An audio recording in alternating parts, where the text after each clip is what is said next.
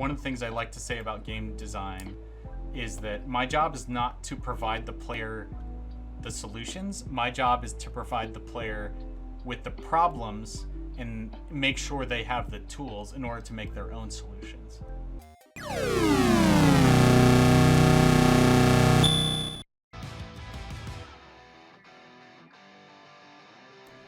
Oi!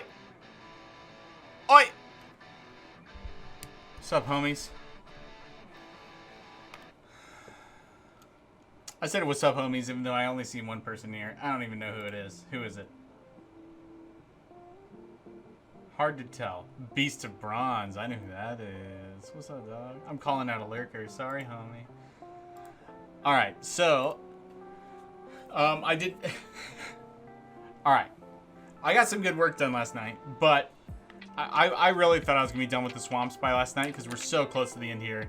Level 30 is the first of the puzzle dungeons I made for the swamp. I say puzzle dungeons. What I mean by that is just little map chunks that can pop in and they have like a challenge and a reward associated with them. Sometimes it's a combat challenge. Sometimes it's a bit of a puzzle, a small, like not a hard puzzle, but something, you know, a challenge puzzle, something you have to do in order to get the reward. And as a result, those tend to be the more complicated ones to rework because I'm trying to, you know, I'm really trying to make an experience here. So with this first one, you may recognize it. This is the one that when you step in, you see a gate of 3 chests. And so hold on, you start right here. You enter the room. It's an empty room, but then behind these gates, you see 3 chests and an entrance to an area on the right. And normally you see a couple goblins. You have to do a pressure plate thing where you open a gate, then you can release a troll, pull the lever behind them. That opens another gate, which allows you to then open the final 3 gates. So that's the premise of the original dungeon. I've replaced the entire challenge section, so you'll enter and always see the empty room that's housing your delightful reward of treasure. But the challenge you have to do will be different every time. That is what I'm doing.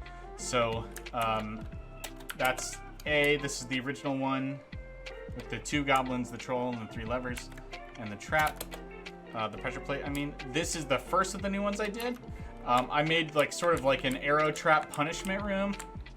So you enter from here in the first, it's going to be really hard to see because of all the sprites in the way. I wish I could turn off sprites in first person, but you can only turn them off in the top view, unfortunately. Maybe that's a feature request a feature I will request from my my colleagues.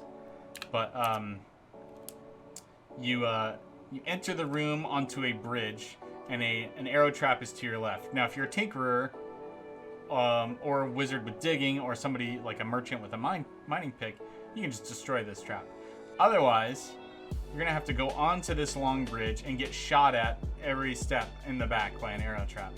Now you could throw a rock on this first one, and then maybe be able to throw a rock on the second one by dropping it, but then these other ones you'll have to, it probably won't be possible to aim and throw something so that it lands here.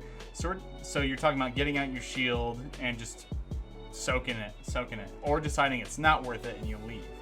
And that's fine. Fine with me. You're not entitled to every reward the dungeon has to offer. If you don't have the tools to finish this job, maybe you can't finish it. You get to the end, now this one's shooting you in the back. You get over here, now this one's shooting in the face, and then you gotta get shot by this same one 3 times until you head to the exit, where you can pull this lever, opening up the 3 gates which will release you after you get the 3 treasures. So this one's a little different in that going through this arrow punishment maze gives you access to the treasures, and then the lever is what lets you get back out easily without having to get shot by arrows anymore. So it's a bit of a different format compared to the original. And then the next one, you enter the room. Is this one any better for showing off? Maybe a little bit better. You enter the room onto a scaffold and immediately enter another gate. And there's a closed gate here. So what happens is you pull this lever, the gate behind you closes and the gate in front of you opens, and it continually releases boulders along this boulder run that then terminates in a pit, so the boulders keep going. And then there's a bridge leading to this lever here. So this lever here opens our our chest gates, our reward gate. But then your troubles are not over. Now you have to go back. And actually going back is going to be harder than getting over here because you're running towards boulders that are coming down. So this might require a little testing from me to make sure that it's not too hard. If you're not a fast character, you will not be able to do this well.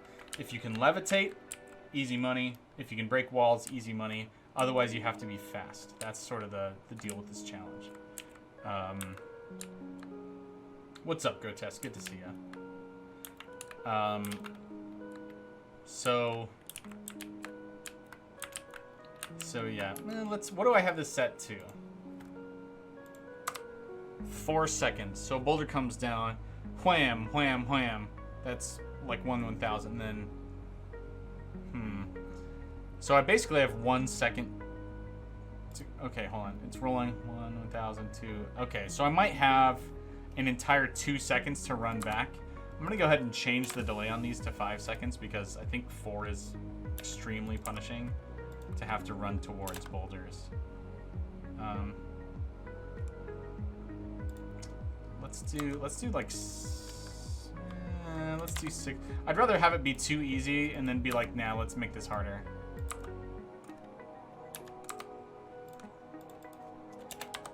Which is a little bit contrary to the traditional roguelike ethic, but wham, wham, wham, 1/1000, 2/1000. That gives me an entire like 4 seconds to get through here,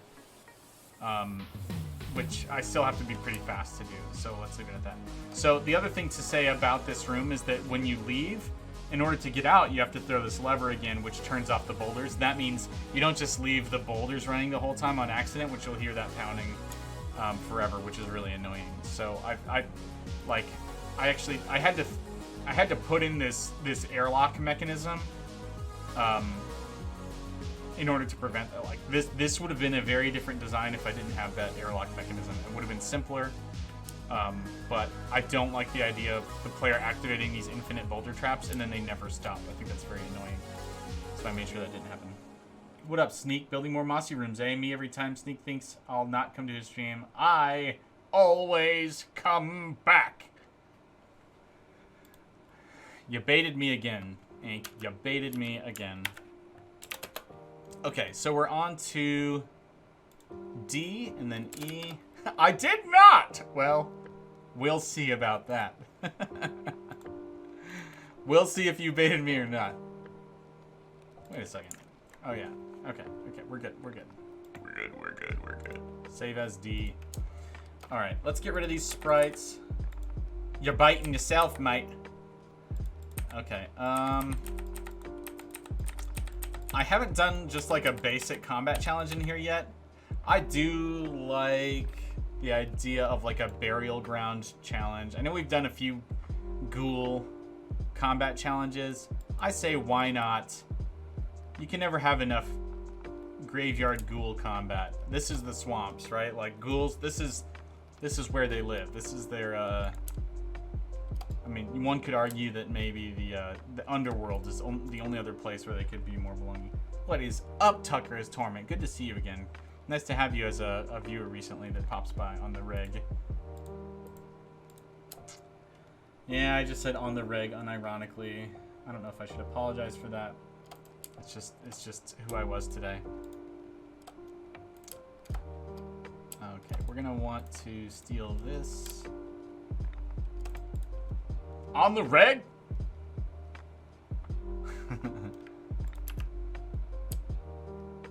Okay, I think I like this here, and I like this here, and then I like this here, and then I like this here, and I like this here, and I like this here, and I like this here.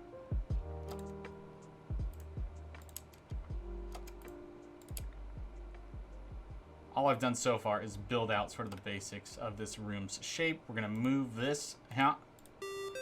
I'm gonna move this here. Move this here. Okay, so now what we have is... let's just go ahead and do all that. Nah, it was fine the way it was.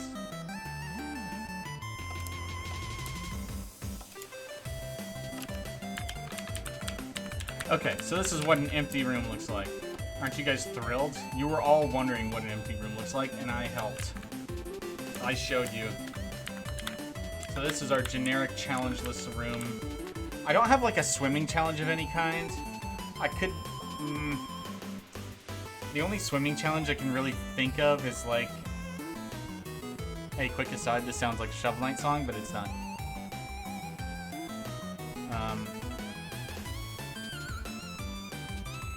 A Spoblin. 24 years alive, and I still had no idea what an empty room looks like until now. Gotcha! I got your back, bro. That's what I'm here for. I'm helping. Okay. So, as you can see on the left, this lever is here. This lever is very important. This is the lever that gives you access to the challenge. I need to make sure it always connects to a door that lets you into the challenge room. Excuse me. And then this lightning bolt is very important because this connects to the gates which open when the challenge is done. So I had a couple ideas. I had the ghoul idea. I had an idea of maybe like a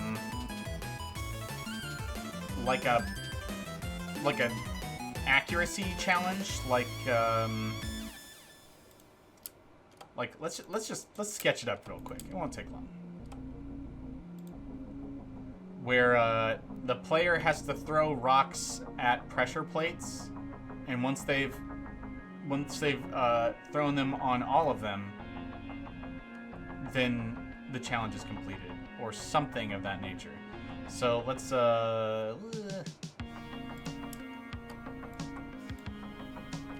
la la la. That's not a great start. Let's get a brick. I like the idea of pressure plate throwing challenges. I think that's fun and cool and rad and neat and swell and chill. So if I put a floor here for you, and this is not like a challenge over here, it's just a freaking floor.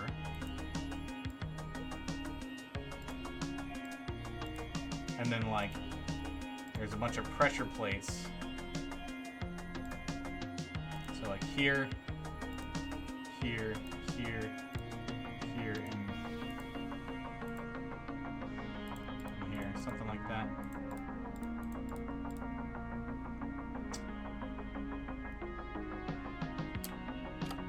And the player enters here and they see these pressure plates and they're like, what the hell is this?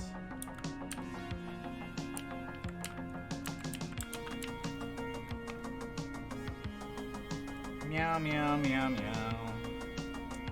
Now, unfortunately, we don't have, like, a way to do, like, an and statement. I can hack something like that in, but it wouldn't be, it would be something that I couldn't, in a standard level, I couldn't make it invisible to the player. So, let me describe what I mean. With sort of like an and statement script, you would say, like, when this pressure plate and this pressure plate and this pressure plate and this pressure plate and this pressure plate are pressed, then the gates open. That would be, I mean, that's a simple kind of puzzle that players understand from, you know, something as simple as a Zelda switch puzzle where you have to push 3 blocks. There's 3 switches, you have 2 blocks, you got to push 2 blocks onto the 2 switches, and then you can stand on the 3rd switch, and then the door will open. That's like an and puzzle. An and logic puzzle. But I don't have a way to do that directly. I can mimic it with a few other ideas. Yeah. Yep.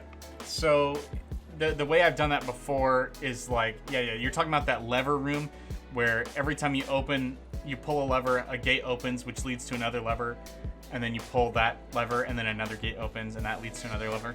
And only when you've opened all the levers do all of the gates open, and you can get to the treasure. Yep, exactly. So that's exactly what I'm talking about, except for it would be great if they just commanded just one gate. All 4 levers need to be pulled, and then the 1 gate opens. And I don't have a way to do that. So I would have to do something a little silly like, I could put like, I don't know, let's just, for argument's sake, let's get a pile of friggin' bones or something. Where's my pile of bones? There's my pile of bones. So I could put a pile of bones on every one of these. Stack gates in a single tile. It is possible to do that, but if I powered that tile, then all 5 gates would open at a time. So we have another restriction there. So what I could do is say that, like, the only thing here without a pile of bones on it is this one, and then when you throw something on there, one of the other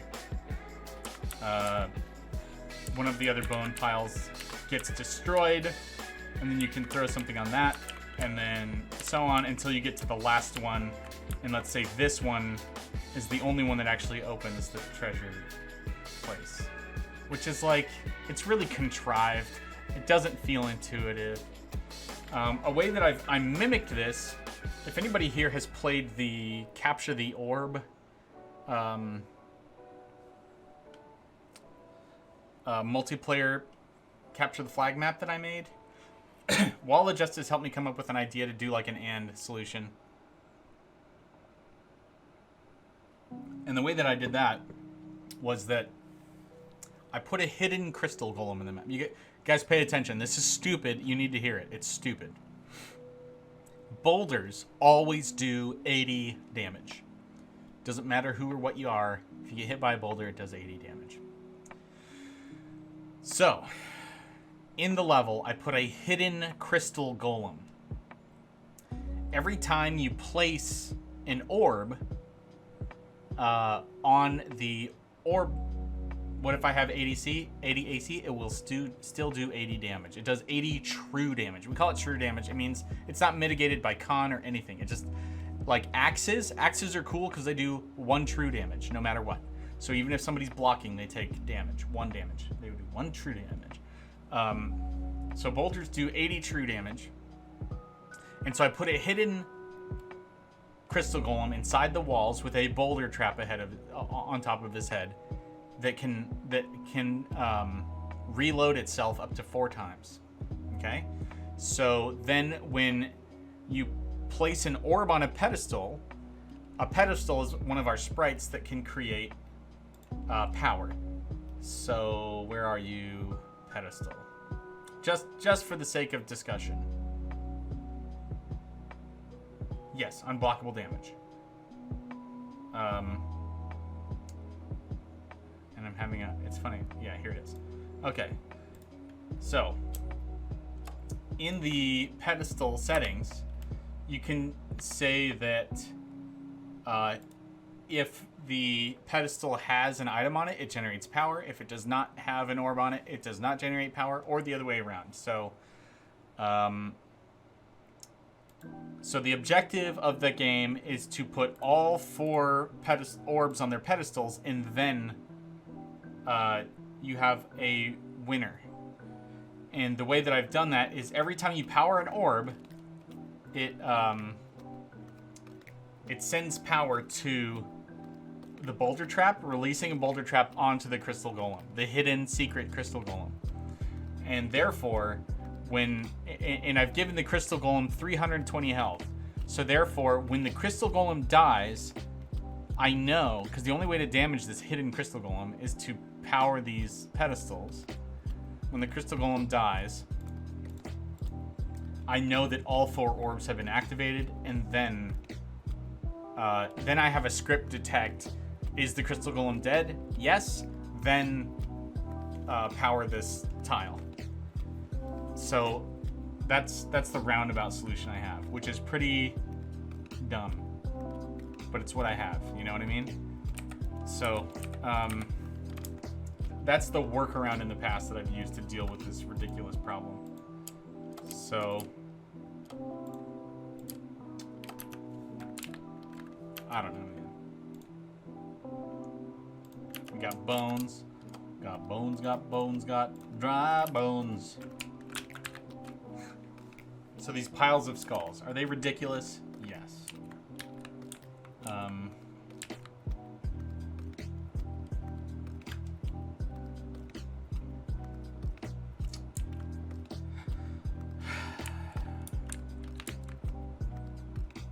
It doesn't feel that ridiculous for a goblin fortress to have a bunch of bones in it, but like it just doesn't make a lot of logical sense why when you activate the trap the bones go away, and then you have to do it in the same order every time, so it's not a very compelling puzzle. There's not more than one way to solve it. I just don't. Whereas at least if I didn't have to do this, you could throw it on there in whatever order you wanted. It's really quite a shame.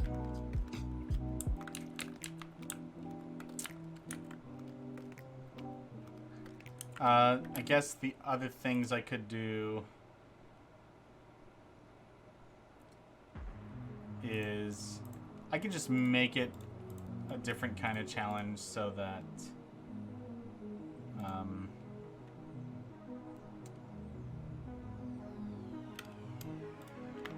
like we could put 3 gates or 2 gates.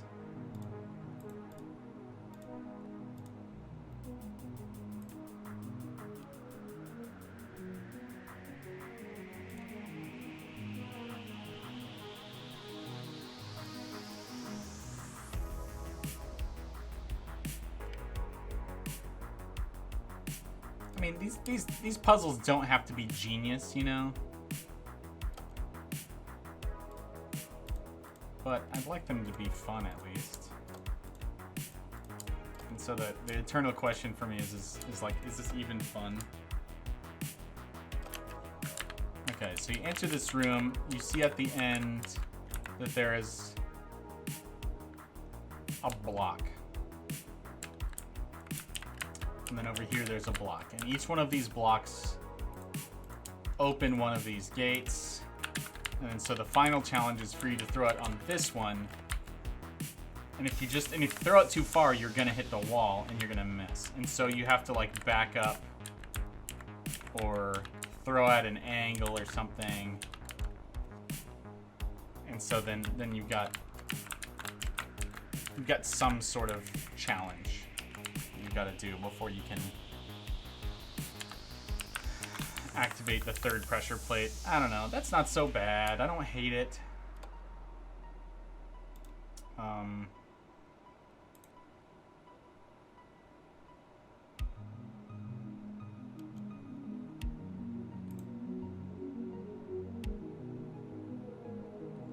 If you look at the angle, no, because it's away from the wall, it would fall in the pit. So there'd be no way to do that. Good question, though. Now comes the question of, like,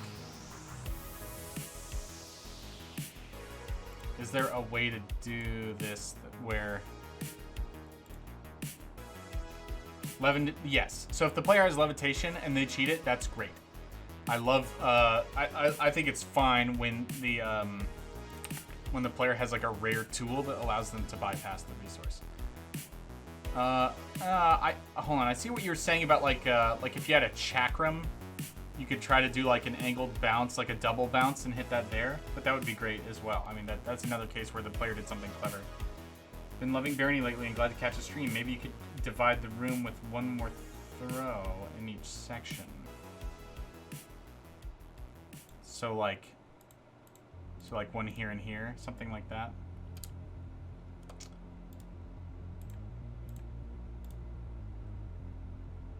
Is that what you had in mind?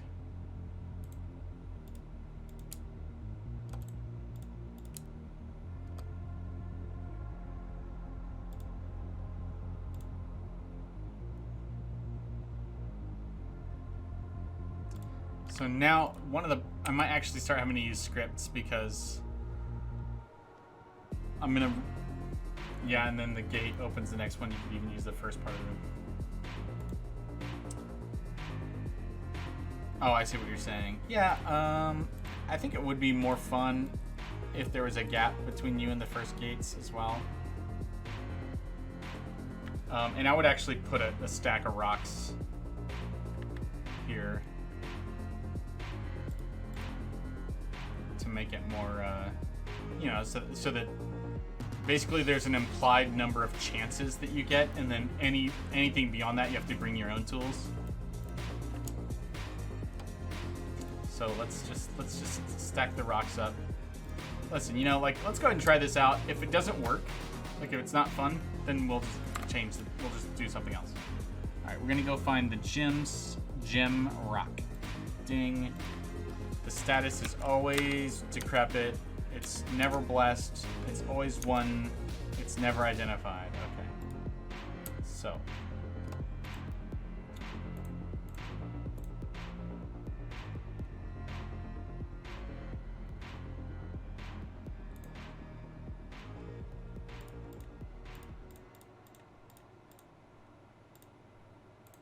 All right. So you get one more rock than you need by just having these things scattered around. And then this one's the easiest. We just put a trap here, put a trap here. Now these ones are going to be more challenging. So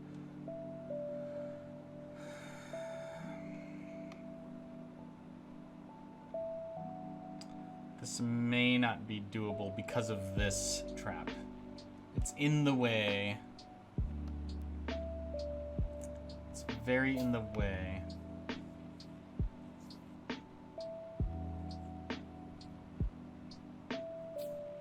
I guess one of the things, I could make this bottom left trap the last one, or this back left trap the last one, and that would be easier for me to work with. So what I'm hemming and hawing over is if I kind of wanted this center trap to be the last one, but when you trigger this, then I need to get the power over here. And to do that, I need to do this, which means that if you activate this trap, then it's gonna power this wire. So I literally just don't have enough space if I set it up this way. So if I make this the last one, then what I would do, which would be fine, what that means is that, like, I'd say this first trap actually we need to move it forward one.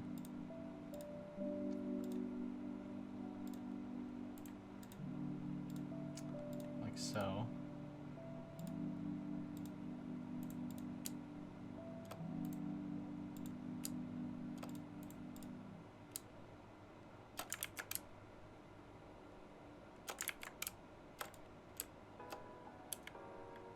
Well, that's actually not gonna work. Because the player could just walk on it and do something like that.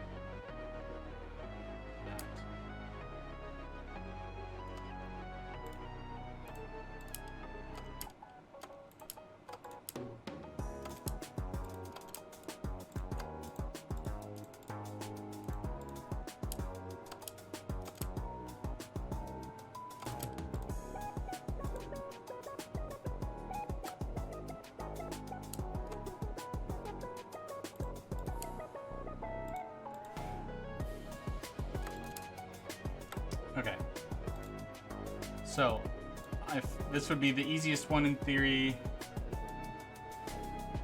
This opens the first gate, which is fine. This one opens the second gate.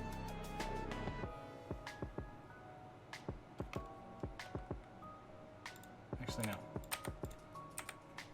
This opens the first gate. That's all that needs to do. Then this one...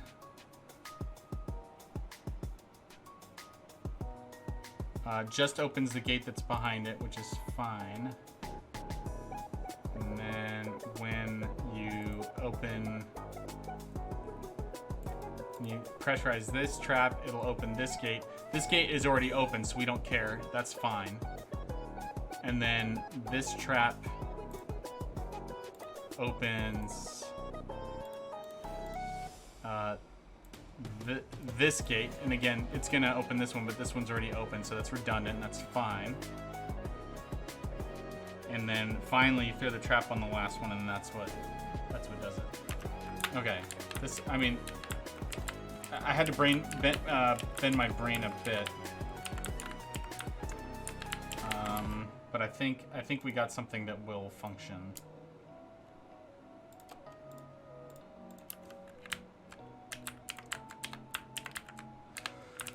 Okay.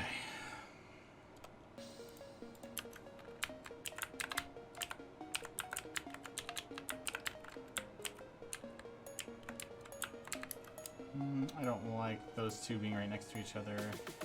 Let's go ahead and do this. And then...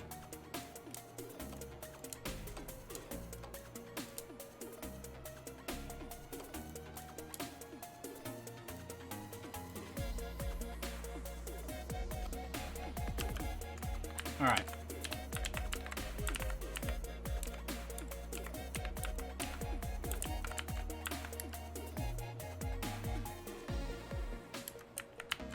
Okay, so let's go through the logic of this again. You get in this room.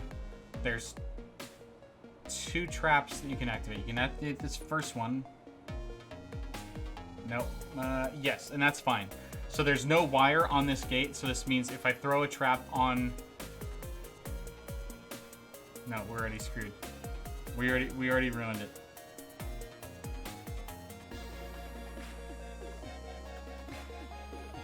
We're already screwed. We do need to push this back.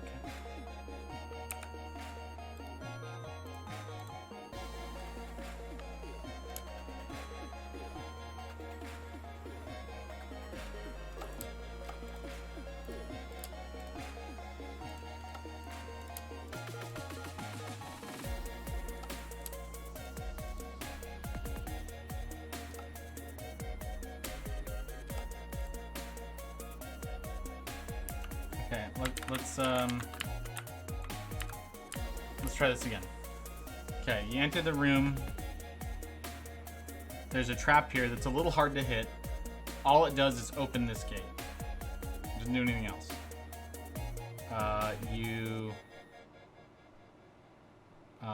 So the only other thing you can do is you'll see that there's another gate in front of this one, so you can't hit that one. So you walk to the end, and you find that there's another trap. You throw that here. There's no wire on this gate, so all that trap does is open this gate, which lets you throw at this trap, which then opens this gate and doesn't do anything else because there's no wires connected to these. That gives you access to this trap, which you'll have to like back up or throw at a weird angle or something to get the rock to land on this trap. And then all that does is open this gate. And then with this gate open, then you can finally throw at this last trap, which will open your treasure door. All right, so we have a 5-part gate throwing puzzle. It's not a work of genius, but it should function. It's kind of unique, you know? If you got a gyro bot or levitation or something, it's a lot easier. Can't wait to watch my friends miss the plates. See, that's what it is for me. Like, this is a simple task that requires a little skill to pull off, and so when you blow it, it's just funny. Okay. I'm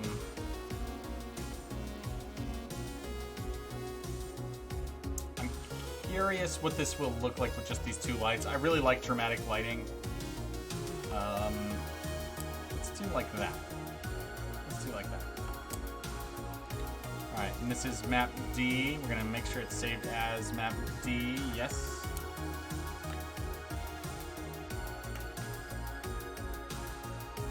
Okay. Yeah. I mean, a levitation potion.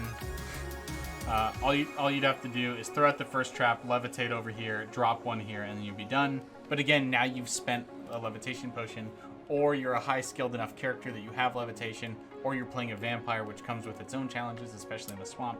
So this is not just a puzzle with one solution, but when it spawns, even if you're a level 0 character with no skills in anything, you can solve this puzzle if you're good at the game. And that is good. That's a good thing. Alright, so let's make E. We talked about maybe making a ghoul combat challenge or something.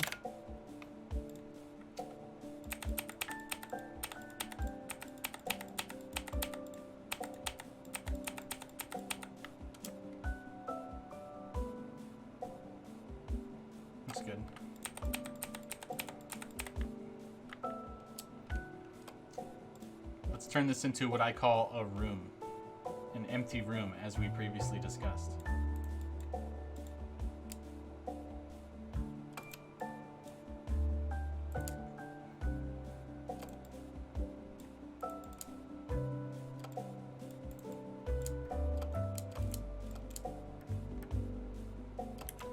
Me and my homies all be talking about empty rooms. Alright, let's just do a last double check. I thought I saw... No, that was not... no. Yep, there's an error right here. Boom. We don't need this to be like that.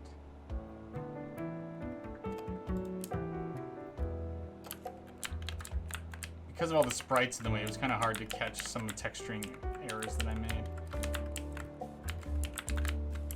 Let's go ahead and... yeah, never mind. Forget it. It's fine.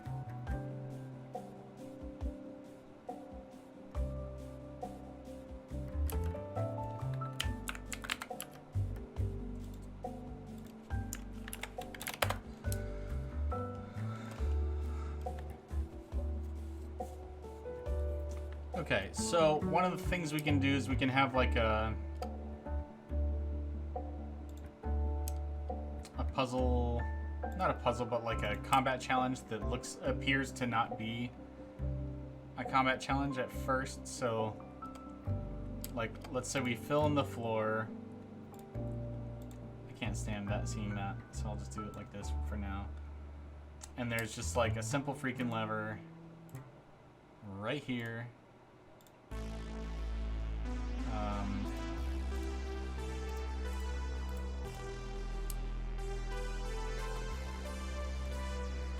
And then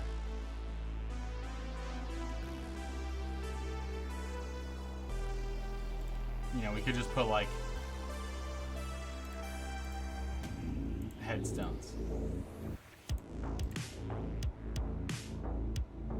I mean, that would be a lot of enemies. And I'm not actually worried about the difficulty, I'm worried about the XP. I don't want it to be like, oh, you got this room, and so now you have all the XP. It's just not. It's not how I want the incentives to be set up in the game, necessarily.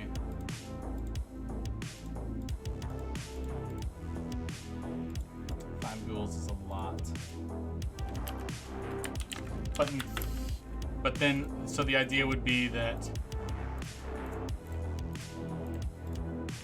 you enter the room, you see it's a freaking burial site, you get to the end, ends this way, you pull the lever, and all the zombies appear, and the only way to get out of the room is to go through them. And then now you can go get your treasure. The other thing I could do is I could make these spawn traps instead, so that a level appropriate enemy would spawn.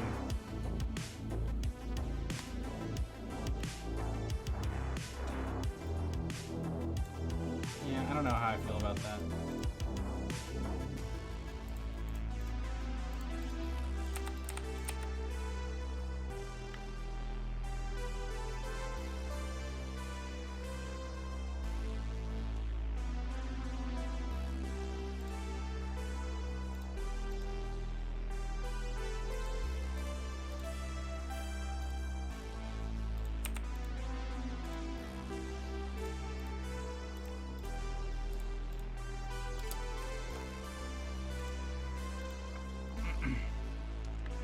Let's make this look more like a grave site, a burial ground. I think I'm just gonna try it, 5 ghouls. I don't know how big of a deal that is. Like, I'm pretty sure ghoul is worth less than a troll. I mean, just let's bring him up. So we got a troll. He's level 12. A ghoul is level 7. So, and what's a goblin?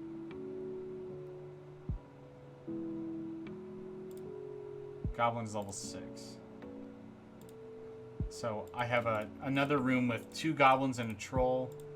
That's 6 plus 6 is 12, plus 12 is 24. Whereas 5 times 7 is 35. But 4 times 7 is 28.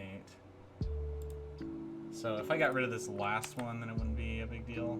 It wouldn't be that many. The other thing I could do is I could do like I could have spiders spawn instead. We don't really have a spider trap right now in the swamps. What level's a spider?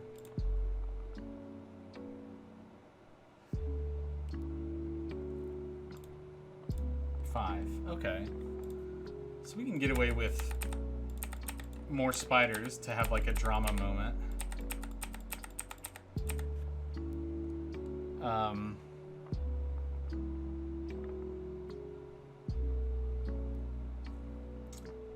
But how do I spawn them in a way that makes sense? You know what I mean?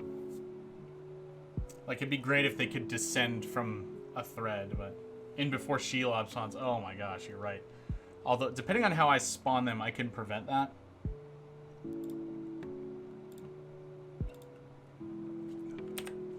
So, what we have... This is a summon trap. If I use these, then they just sort of teleport into the room, and I can't control what comes in.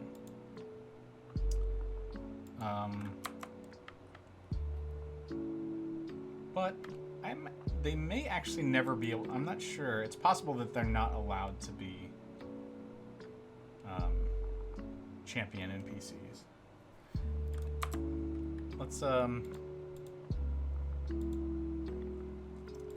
Let's find spider. 7.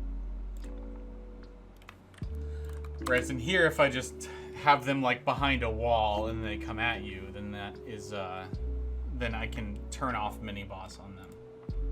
So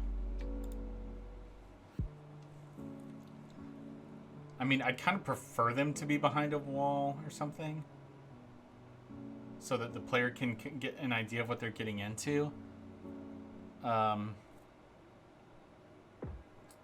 What I don't want, though, is for the player to be able to cheese the combat. So a summon trap is like the most reliable, but I just don't have a way. And I could put a sign up that says, like, release the spiders, you know?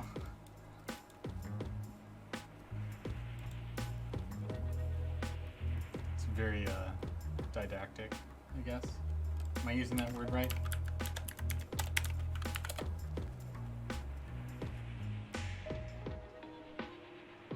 Intended to instruct.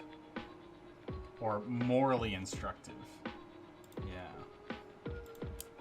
So I suppose this isn't moral instruction that I'm worried about. Another thing I can do to just add a little fun to this is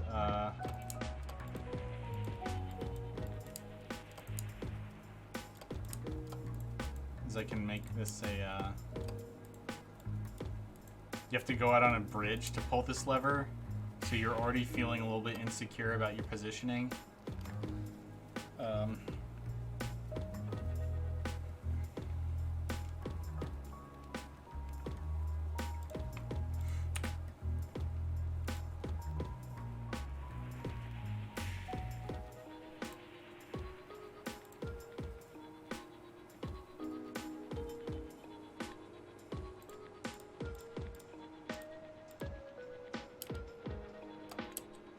It's really as simple as just doing this. You pull the lever and it spawns spiders. I might want to put like a little delay on it. So input direction. The bridge is nice. You're really forced to fight. Yeah. You can make it wait for a half second before the spiders spawn. So you hear the gates open, and then just as soon as that happens, then the spiders spawn. I mean, I can imply something about the spawn trap.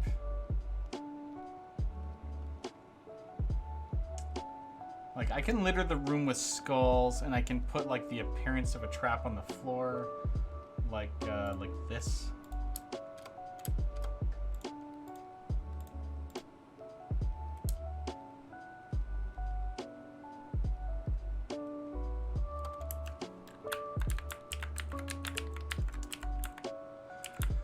So you see these on the floor, and you might be inclined to wonder what the heck it is.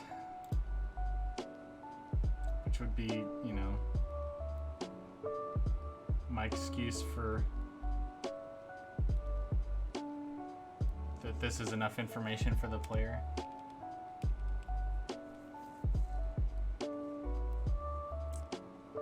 I mean, I could put a sign here that just says, like, activate at your own risk, just like a really general warning, which is maybe enough. What do you think? Anybody have an opinion on whether or not that's enough?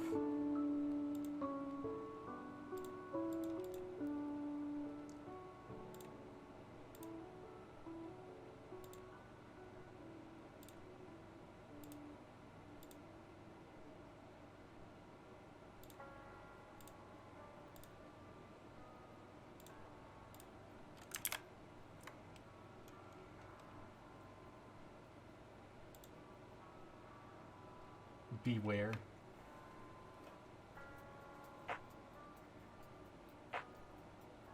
Can make variations where it spawns different stuff. It's true, it would be an easy one to make variations on. Like 4 spiders, 3 ghouls, 2 trolls. I mean, different ones of each. Actually, you wouldn't want 2 trolls, they would just kill each other. 6 skeletons, 8 rats. Honestly, that sounds kind of fun. 5 slimes.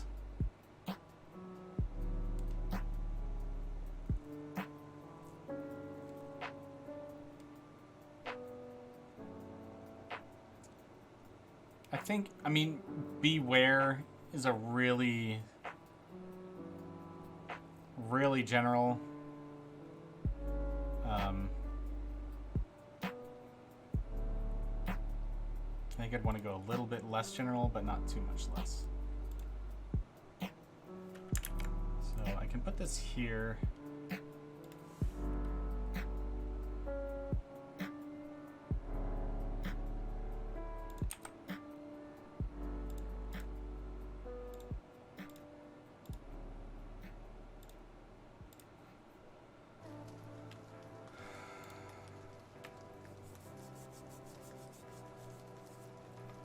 The other thing about signs is that, like, we have another solution for signs right now.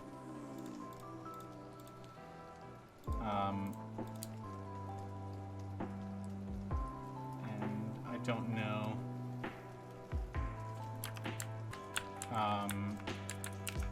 Like, it's not implemented yet. This is the other solution for signs, and so we won't be using our cool new signs, unfortunately.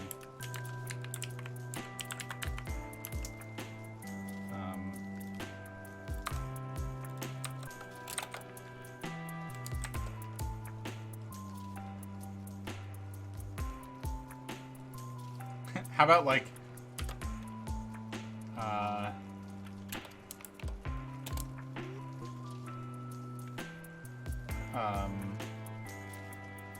like, do not pull.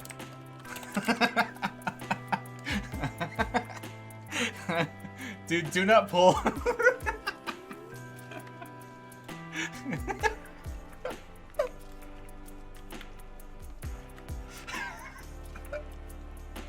It's so stupid.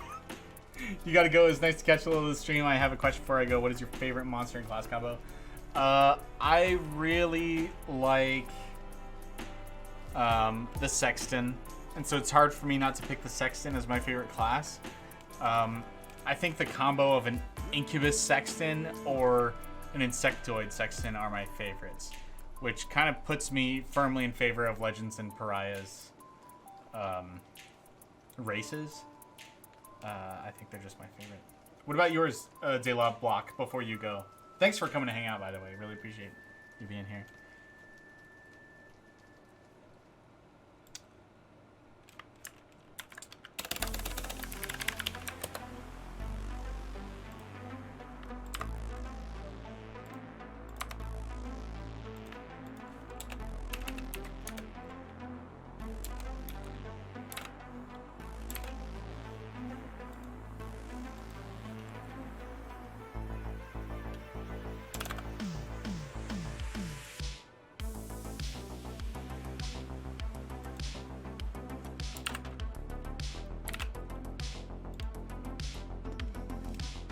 I just unlocked every class for every race, and I really like Incubus Accursed. And Hunter on just any race.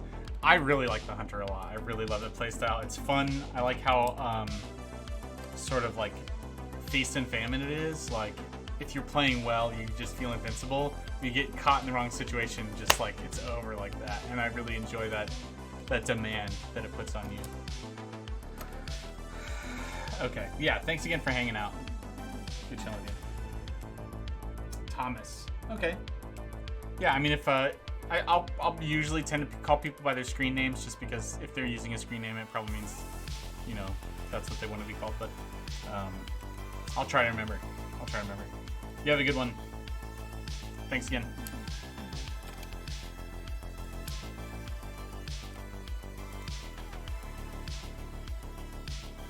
Thank you. Really appreciate it.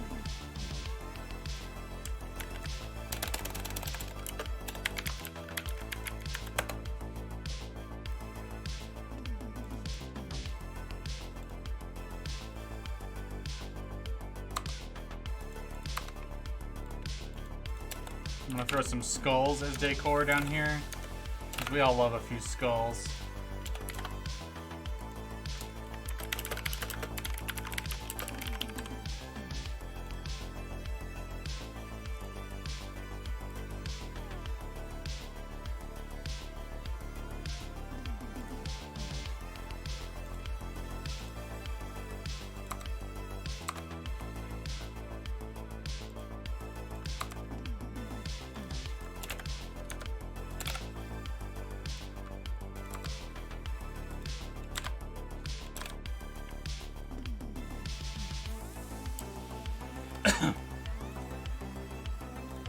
Alright, so we got some skulls next to the summon traps.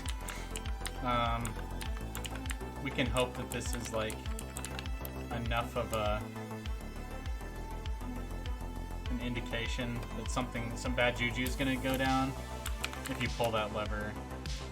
Attributes, save as E. Alright, great.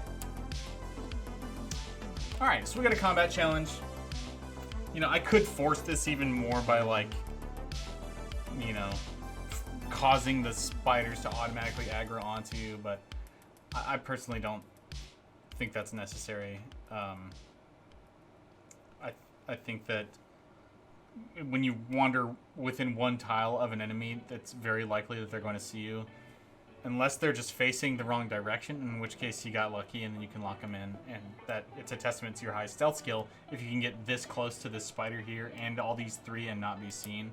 It's also a testament to your luck, because like if they're all just facing the wrong direction, you can just slip behind them, and that's just fine.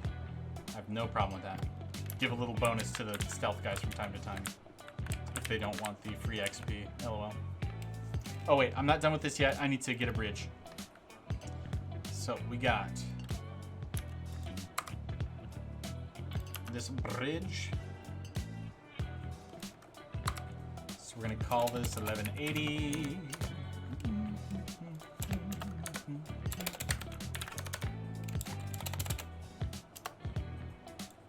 And the bridge doesn't have a message on it. We're gonna call this facing south, sure. And this one's facing north.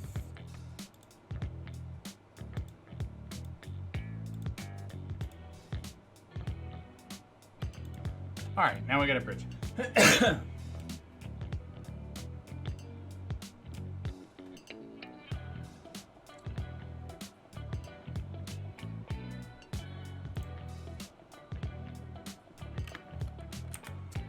throw another torch up here.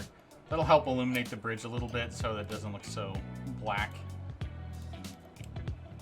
All right. Next up, Swamp 31. All right, we have the Boulder Death Trap. This is gonna be kind of hard, honestly, because it's only a 3x 1, 2, 3, 4, 5, 6, 7, 8. 3x8.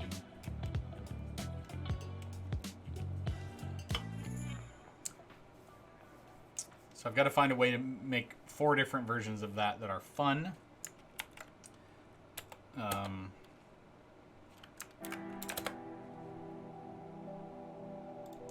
3x8. Okay. So let's just go ahead and call this. Well, let's copy some tiles first.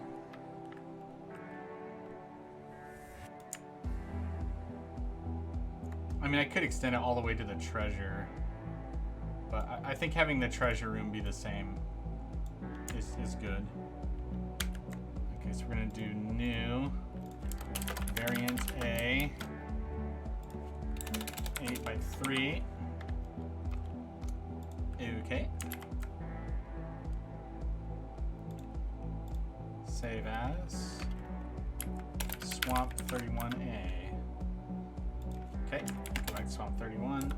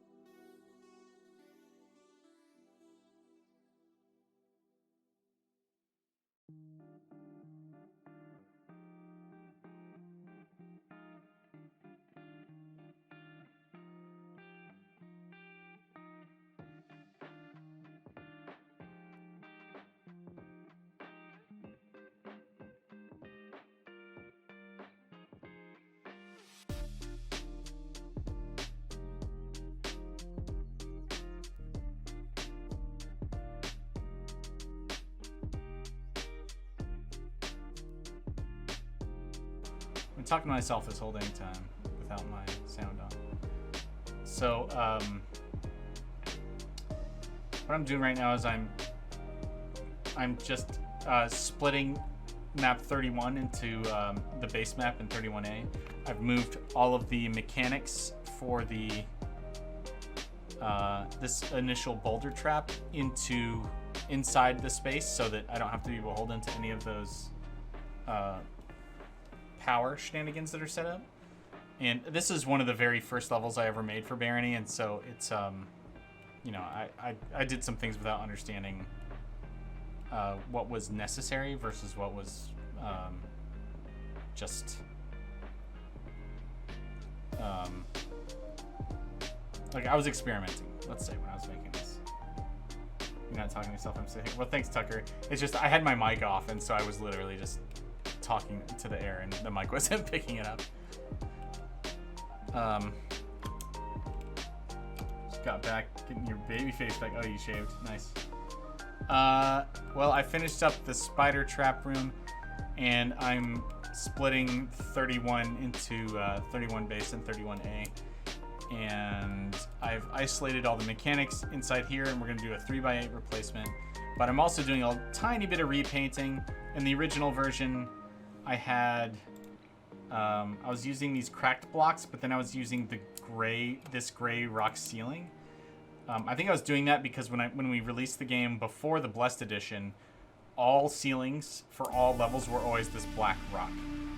And now the roof in the swamps is leaves instead of black rock.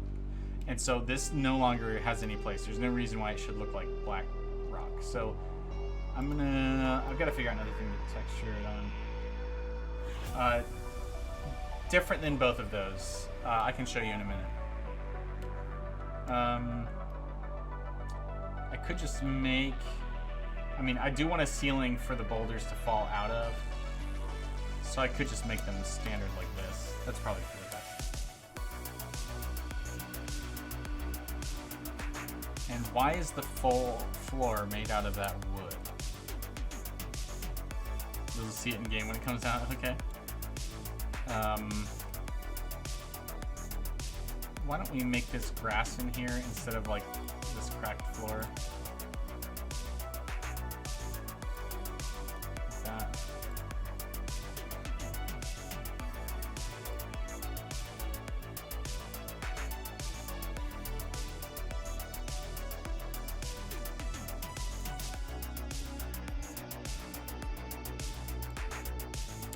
Okay.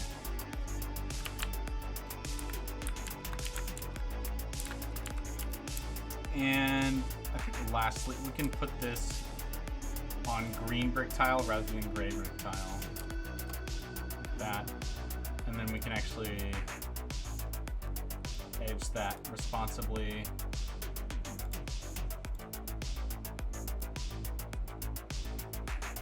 Like so. Okay. Played the heck out of Ready to Read with Winnie the Pooh. That's funny. Silly nostalgia trip wanting to get your kid self back for a few minutes. That's fun. Okay. So this wall gets broken, revealing this boulder trap room, but then since boulders your way. The only other thing I could do to be a little bit more generous is I could add a little bit of a timer before the boulders start falling. Like a 1 second delay, so the player can kind of get their bearings and try to understand what's going on. But that would actually give them more time to get to the exits too. So I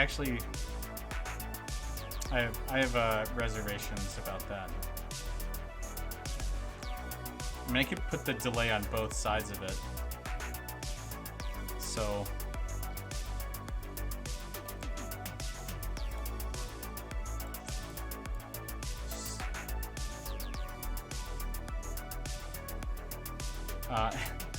it might not actually be objectively generous either, because now that I think about it,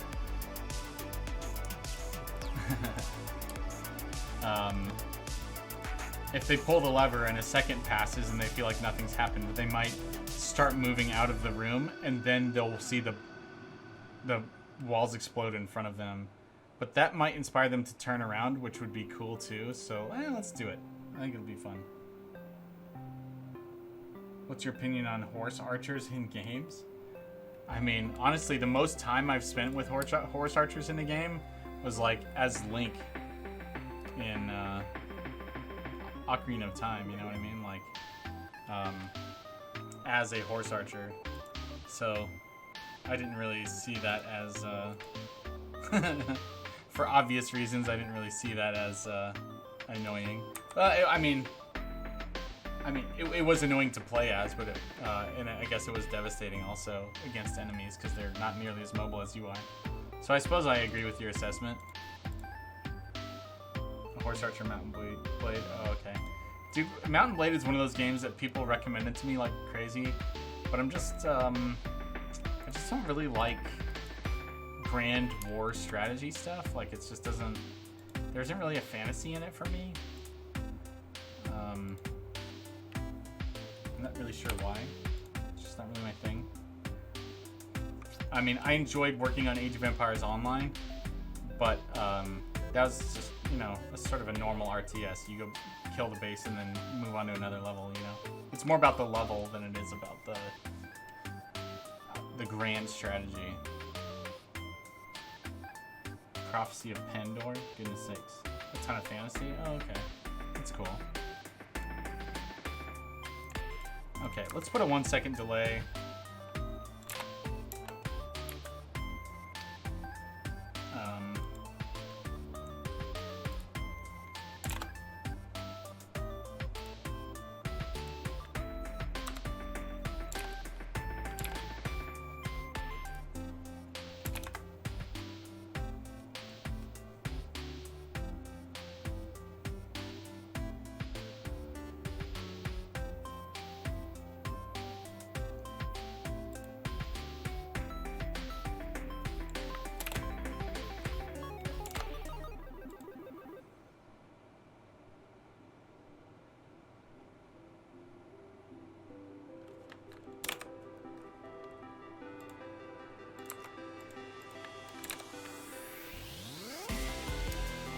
Okay.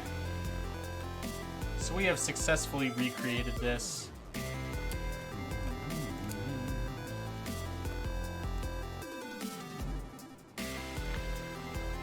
Oh no, we need the wall busters.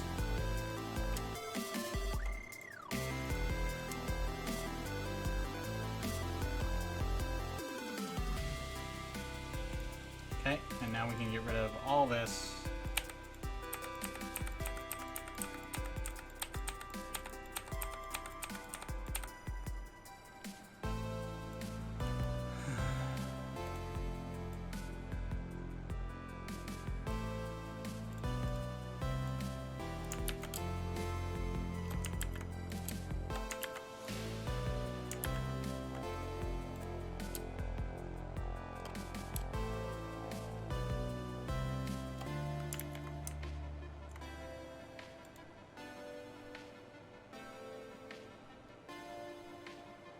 Perfect.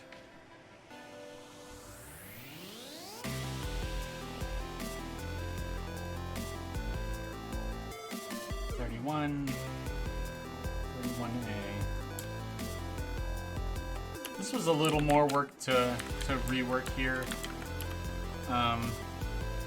But it's fine.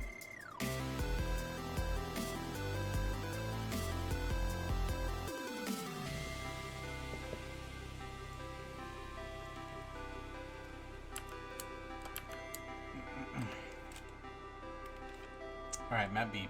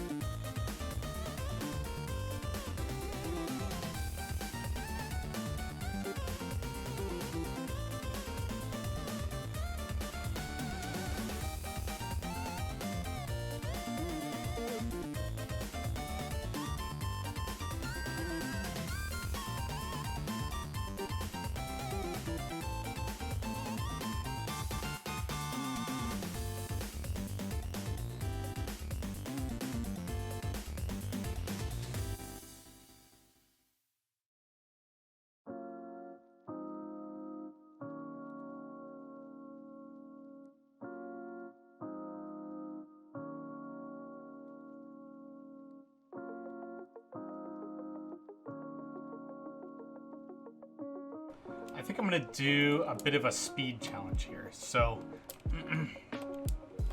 if I put a timed lever here,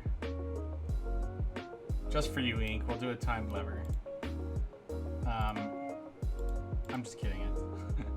I thought about it after the fact that you might like the fact that I'm gonna do a timed lever because they're cool. But we can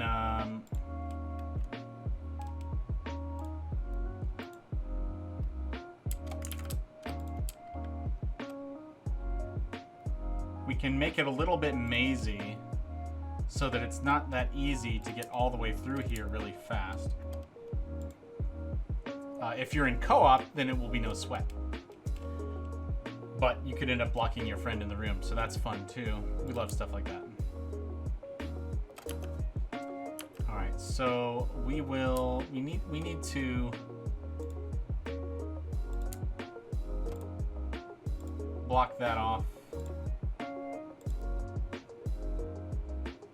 Let's go ahead and make this a thin cobblestone wall like that. And we'll do this for the air. Okay. So you enter the room, you see a bridge to the right with a door you can't get in. You go behind this wall, you crank the lever, you run as fast as you can, you have to run over the bridge, then all the way over here to the, now I'm fighting with whatever you put, yeah. I know you are. I just remember yesterday you mentioned that you love that you're seeing new, like Blessed Edition stuff show up from time to time with time levers and whatnot, so I just wanted to shout you out for a second.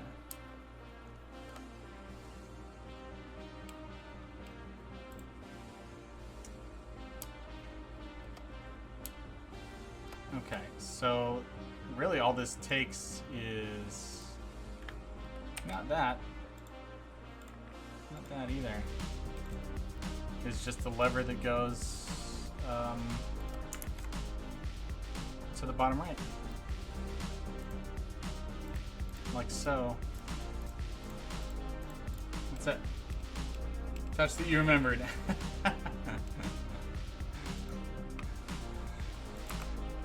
Okay, so 1,000, 2,000. Let's do 4 seconds. I think it's a short enough time that if you don't realize it's going to close, you're probably not going to make it. So you have to do it with effort. That's kind of my thinking here.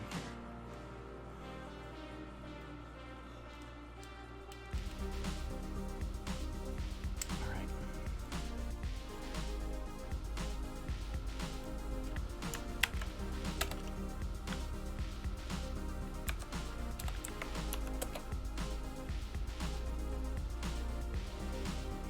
Gonna play an insectoid rogue Webby. That's fun.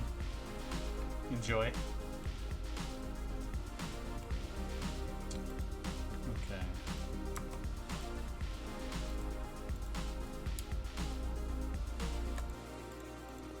This is a scaffolding I want to copy, except for it's going to be facing north instead of south.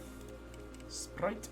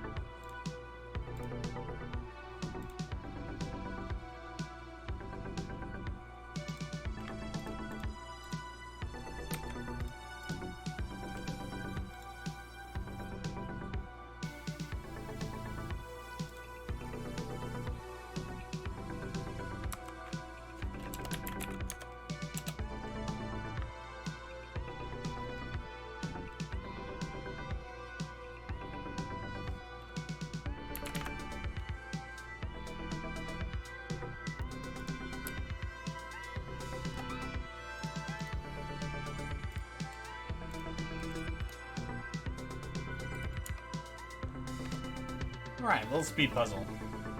Fun, fun, fun, fun, fun.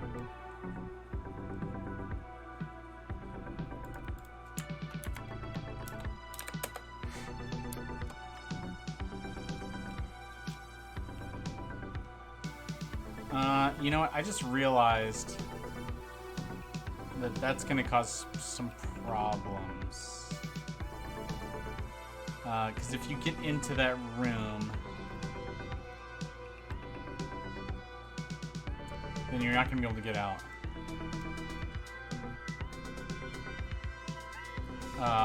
When it closes on you. So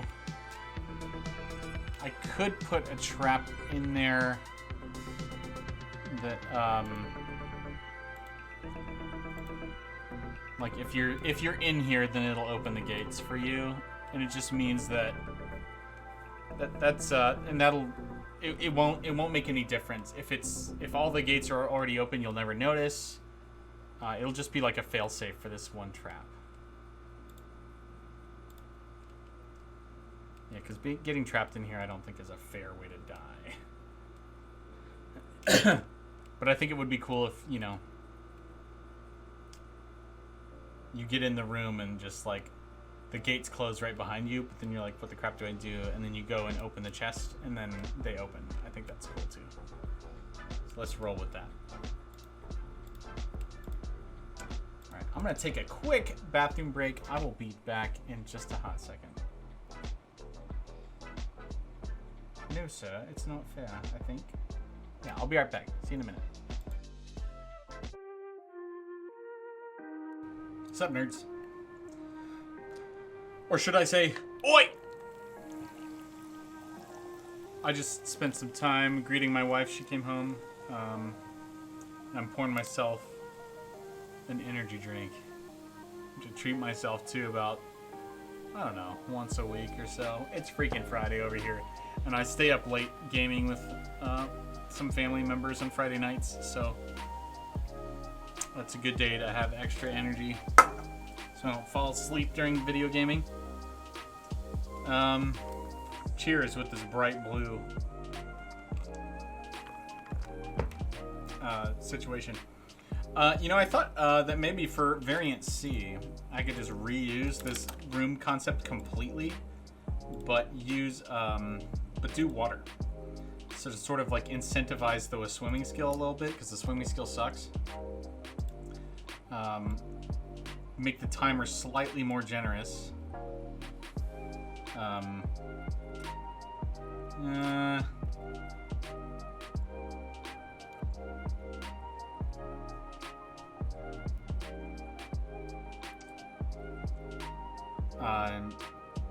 Yeah, so only if you're fast at swimming can you do this. Or I guess if you leave the room and come out the front, I think that's another fun creative solution if you suck at swimming.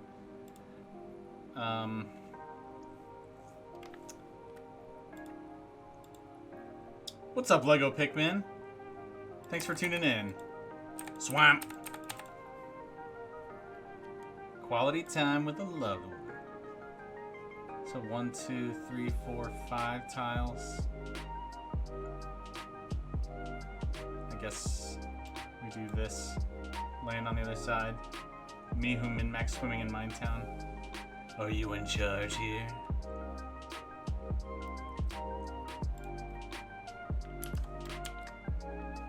Oh, we don't even need this wall here anymore.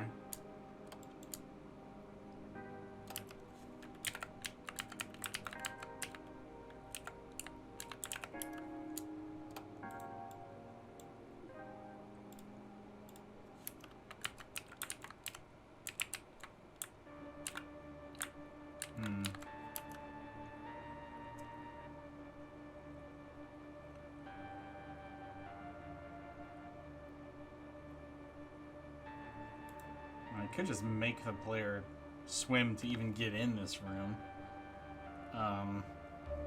Thus, or thereby increasing the challenge a little bit more. I guess what I'm worried about is that when they get in this room, I don't know. When they pull the lever, the obvious choice will be to run along the bricks here and then walk, and then swim across the rest of the way.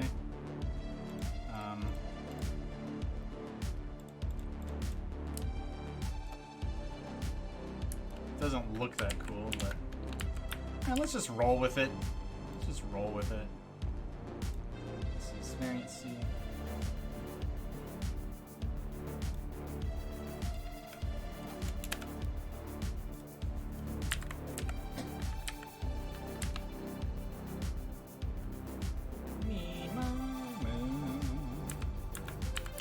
I mean, I could keep a pillar here so that there's some aesthetic to this room. Right now it's very plain. Didn't know Barony could jump scare you? When did it jump scare you?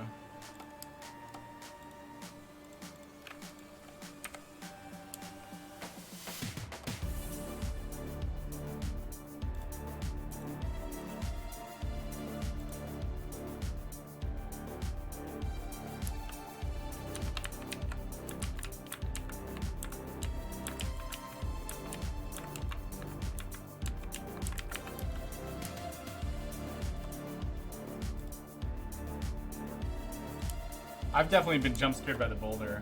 Turned around a couple times to be greeted by a sneaky troll. Yeah, that's a good one.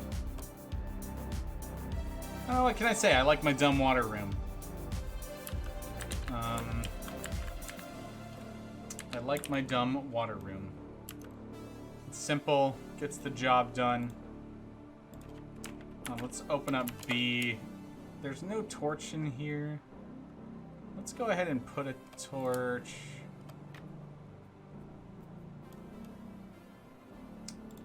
On this south wall here. We'll say on tile 3. Boom. Boulder rolled so close to my face to touch your nose. Fun, fun, fun, fun. I remember when I first worked on the Cursed Edition trailer with a great guy named Jeff. I used to work with him at Gas-Powered Games and Wargaming Seattle. The scene where the boulder drops in front of you and starts rolling towards you, that jump scared, like the trailer jump scared my wife. So I thought that was cool. All right, so we got 2 timer challenges. Let's make this, what did I say? 5 seconds for this one instead. Just a little longer.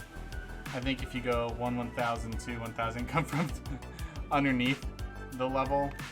So let's just simulate that. Okay. Crank, where is it? Crank, crank, crank.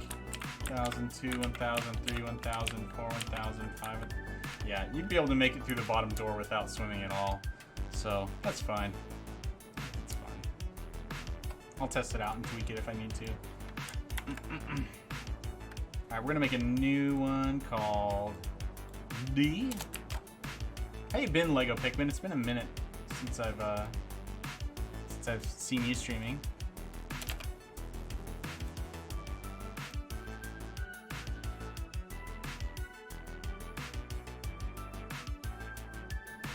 According to Discord, Amogus can be generated by your maps. I don't know how. I mean, what I feel about that is I want to know how. It sounds interesting. My oldest daughter is into Amogus jokes, and I find that funny. And I understand that that's stupid, and I'm okay with it.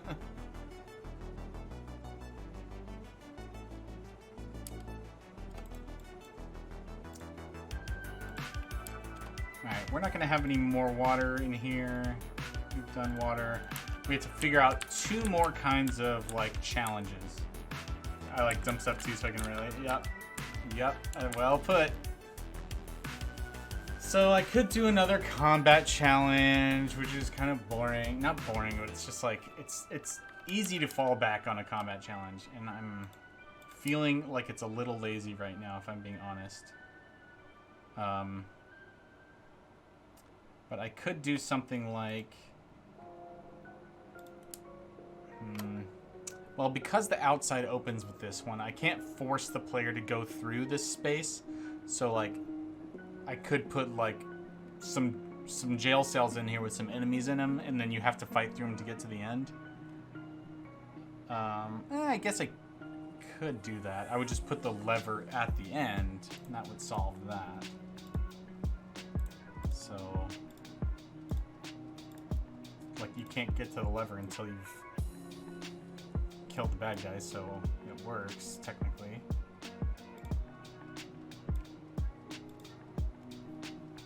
So I don't know that it's compelling, but we can do it.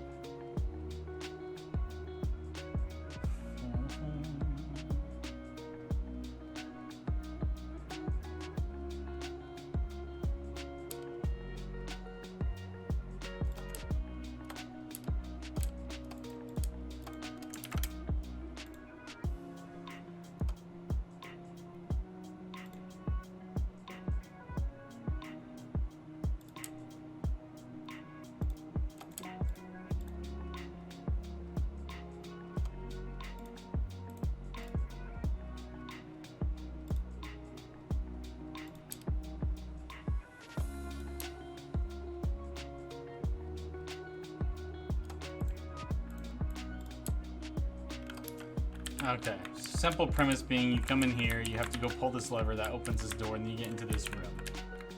And that can house a monster because it can. Is that fun? DM me something to show my daughter? Awesome. I'll show her. She and I have been getting along really well lately. I kind of hate to say this, but like, I really wish we had more one-on-one time together because she and I like things that other people in the family don't. And she's also the oldest, and so there's also things that are just age inappropriate for my other kids that are age appropriate for her that she and I could enjoy together. But because the family's always around, it means that we can't really engage in those things often. And I suppose we could go up. We have a second room with a TV in it, and so we could go do something like that, I suppose. Maybe that's all we need to do. It's sad. Yeah, I suppose. Alright, so we can do what? We want to fight slimes? Let's fight slimes in here. Let's fight 2 slimes. You fight your slimes, you get your treasure. That's how this room works. I could make it 3 slimes. They're only level 1. Let's fight 3. Let's fight 3 slimes.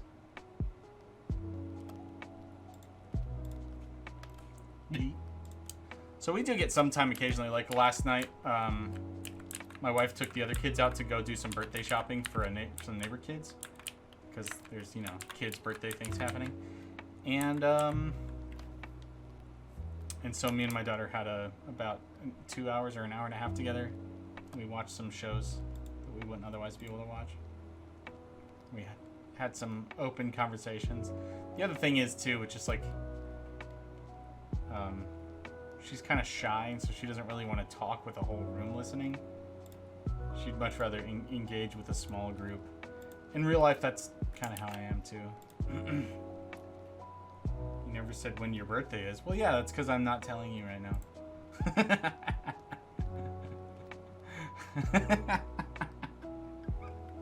Sorry, that was funny for me. I enjoyed saying that. I don't want to just divulge personal facts for no reason. But I'm flattered that you want to know. It's nothing personal. Let's put leaves up here. Palette.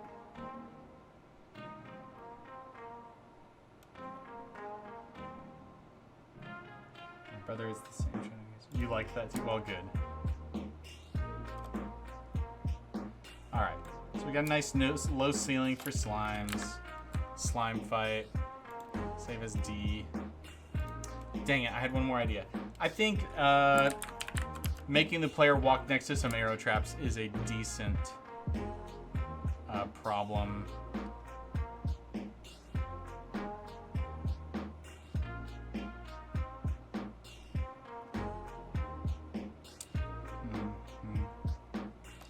So for E, I can make the player walk into an arrow trap.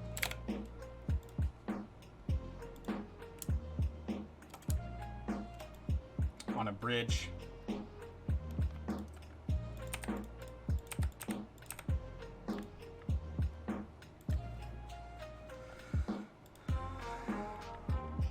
Quack, quack, quack, quack, quack. Quack, quack, quack, quack, quack. Quack, quack, quack, quack, quack. This isn't really my jam, but that's okay. We get over it.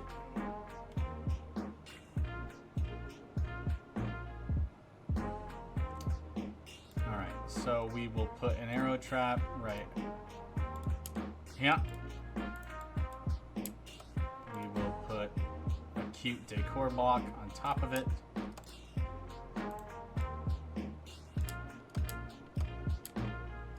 And then we'll put a bridge leading into it, and you just gotta walk straight towards it.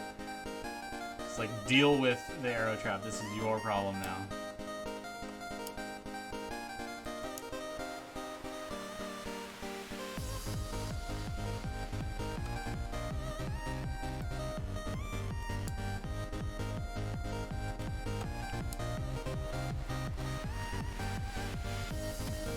I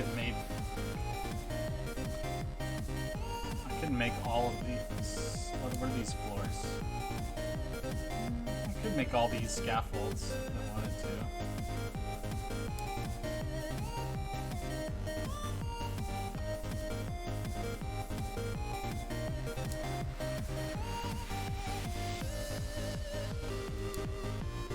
I actually need to change this a little bit. This.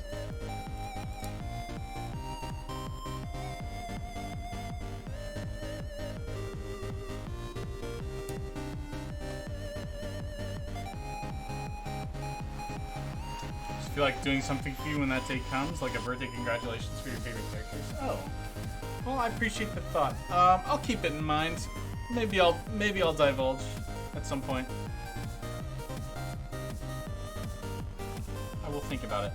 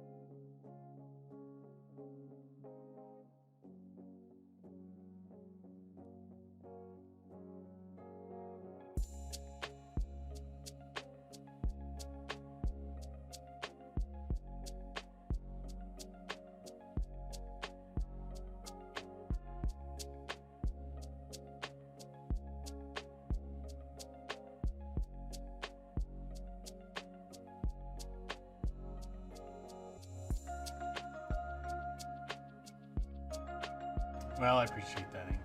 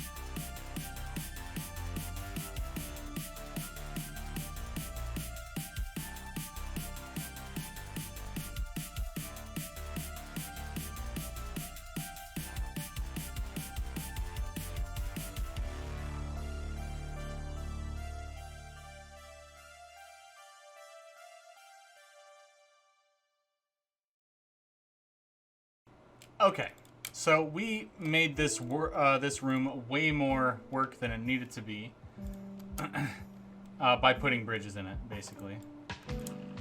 Because I like bridges and I think they look cool. So what happens is you enter the room. There's scaffolding along the walls, and you. But as soon as you get to this corner, this arrow trap starts shooting at you, and it's going to continue to do that as you march towards it. Now, if you're really fast, you might only get shot by 2 arrows or so before you can get to the lever. I guess there's a bit of a shame here in that the lever is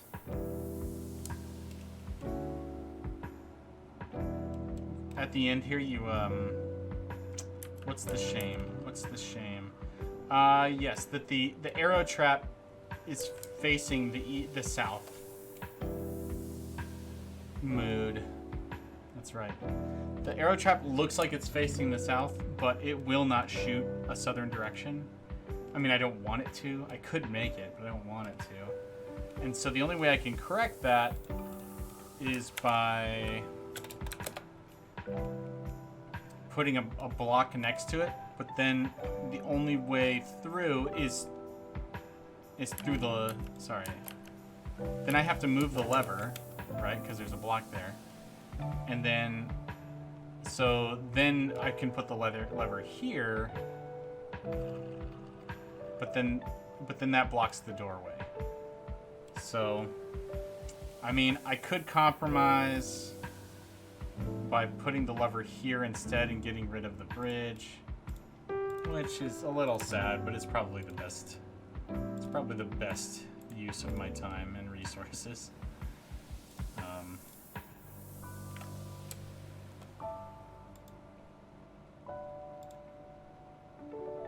So let's just do that. Let's stop whining and whinging about it.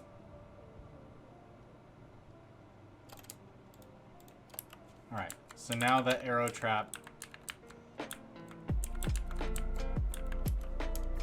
No, but now I still have to walk through it. Okay. So we can move this back 1 tile. I can put another. Is assassinating shopkeepers considered a power move? It's fine. I mean, the only way to do that is to cheese it, really, right? So you whittle their health down to nothing, and then you take the one last shot on them, and it's considered an assassination. So I guess it's kind of a you'd only do it to exploit stealth or feel awesome. It's okay if you feel awesome. No one holds that against you. I mean, I don't anyway. All right, let's put a torch right now. That will probably light up all the bridges effectively. Once assassinated Herx, that's so funny.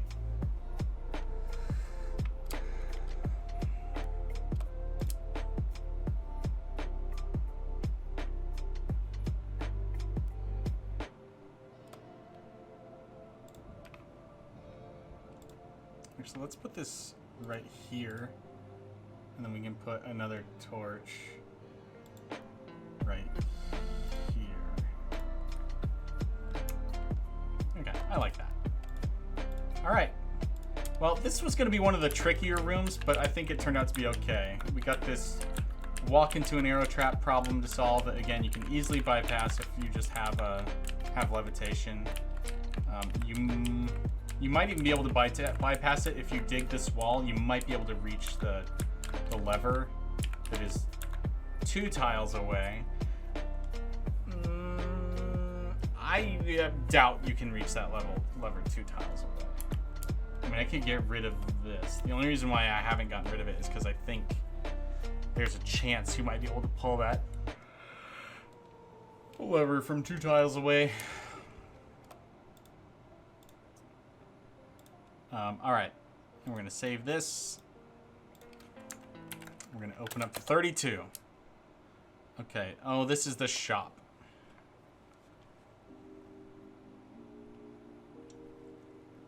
This is the goblin shop takeover situation. So this one shows up quite frequently. I would definitely like to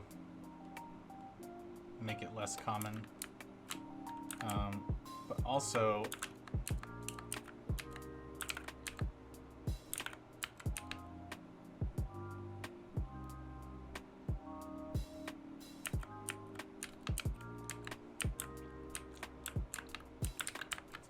I do need to do some revisions on it.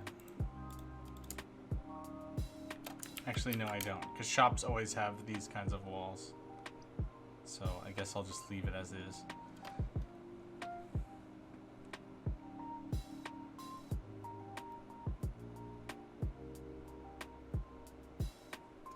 I'm not quite sure what to do for this one. I mean, I could do 10 different versions of it so that there's 10 different shops that show up in here, all with various dastardly things that have happened to their shops, you know, various disasters. But I'd actually like this shop to be more rare than it is. So reducing it down to like a 20% spawn chance whenever this room shows up, I think is good. So to make that happen,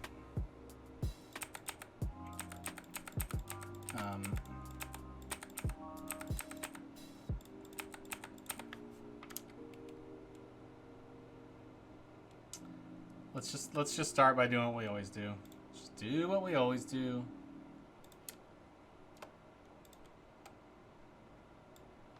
We'll just replace the interior. That's the most logical thing to do. The big difference with this one is it has a tree for a wall because it's like a ruin. What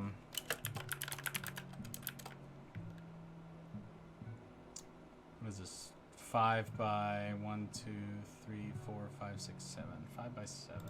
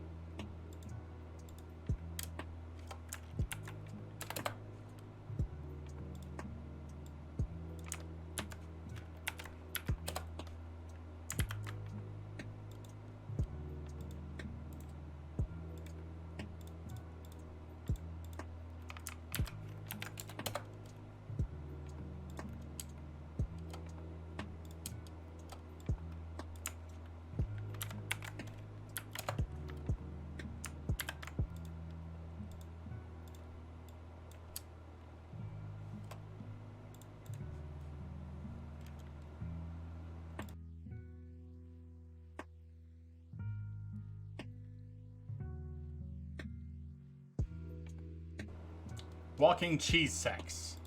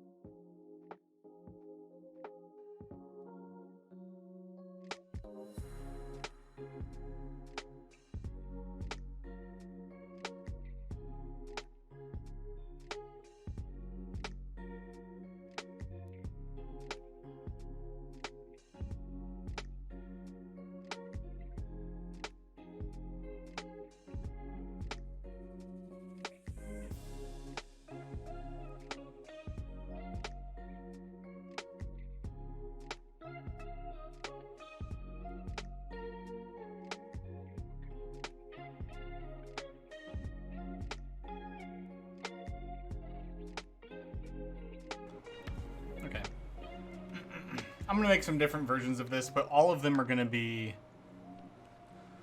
houses, I guess, to some extent. I might want to adjust this one.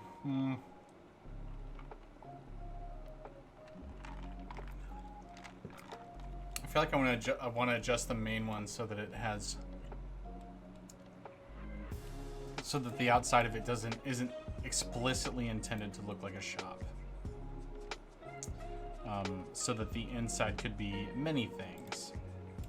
If I do, like, get rid of these bricks, for example, does that blend nicely? Let's see.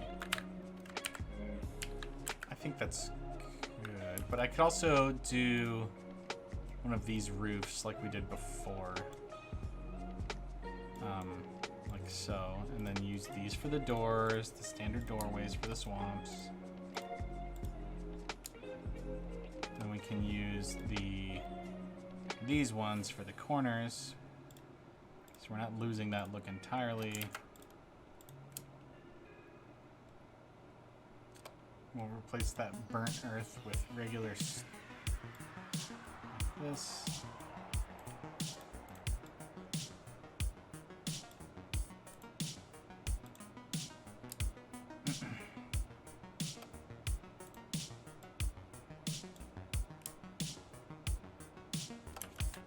All right. Bow, bow, bow.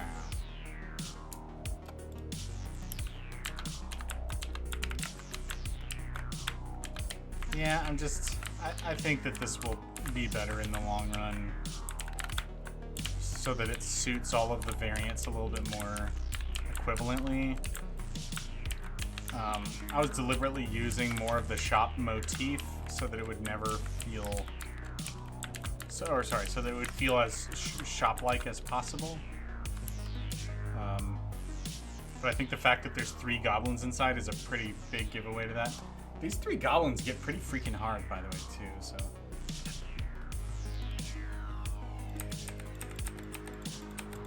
Like, if there's 1 knockback goblin and 1 fire stick goblin, you're in for a hell of a day.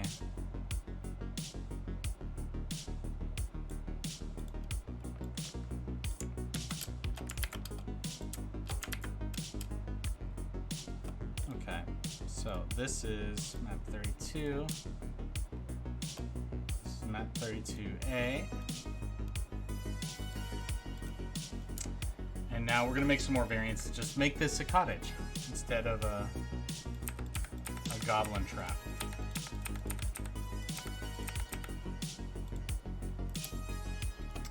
Though I think I will keep this lever intact.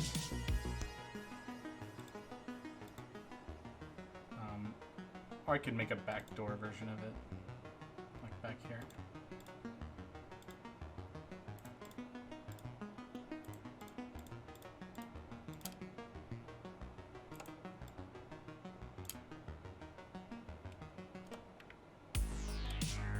Bow, bow, bow.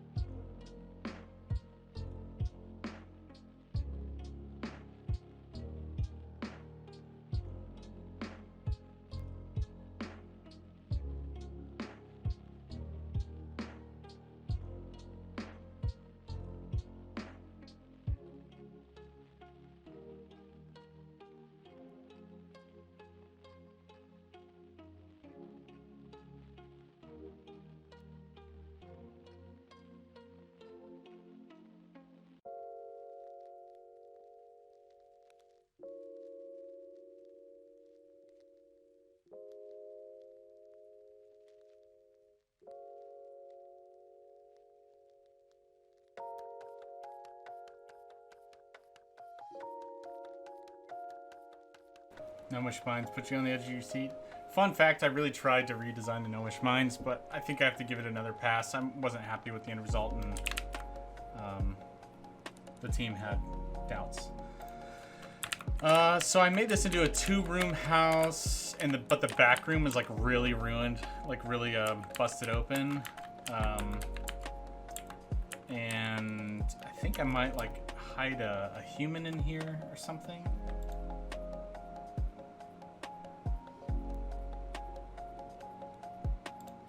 We'll do one of these leveled up humans that we like so much, slightly leveled. Why don't we move the bunk bed and the sink to the back room? Or sorry, to the front room. Table to the back room. Sink and table to the back room is what I meant. And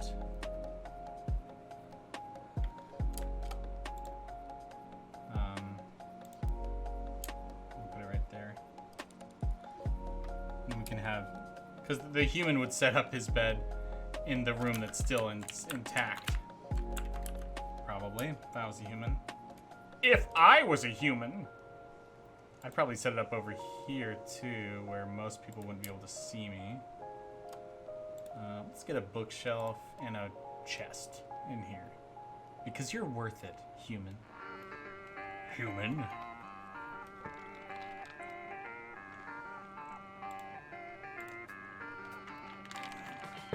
We could have 2 humans in here. That might be fun.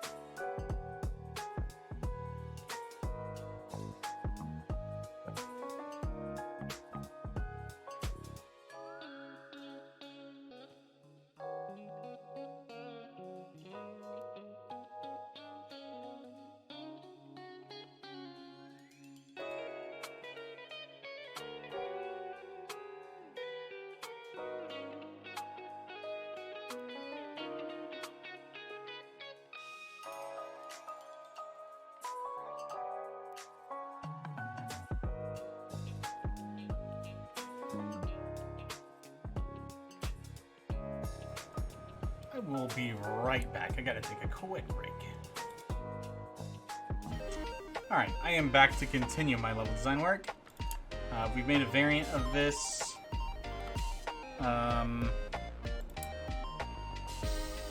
I'm gonna try to start with a big open room. Question, is using gems good for leveling your range skill? I mean,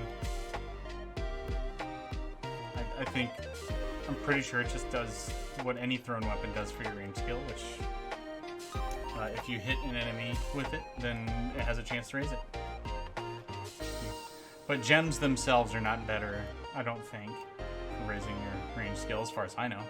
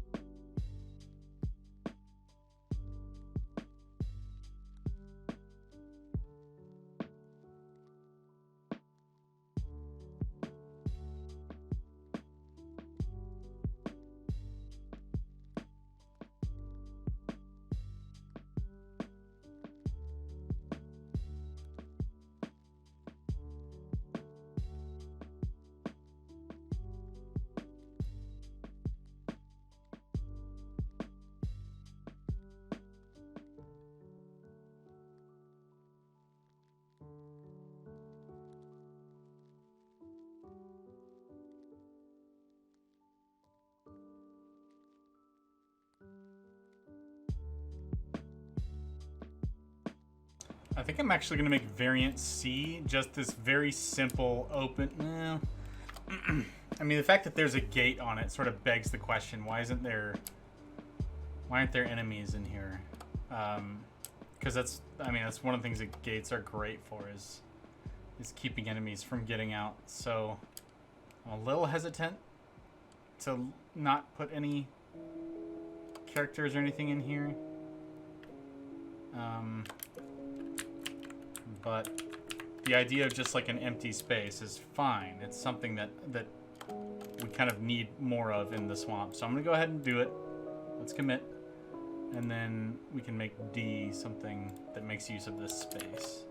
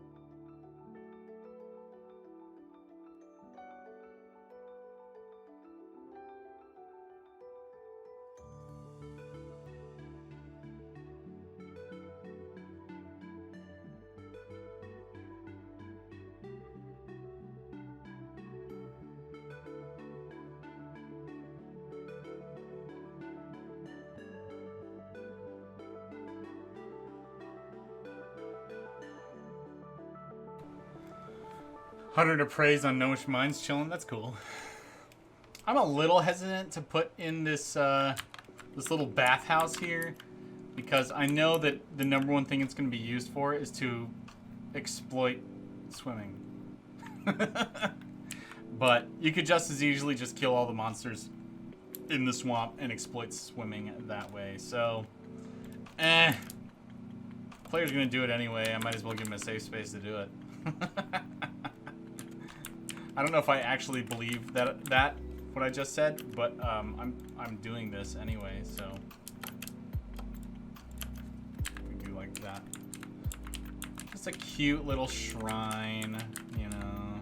You can go take your bath, your cute little bath. I think a torch can sit here and it won't interfere with anything. Let's put a chair by the door. Let's put a towel. I think we have another bathhouse somewhere in one of the other variants. Turning wheel punished me, lol, was dashing from a minotaur and got crushed by a boulder. I love it.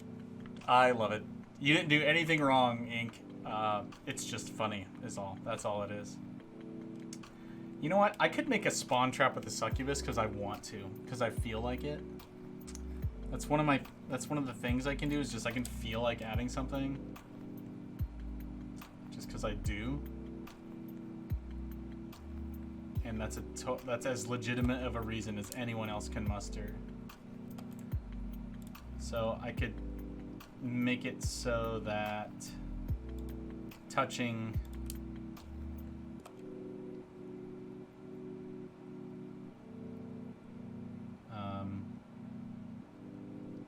I know I didn't do anything wrong. I was just saying the game punishes me for being cocky. Zinc94, I love the dedication you put in this game. Well, thank you, Zinc. That's really nice. I like it when people are happy with the work we're doing and that our love for the game shows. It means a lot.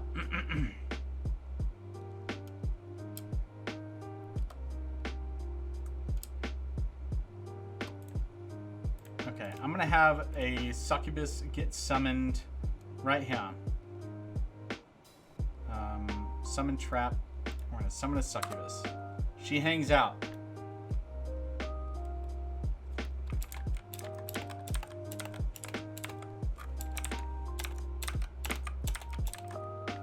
Succubus.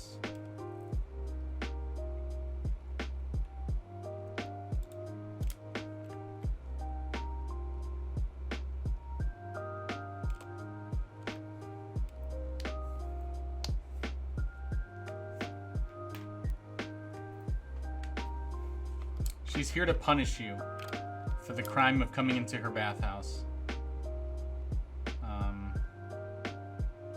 There isn't really enough room to put any treasure back there. You can put items on the floor though. Like a towel. We already discussed the towel. We want a chair right here. No, we want a chair right here. This lever can go here. And then we can put an item.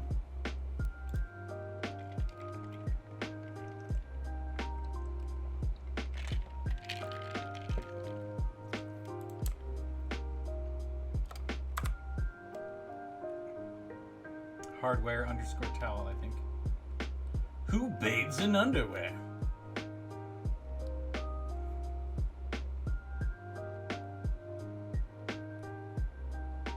Tool.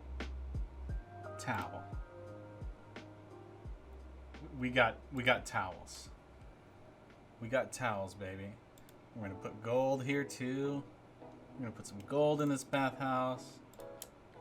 Like somebody had money that they were spending on bathhouse stuff. Let's do like another towel. Oh my gosh, guys, 2 towels. Am I being too generous to players with 2 entire towels? So you enter, you look to the right, you say, holy crap, it's a lever that can close the door behind me if I want. I can have a nice private bath. So you close the door. And then you go inside and you say, holy crap, is that a towel, my favorite item? And you pick it up.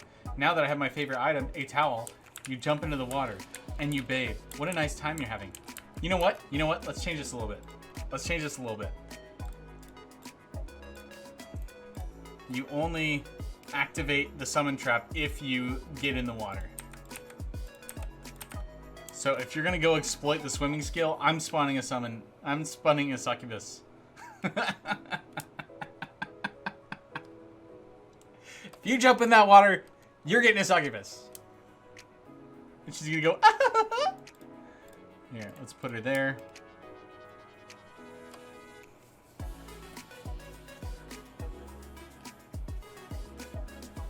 She's gonna show up. She's gonna be so mad. You say, how dare you? You call me out?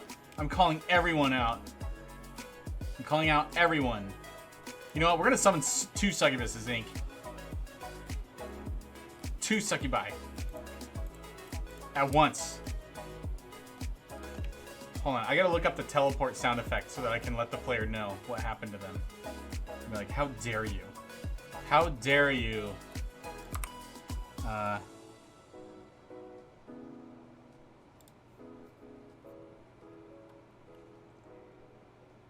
Yeah, that would be a lot of succubuses. Dude, if you got jumped by Lilith in the bathhouse and like 6 succubus, or 5 succubus are just there because there's 2 summoned, right? Oh wait, no, she spawns at 2. You're right. That would be great. That'd be a great way to die in the swamps. Well, I was taking a bath, and then suddenly, for no reason, 4 women showed up and killed me. I didn't do anything wrong. I was just taking an innocent bath. Alright, so what we're gonna do is we're gonna look up the teleport sound effect sound file, and we're gonna have it play when you get in the bath. Because normally, they don't, you know, the spawn trap doesn't create this teleport sound effect. At least I died pleasing women. I guess you're not wrong. Alright, and we're gonna look up teleport. That's number 77. Sound file 77. Alright, sprite, sound effect.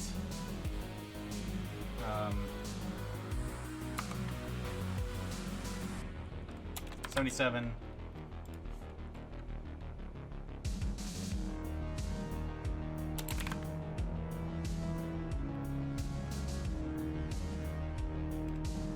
Oh yeah, the teleport sound from the game. Here, let's play it. Actually, you're not gonna be able to hear it because my audio settings. I'm just gonna make sure it's the right one. Yeah, that's the right one. And they're gonna show up. I mean, it could also have the giggle sound effect. But they're gonna do that on their own anyway. I don't need to play that one. Play once only. Yes.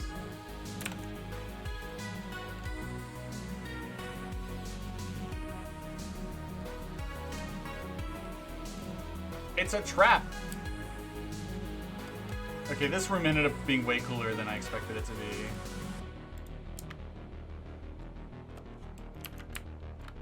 Our fun little bathhouse. Where homies be like, and then they come and kill you.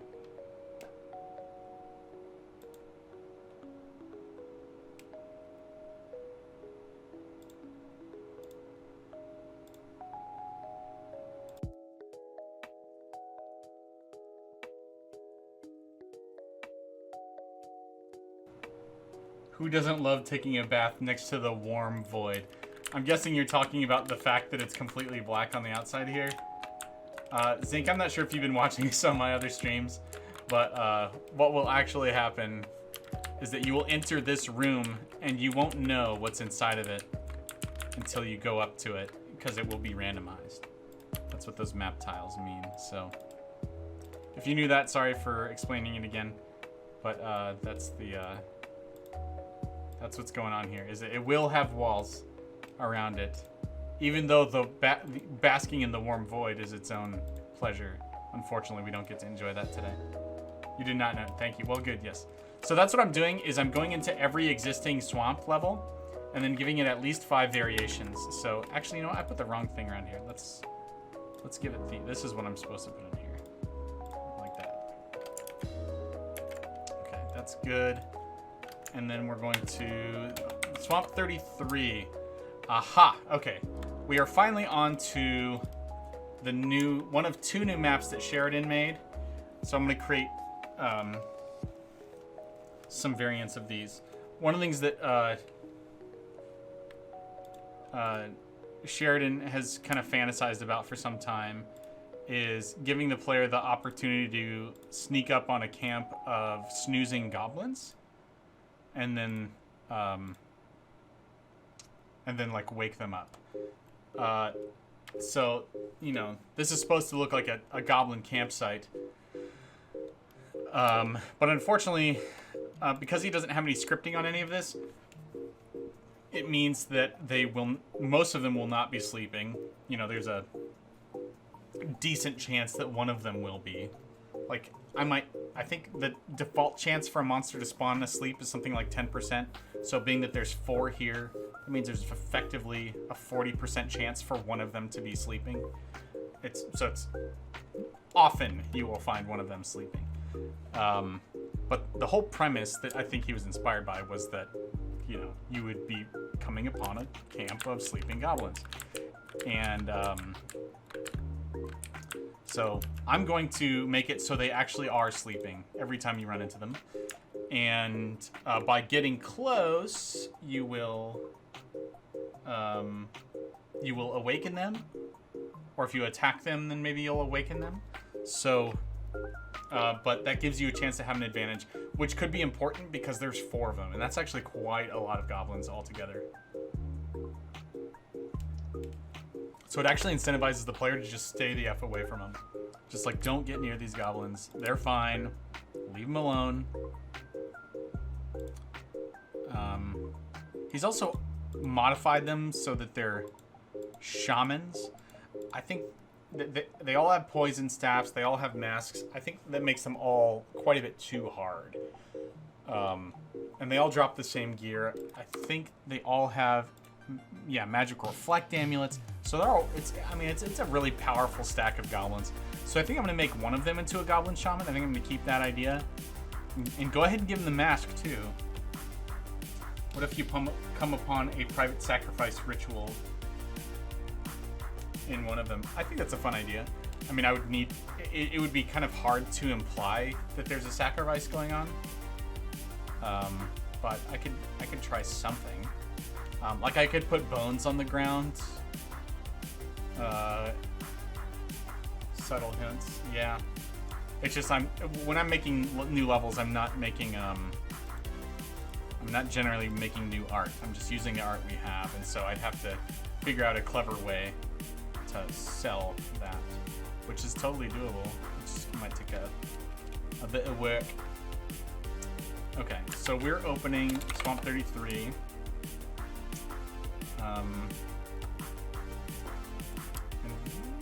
I think this whole square is good to replace. We'll keep this idea of like a palisade structure.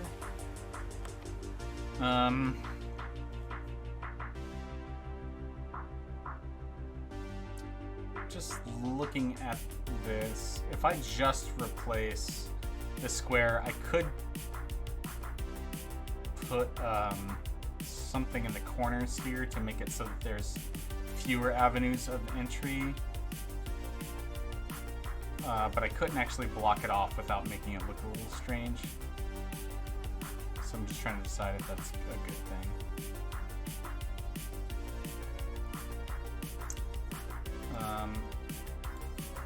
But anyway, this is 1, 2, 3, 4, 5, 6, 7 by 7 is what I want. So we'll do new Goblin Camp, variant A. This is Sheridan's map. So it's, dirt with edging.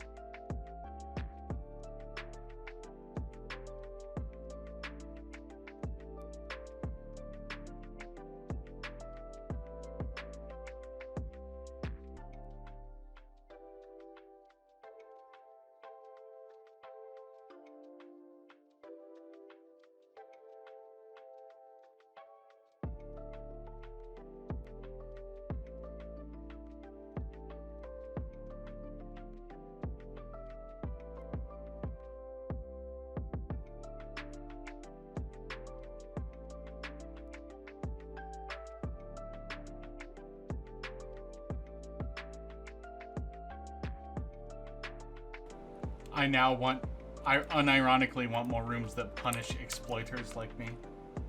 That's funny. I don't know how much more I could do of that. Like, definitely making a monster show up because you're in the water is funny. I think. I like that.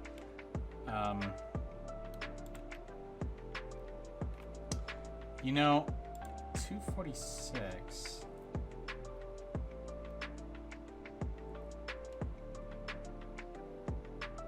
I believe item 246. Let's take a look.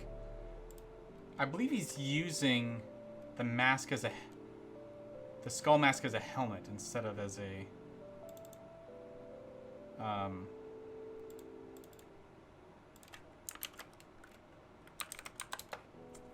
mask.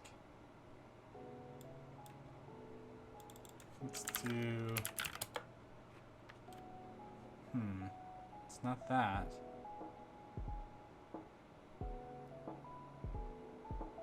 Mask Shaman says right there.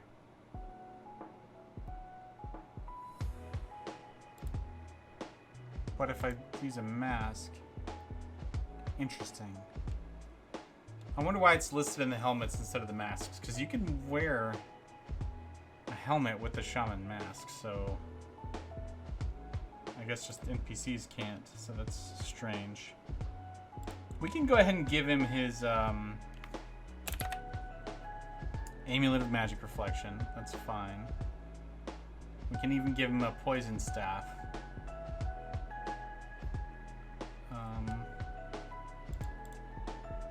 Oh, he wants it in excellent condition.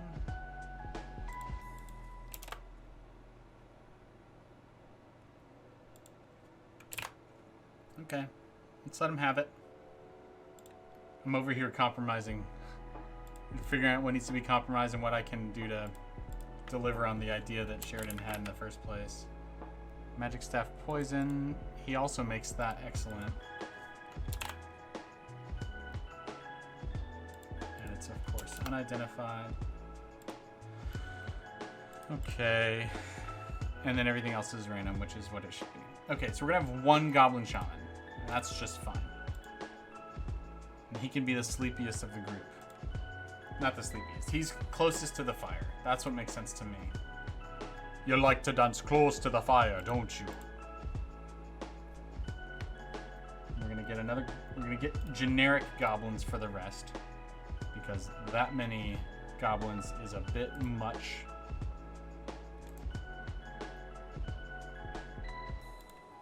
Okay, and then we're gonna script them all to sleep. It was, you like to dance close to the fire, don't you? That is a reference to, actually, I think it's Morrowind, where, actually, I might huddle them all around the fire, like, really tight. So that way when they're sleeping, it'll look really cute, and it also means that I can have a logic to, you know, when they wake up. So if anyone steps in this area around them, then they will wake up. So if the player attacks one of them, it's going to walk towards them or away from them if they're a ranged goblin. And then the goblin will step on the trap and wake up his friends. So yeah, the reference was to Morrowind, and I believe when a Nord likes you, they say, you like to dance close to the fire, don't you? Something like that. Or it might be if they don't like you. Now, I don't remember. Okay, so we've recreated this. We've changed the arrangement a little. We've made it not nearly as hard.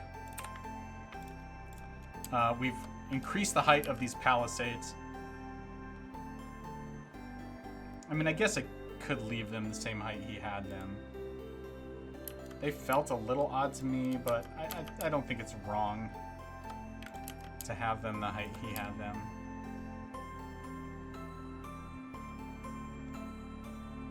So I'll go ahead and leave them like he had them.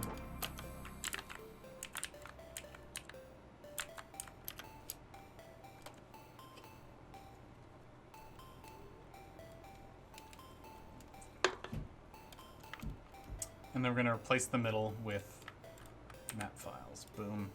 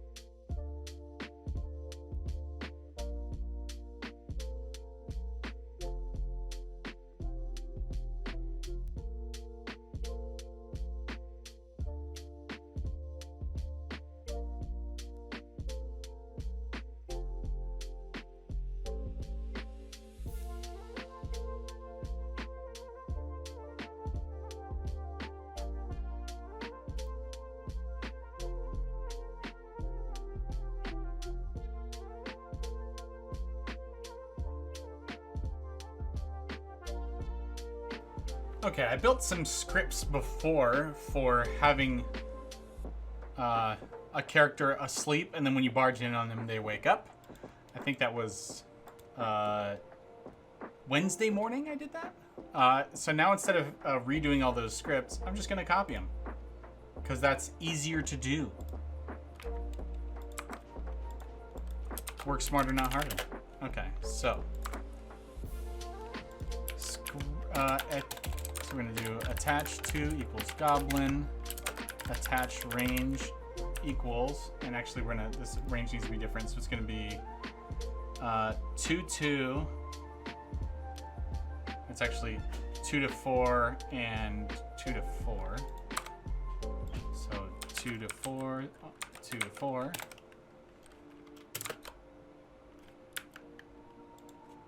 Attached set effect equals 099. Trigger if equals always.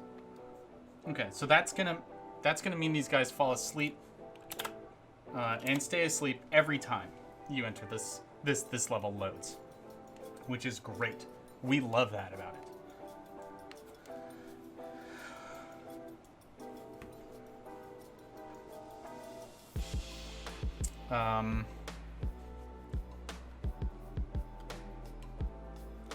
And then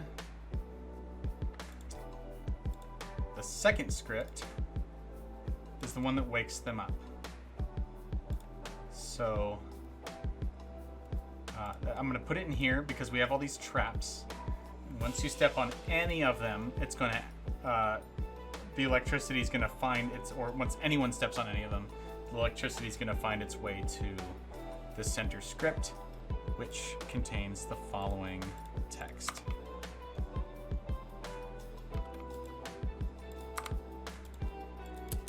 Script. Attach to equals goblins. Attach range equals 2 by 4 to 2 by 4. And very simply, attached dot clear effect equals 0.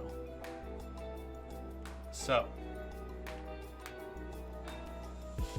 these goblins will wake up when you get close to them, or when you attack one and it walks over the trap that is nearby. Either way is fine. And we're done. Now we've made sort of the ideal version of Sheridan's idea. I am happy to help him deliver on his fantasies. You know, certain fantasies. Okay. So this is variant A. Perfect. We're going to save that as Swamp.39, right?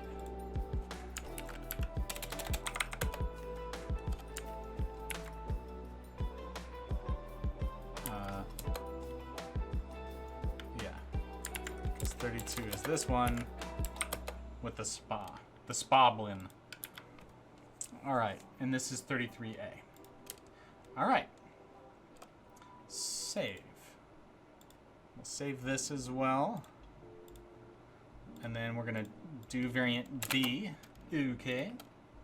File save it. Oh, we gotta make sure that this shaman is never funny bones. Hold on, real quick. Make sure this goblin is never funny bones, because he's a shaman.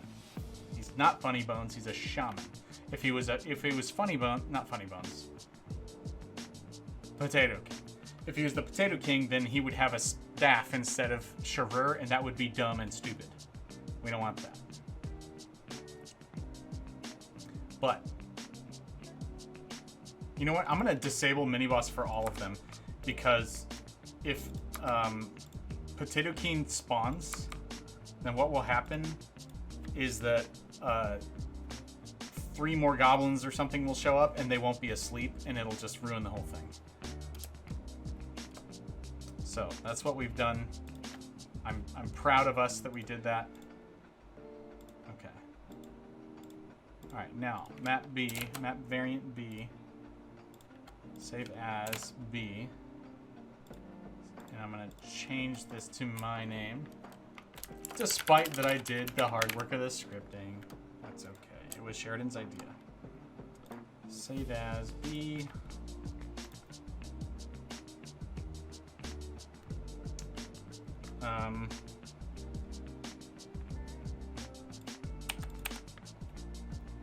I considered it might be fun to have different monsters around the campfire. Like a single troll. I mean, that's not quite as interesting, but it's still valid. We could also do a couple of humans.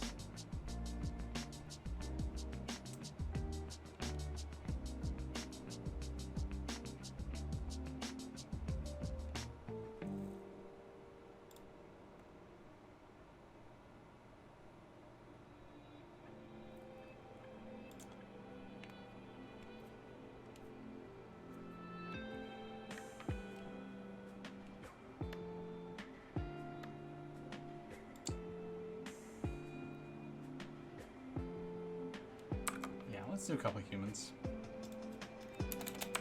This will be like the camp. The whole point is for this to be a camp, right?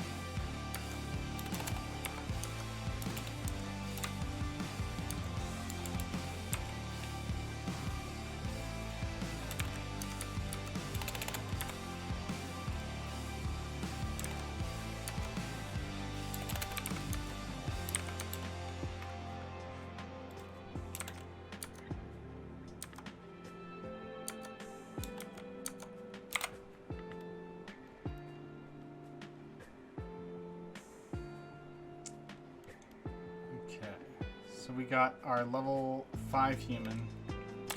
Let's call it 5 to 6.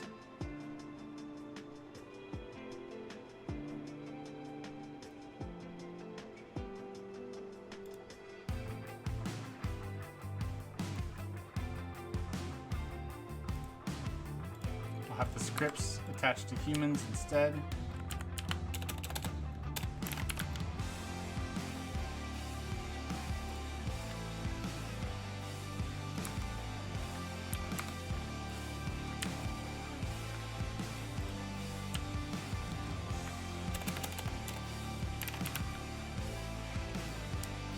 Okay.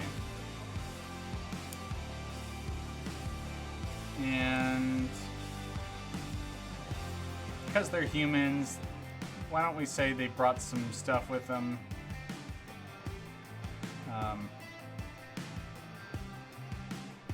Like a chair and an item. And let's say they built up their palace a little better. Actually, they're gonna be slightly more enclosed, like trees are around their palisade.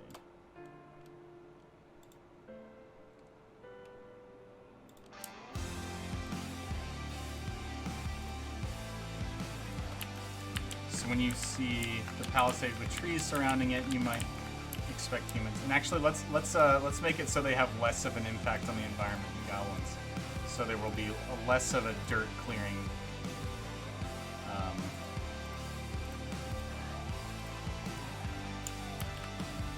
Goblins kind of represent the worst in humanity. So we're gonna make the humans look like the good guys.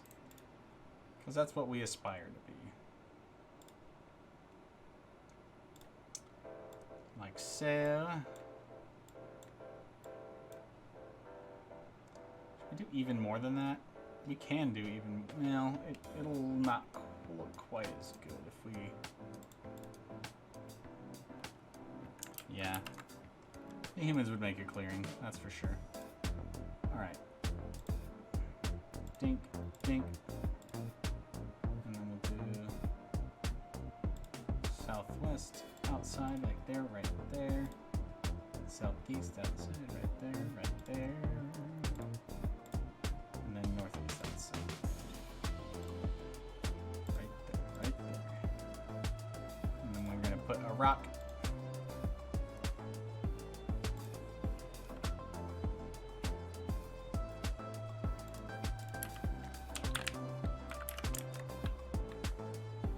Yep. Let's make some of the grass a little beat up. Where's our grass too? There it is, baby.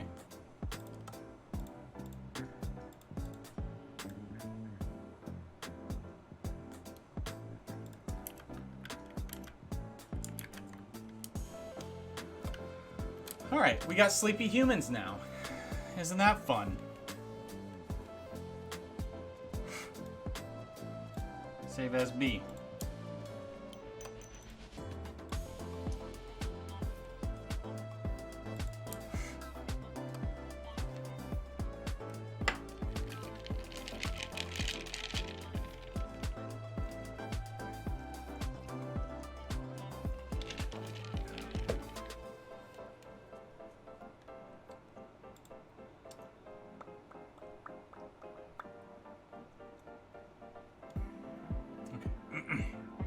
Now, we've got, what, 3 more of these to do if we're following our own rules, which we do.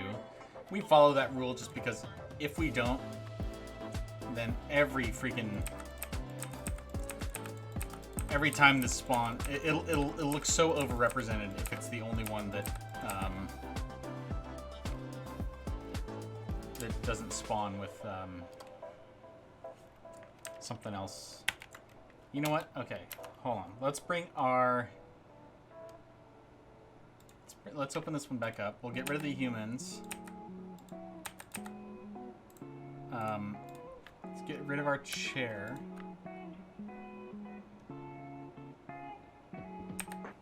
Get rid of our item. Get rid of the fireplace. So like it's an abandoned camp.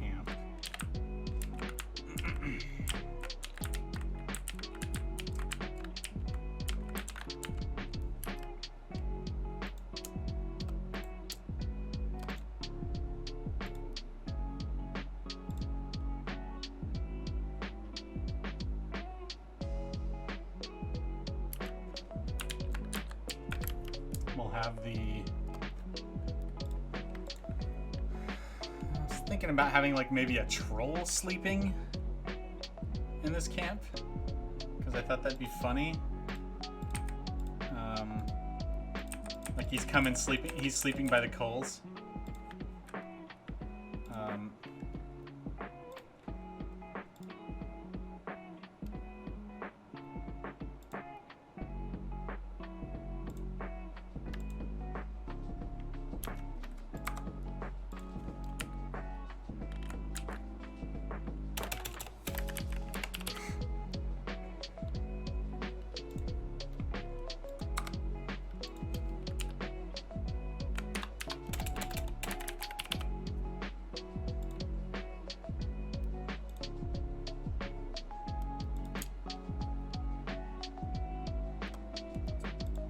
Okay, so this troll's gonna be asleep next to a burnt out campfire, which is funny. I gotta I'll be right back. I got a phone call incoming.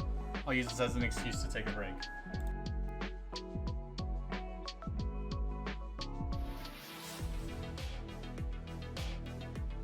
Alright, y'all. Thanks for your patience. I am back. So yeah, I just had a nice phone call with my dad. We're going to game later tonight, but we had some other business to discuss as he's going to be moving close to me, and so there's some arrangements to be managed. Yeah, we had a good talk, and while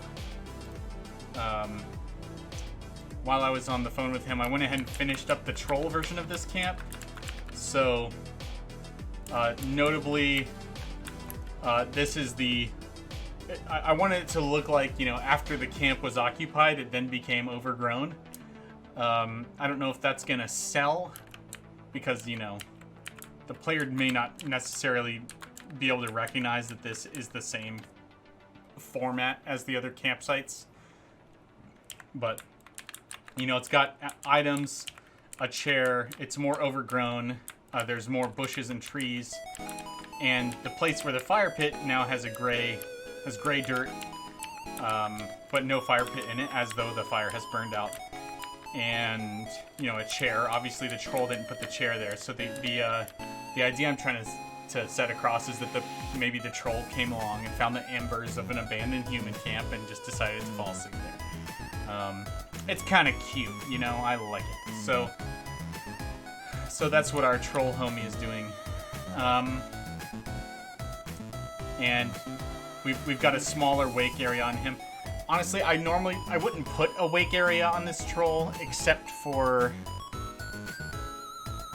actually, I don't even really need a wake area on him, do I? Because if you attack him, then sleep automatically clears itself, right?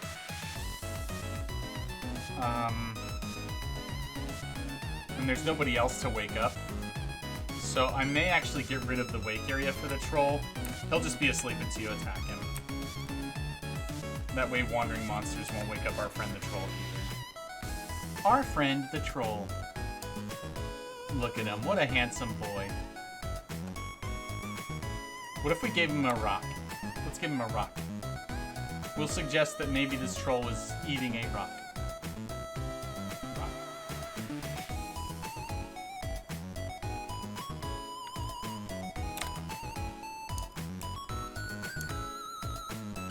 Isn't that nice? The troll had a rock. Alright. Oh, I see a bunch of lurkers in here. What's up, lurkers? Thanks for coming to hang out. I'm not going to call you out. I want to, but I'm not going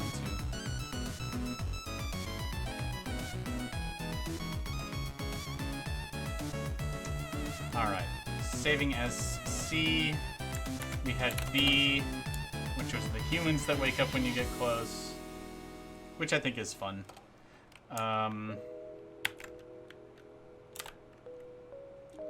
And A is the sleeping goblins.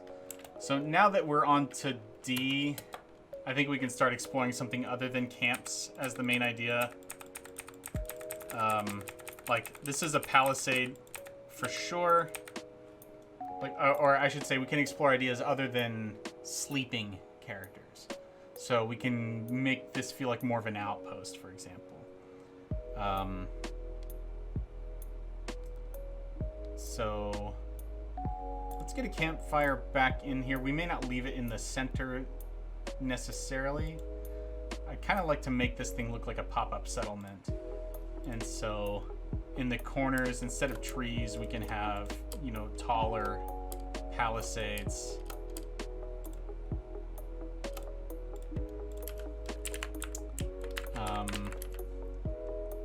And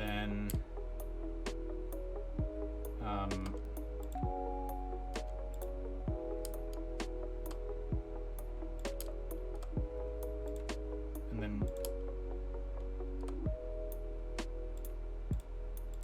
if we did something like this,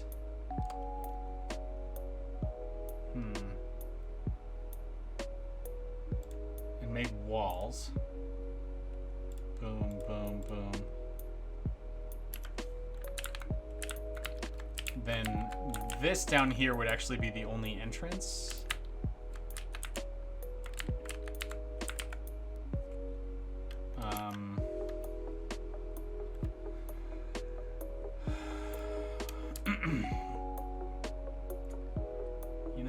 else can we do in here?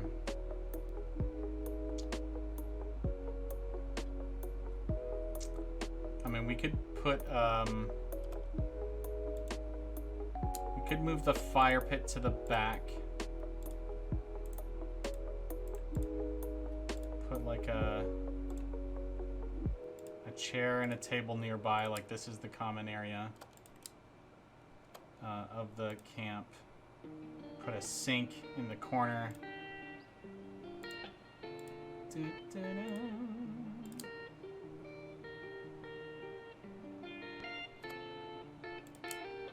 I mean, it might be a little silly for there to be a sink, but whatever. This is Barony. Silly stuff happens sometimes.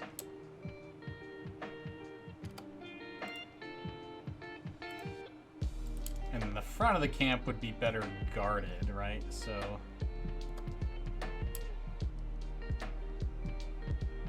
we could have like a almost like a war room off to the right side. Something like this.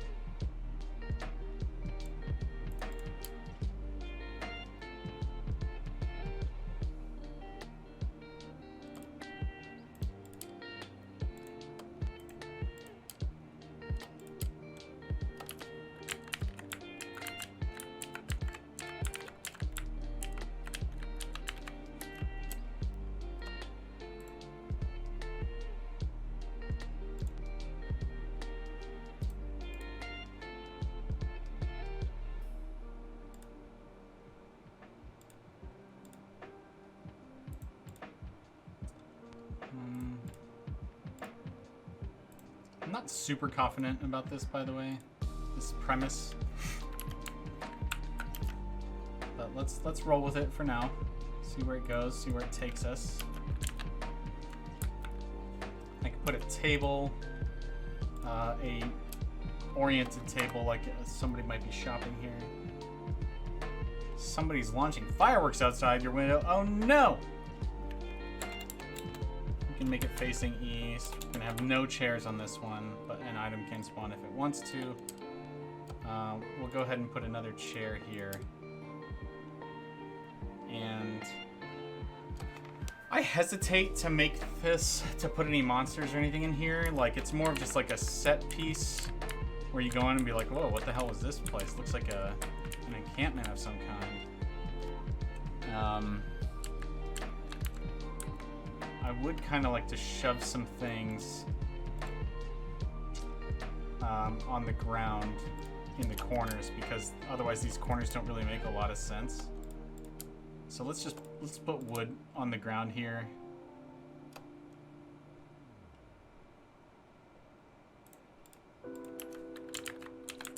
So it looks decent. It's not great, but it's decent. I don't like the fireplace being in the way of the... Let's move the fireplace to the right in front of the furniture here.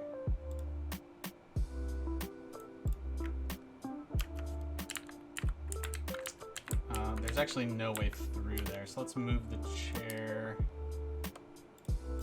to there. So you can get to the sink.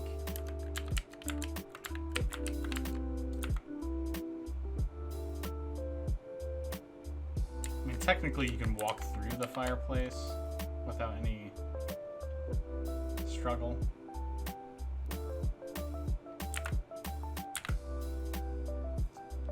But it just feels weird to have it closed off. I don't really want it closed off like this. So let's move the fireplace forward a little bit.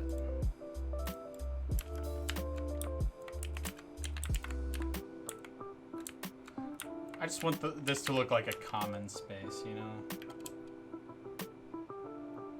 And then the front of camp is where, like, war stuff would be. So I guess we could, like... We could put a north-facing chest right here.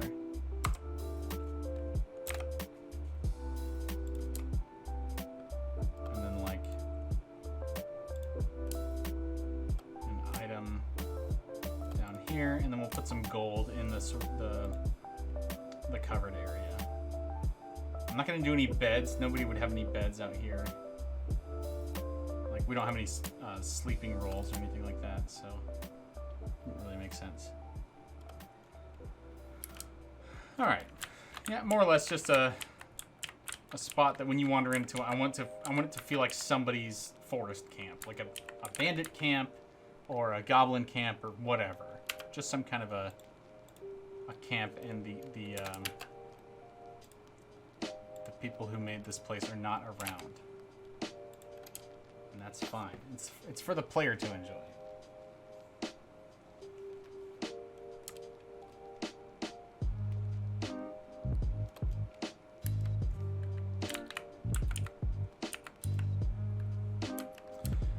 All right. Lastly, maybe we do a whole indoor thing. Maybe we do a whole indoor thing.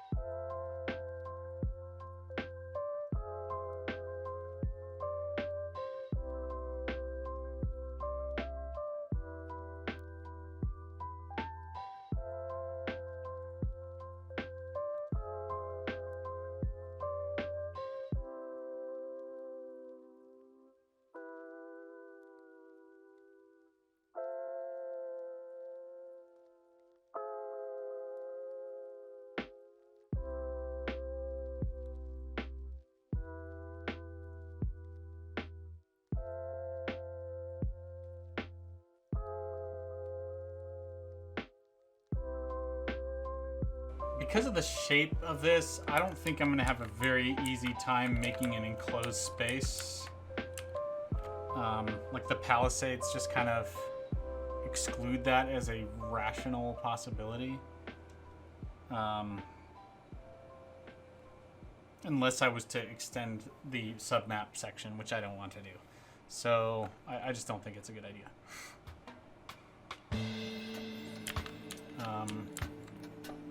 It's gonna make a lot of weird shaped stuff. I mean, if I didn't care about the shape, I could just do, you know, something like this. Just do a square. And then the palisades stick out. It's not so bad if we're being honest. Why don't we just, we can stop belly aching about it and just do it.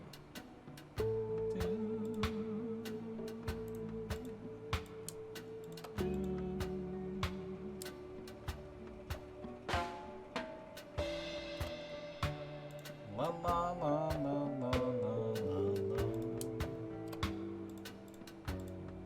we do this...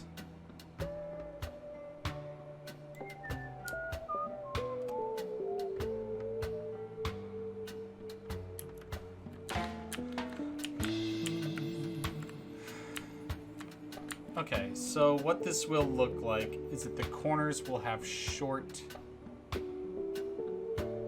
palisade walls on their edges. So it'll look like it's just a little bit more hostile and standoffish in the environment. But honestly, the interior of this structure is nice and big. It can tolerate a door, so we might as well put one on there.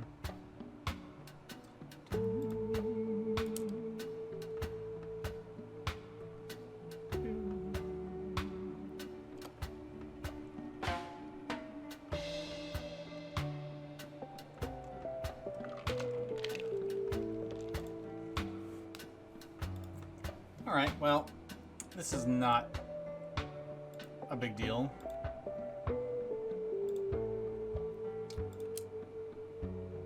I guess I'm wondering what... I mean, we could just leave it like this. We could also...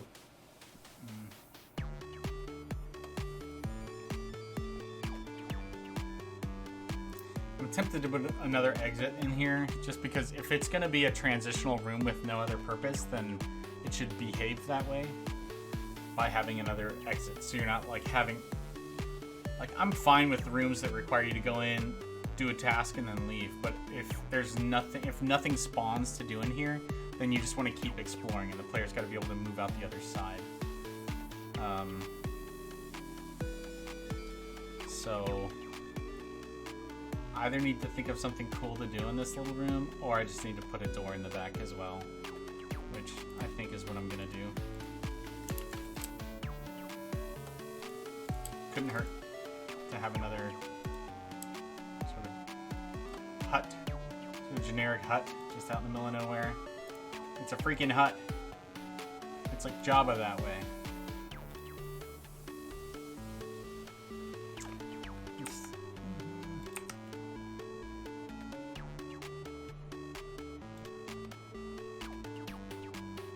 Let's put the torch on this wall instead.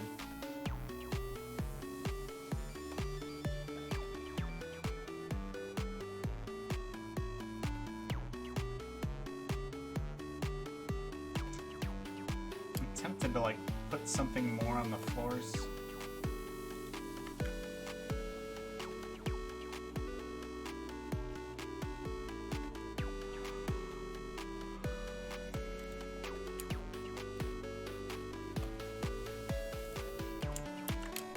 Like I could put a fire pit in here just sitting on tile like that.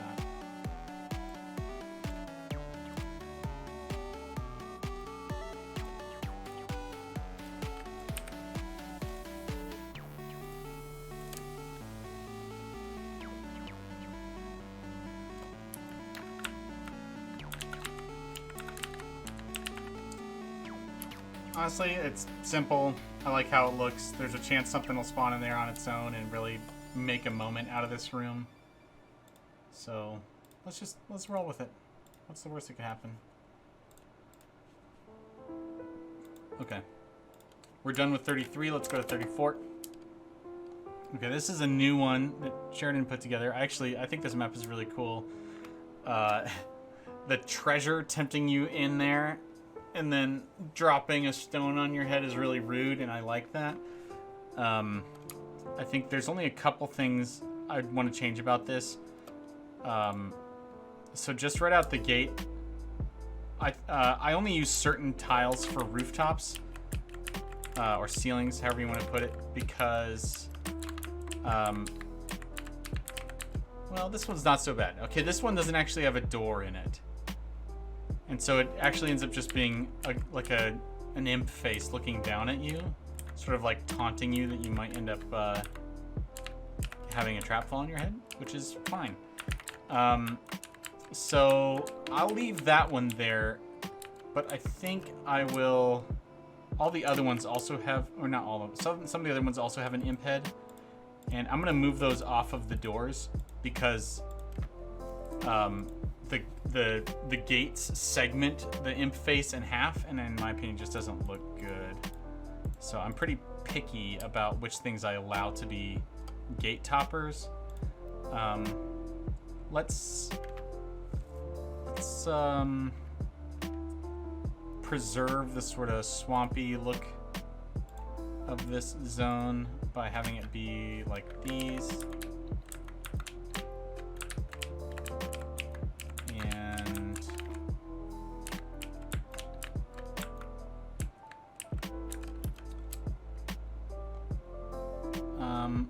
I think you know, there's a lot I like about this room. One of the other things, though, that bothers me about it when I've played it is that these pillars are actually in the way of walking around the chest, which feels bad, in my opinion. I think we can move the campfires either forward or I think back would look better. I don't know. I can leave them side by side. That's probably fine. Let's just leave it there. I don't need to muck with it too much.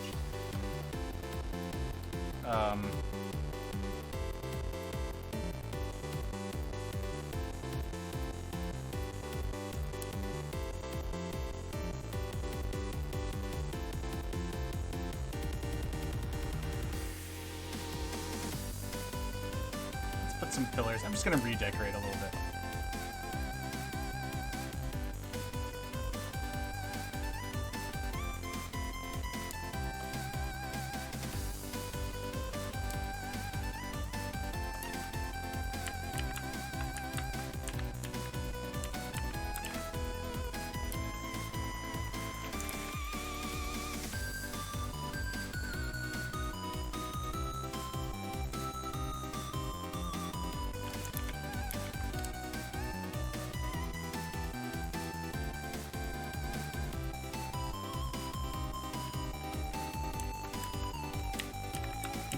Some of these decor paradigms I've just established because of the new door style. So, you know, a lot of my own levels didn't do this before now. But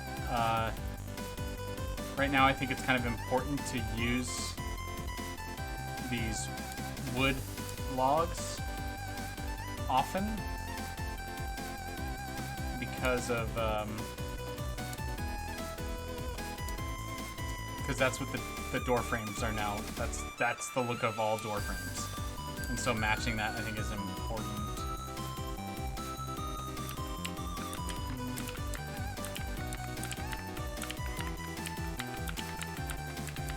And since this place is surrounded by door frame gates, I think it's the right thing to do. Add some more of them in. You know, let's preserve the idea of these imps on the corners.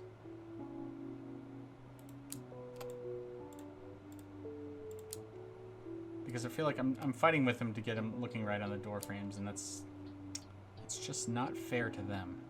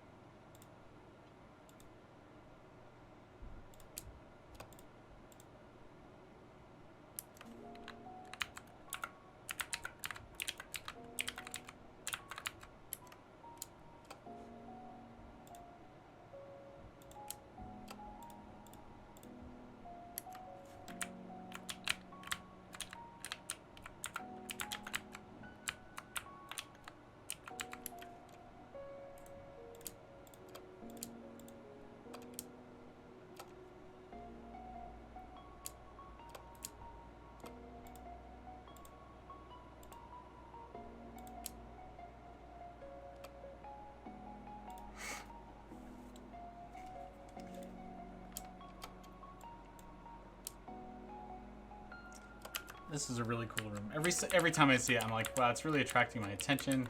That treasure chest looks so tempting in there.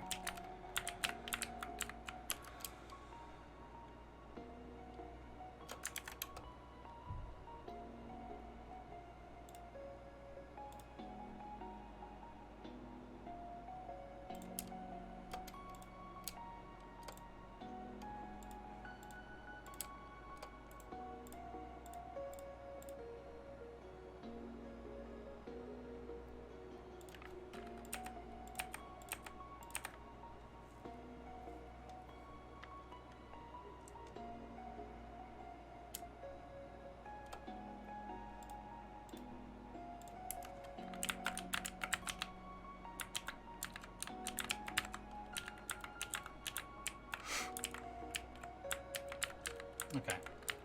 So the only gameplay change we made to Sheridan's original room here is moving the pillars outward so that you don't have to, when you're trying to get around the chest, these pillars aren't in the way. Which if you approach this from other angles, I really felt like it felt strange. So I think, but otherwise we just painted a few walls a little differently. I'm maintaining the habit of putting stone underneath walls so that if the player digs, they will find stone underneath and not some other material. I think that is justifiable. So then we can save that and start making a variant.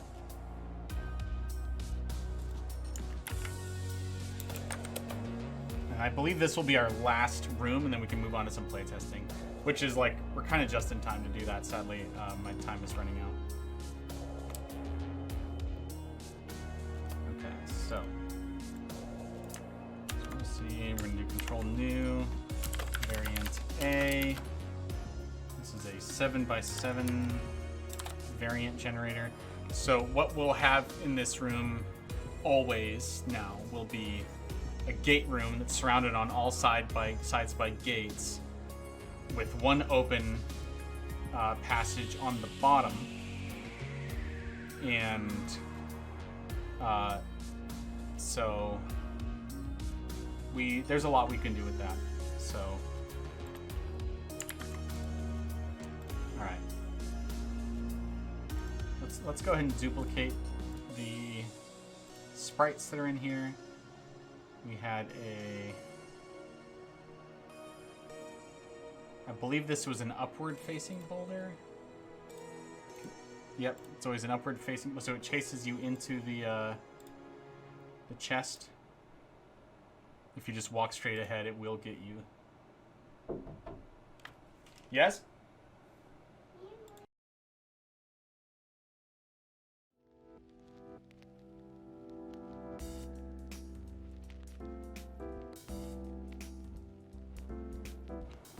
Okay. Sorry about that. So I just realized that one of the gameplay things I changed about this is that if you head towards the chest with my new setup, you will be able to escape more easily to the left and right.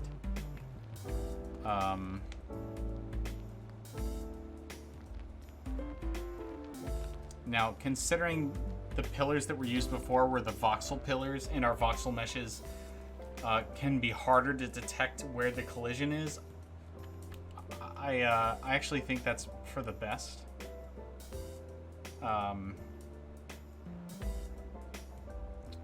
So I guess I'll just leave that at that. I just want to acknowledge that, you know, there's one more thing that I did modify that I need to keep in mind. I don't want to do that carelessly. Okay, what were we doing? We're finding fireplaces.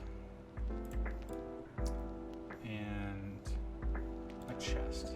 Now, what kind of chest is this? It is a random chest, so it's fine as it is.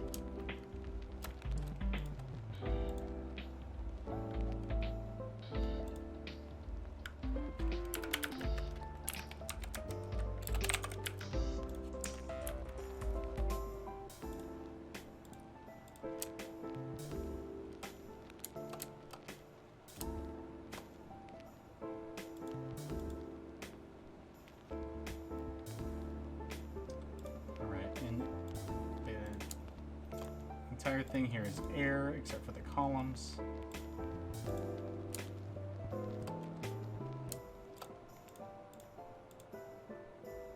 Same with this layer.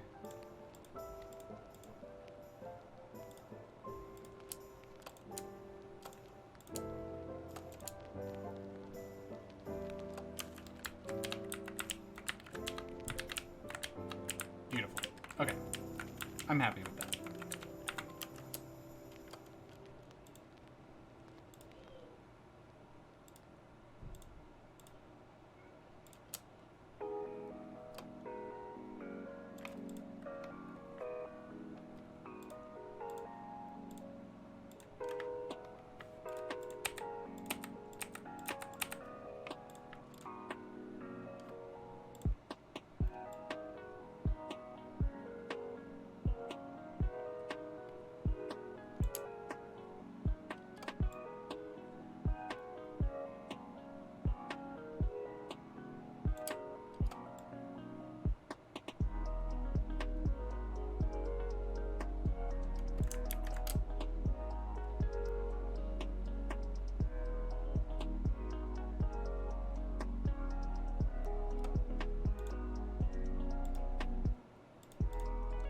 Alright, it's time to start making variants.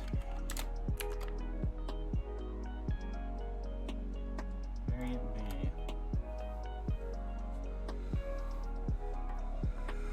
I mean, this room is a kind of a great setup for different sorts of traps as well. Trap treasure trade-offs. TTTs, as we call them. Nobody calls them that.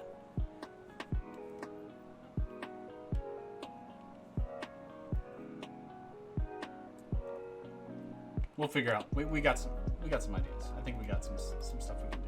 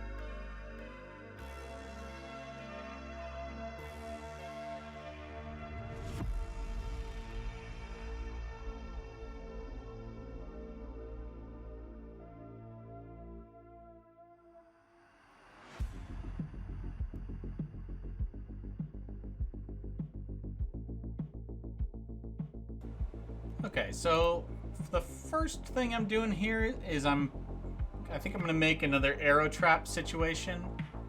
I'm really enjoying putting needlessly punishing arrow traps facing the player. I think it's funny, so hold on a second. 1, 2, 3, 4, 5. Let's do 1, 2, 3, 4, 5. We can do that. And we can do another one right here.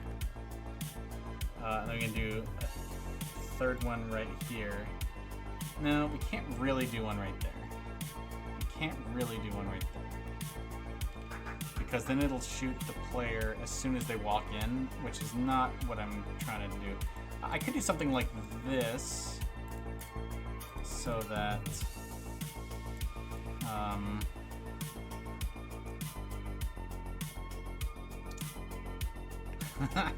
it just feels so rude. It's be like, oh, you want to come get some treasure, do ya? Well, how about get shot in the face? It's so unnecessary. But this is how I feel. This is who I am inside, guys. I can't change who I am. All right, so what I'm gonna do is I'm gonna put a pillar. What the heck do we have here? Okay, we're gonna do here, here, here. And we're gonna do. These are gonna be standing on pillars like here. And then we can have a pillar here so that the player doesn't get shot for being outside of this room. That's not what we're trying to do here. We are trying to shoot them if they want treasure. No player is going to get treasure on my watch. I'll tell you that much. I really love backlit stuff in a dungeon. So we're going to go ahead and put backlit only situations.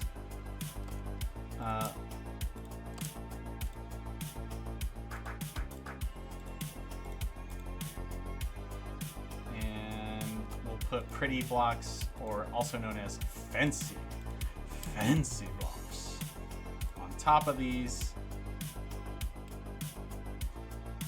Okay, so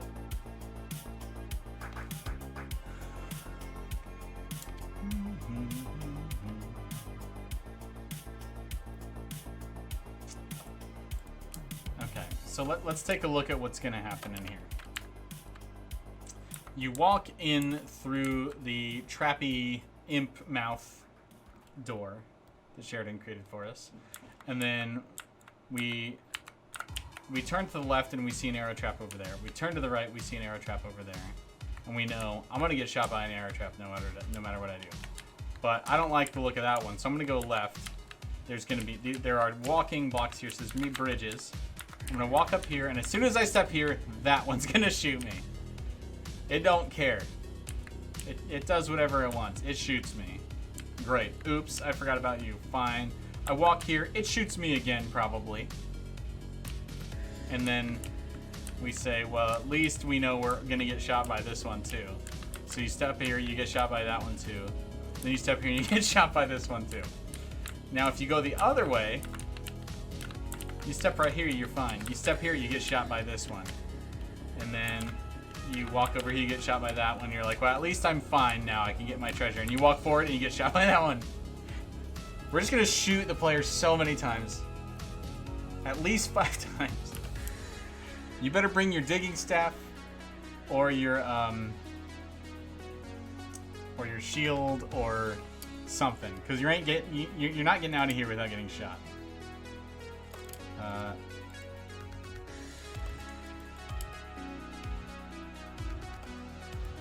Put this here. So I do have a hesitation. I'm on the edge of the map here, and right here, you're supposed to be able to see in that there's treasure there. So I'm not going to betray that.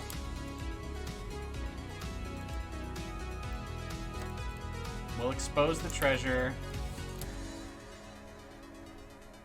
Okay, so based on the visual barriers, this is all symmetrical. So you're gonna look in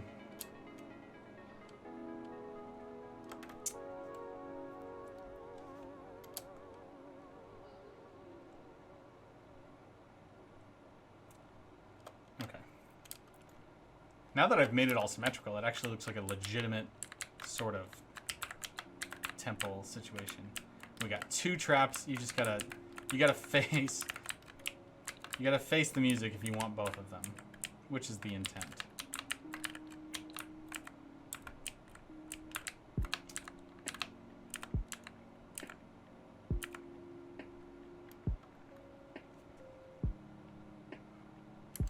All right. Let's build the bridges before things get complicated, shall we? Save as B. Let's open up, what, 30B? Yep, I knew that would be the one. I'm getting good at this. Control E. And that is the model we want.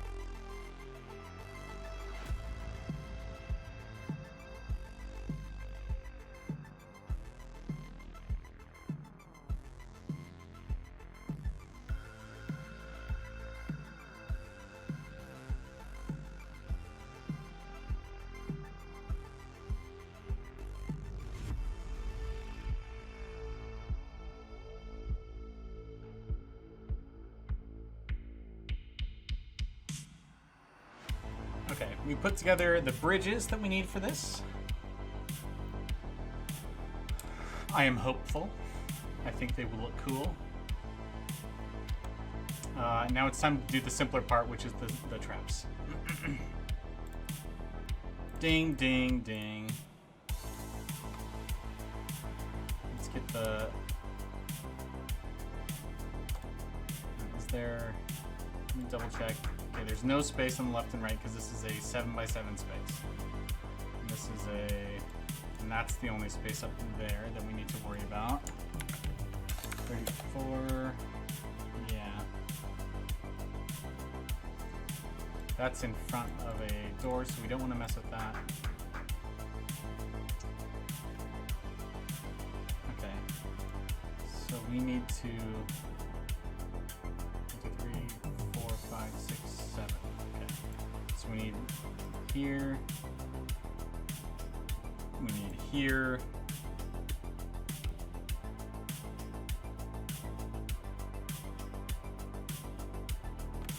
Well, this is unfortunate. If I step here, then the center trap is gonna fire, which is not what I want. I might be able to... No, I can't have it go all the way around.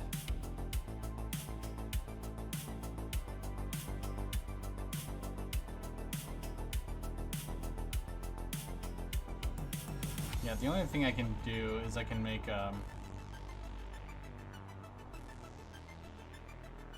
I can make it so that this one doesn't fire up by putting like a wall in the way, but then that protects this side from this arrow trap. None of that's what I want. So we'll just let this thing fire when you step here. That's fine. Yo, yo, Jax, what's up? It's been a minute. It's good to see you.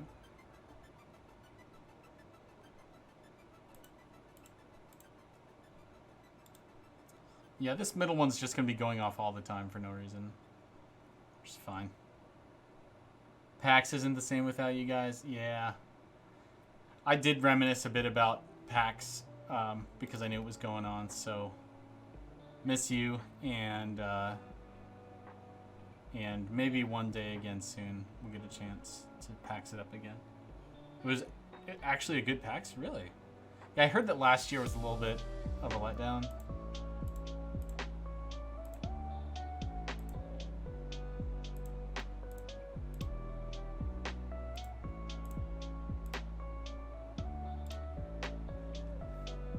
Okay. All right, so now the traps are set up. It's fun. Wow, it kind of looks like a skull or something right now. All right, so this is, wow, we've only done one of these. These things are taking a while, aren't they? Depends on who you talked to. Last year was more of the old PAXs, mainly indies. Well, I like that, but one of the things I liked most about the old PAXs was the panels.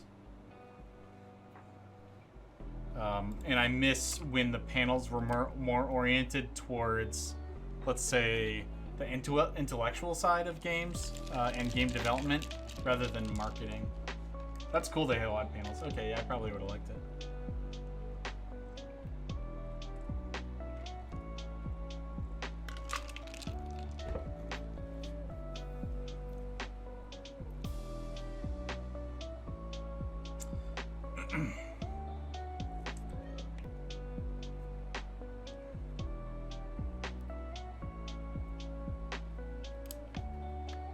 I just realized something about this room. So if I want this to shoot at me, then that means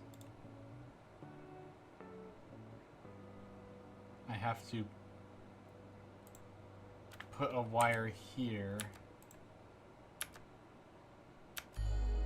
which will then go all the way around here. I don't know. Let's just get in and test it. It might not be that bad.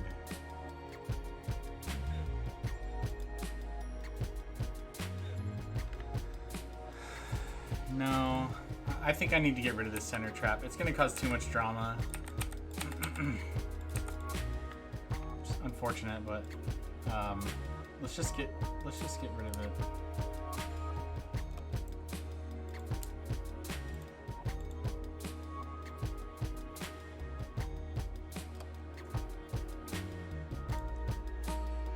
In theory, the player's going to have 2 opportunities to get shot by both of these traps, and that's pretty... Getting shot 4 times for the same 2 traps is pretty rude already, so I'm okay. That's fine.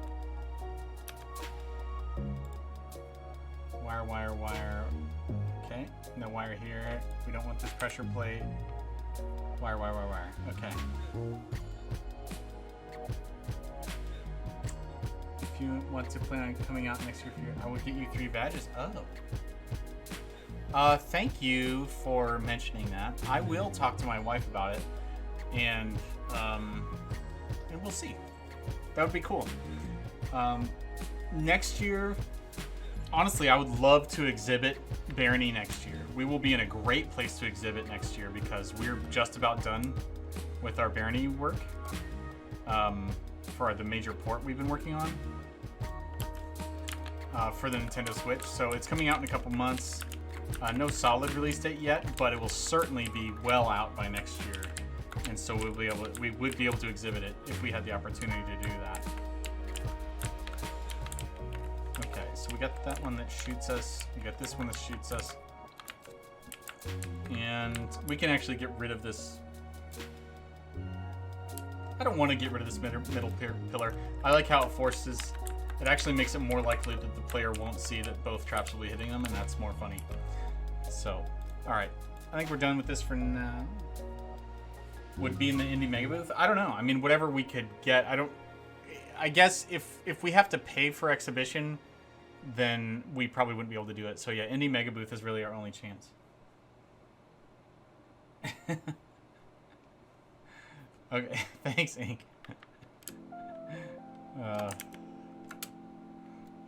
Okay.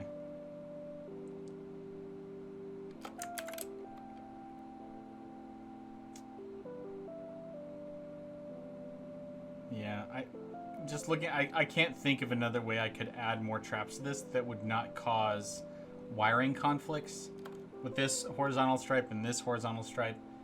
The only other trap I could do would be up here, which maybe I should just do that anyway. If players come in from the back, then there's some punishment for levitating and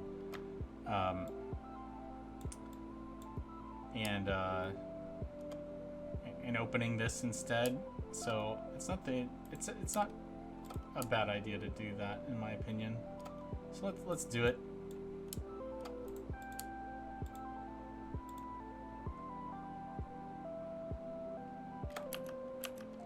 We'll do another horizontal stripe.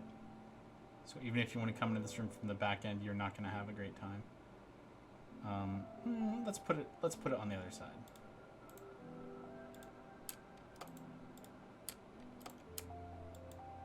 So we alternate sides.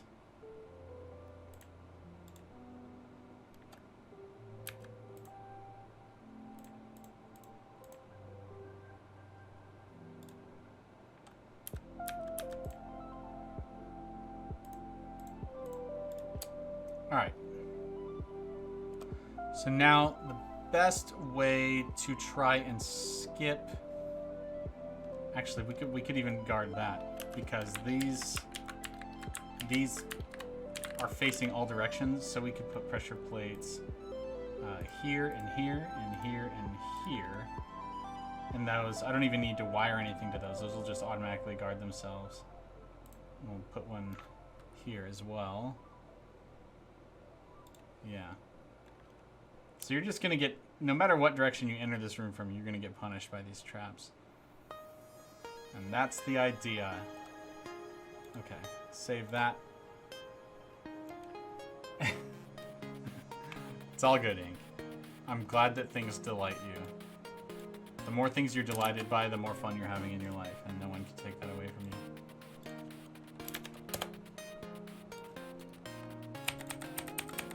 Alright. What's the next sadism that we want to inflict on the player?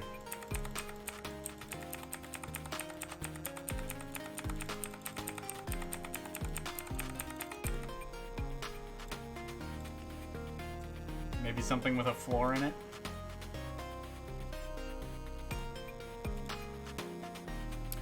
Yeah, Jax, what do you know about the Indie Mega Booth? Can I benefit from any of your knowledge about that?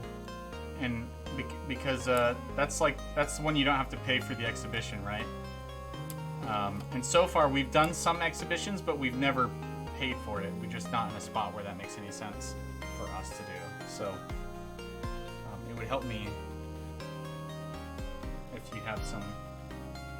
Okay, thank you. I really appreciate that, dude. What a swell pal, and I mean it. That's really generous of you. Thank you. Too much like Orpheus. What?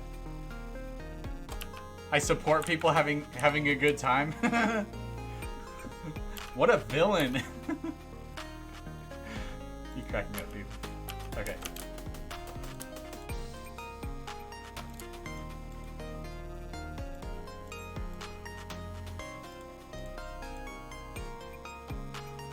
No. Oh, sadism, I get it. You're talking about the traps. Fair enough. Sorry about that. And Meg would love to spend the weekend at PAX Bethesda and the kids. She mentions them at least once a week. Oh, that's sweet. That's very sweet.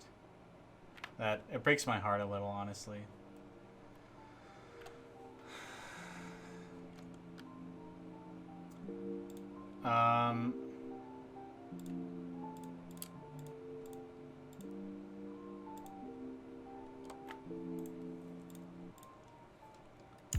We could do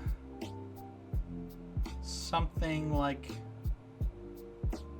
a boulder trap situation.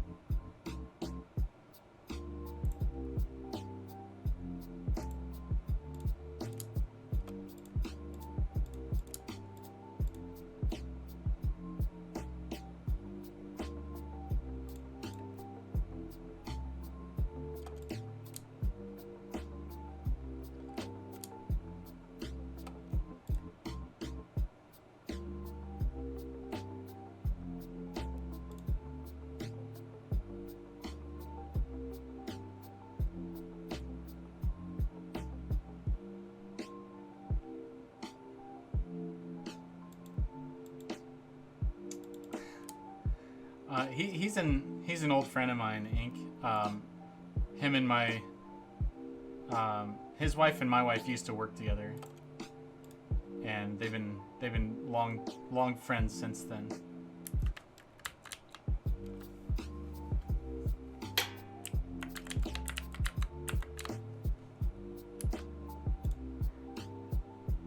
So that's how we met. I think the first time I met Jax was on his birthday, and I think his wife told me something about, like, you feeling old or something. And so I drew you an extremely ancient old man on a card. Even though I didn't know you at all, I was just decided to make fun of you anyway.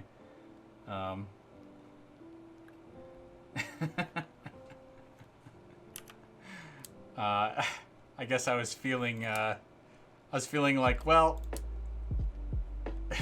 if you hang out with Meg, you can handle it.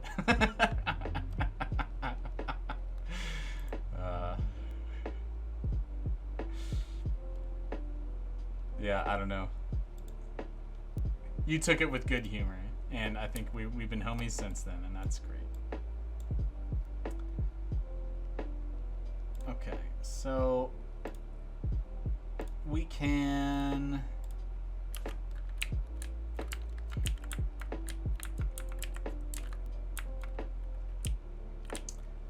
just not sure what I want to do with this, you know? Like, I was thinking I could... So, with this gate here, I could put I can put a...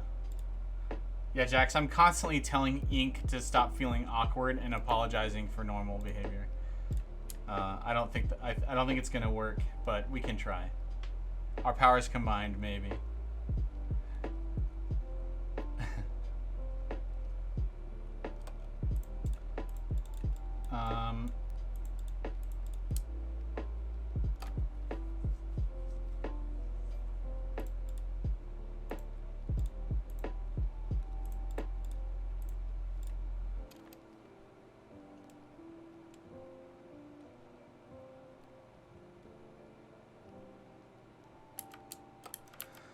I could do something with boulder traps.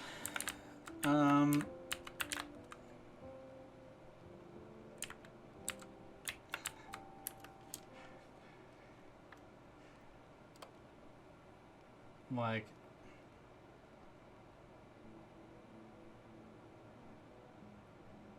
that's what they all say. I love it.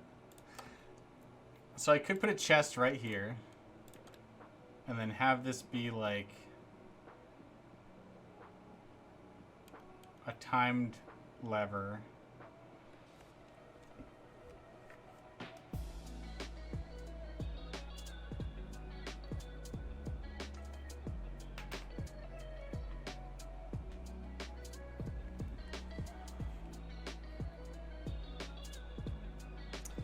I don't think that's gonna work.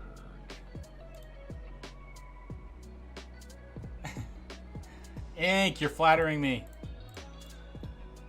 I kind of like the idea of dropping the boulders in the center here and having them go left, right, left, right.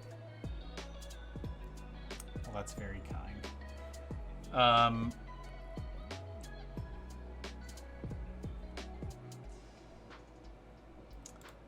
guess,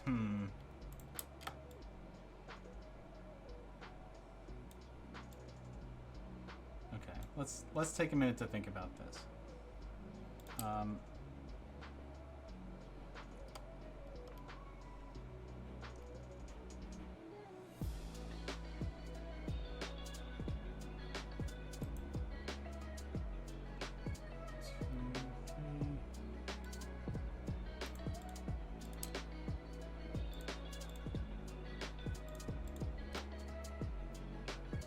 Check that residual or turbo overkill.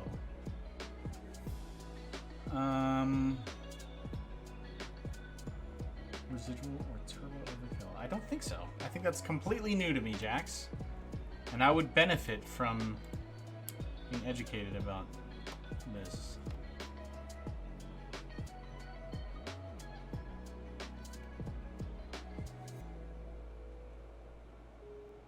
Okay, so what I'm thinking here is, okay, if this gate, we could do it. We need to do a timed lever in theory, because we don't want these boulders falling forever.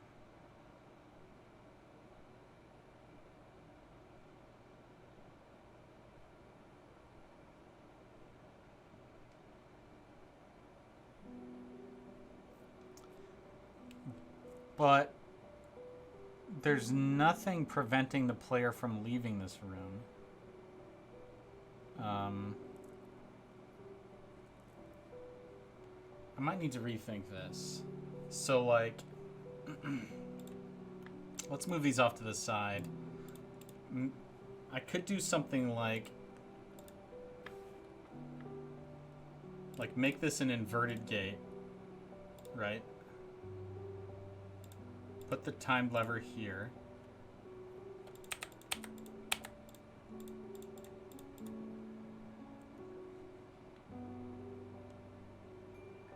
Okay. Nothing weird happened, okay? No one else is feeling weird or awkward right now, Ink. So if you are, just want to let you know that it's all in your head. You're doing great. I'm glad you got to meet the Jacks, and I hope you have a fantastic weekend. I probably won't see you online. Yeah, thanks for chilling. And I know it's late your time, super late. So go get some rest, buddy.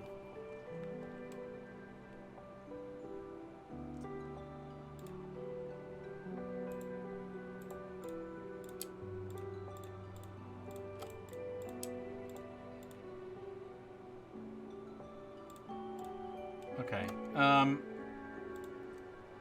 So this would not be a timed lever. This would be a normal lever. Right here.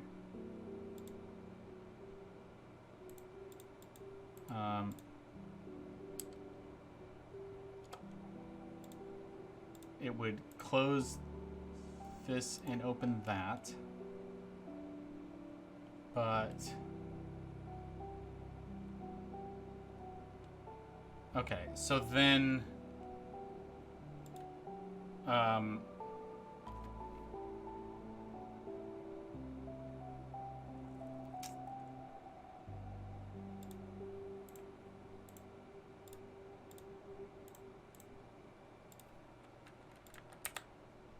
and then I guess what I'm thinking is like then the way back, like you get the treasure, but then you've got to escape the room. And if you got open or something, then it's no big deal. You just go out this gate.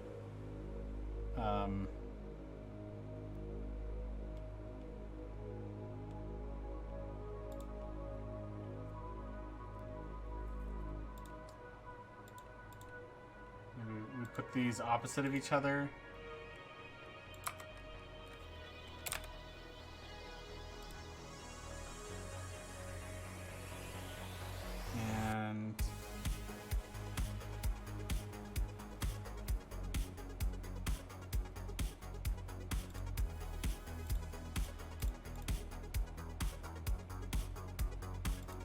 And then you've got to escape the room by either going left or right is what I'm thinking. How can I do that? How can I enforce that?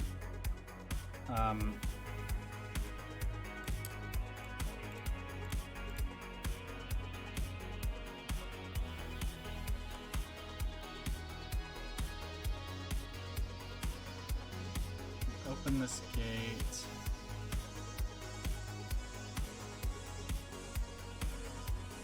You know, I think I can... I think I've overcomplicated this. Actually don't need this lever. I need this gate to just shut behind you. So, boom. This gate just opens behind you. And then...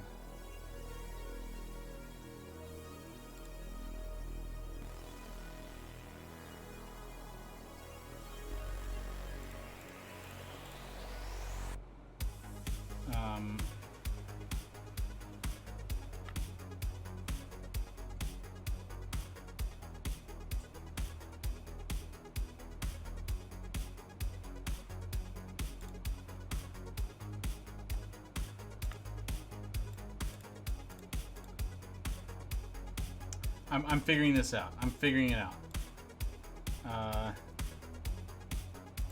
We don't need this. We can move these up one.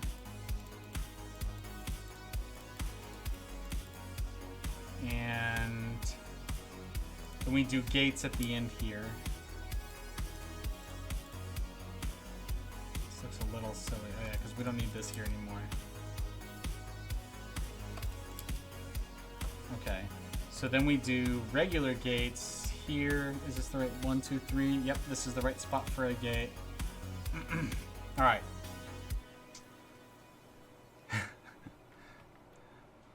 We can make this even more rude by putting... Nah, they'll conflict with each other. So we put a timed lever. Pick your poison. Go left or go right.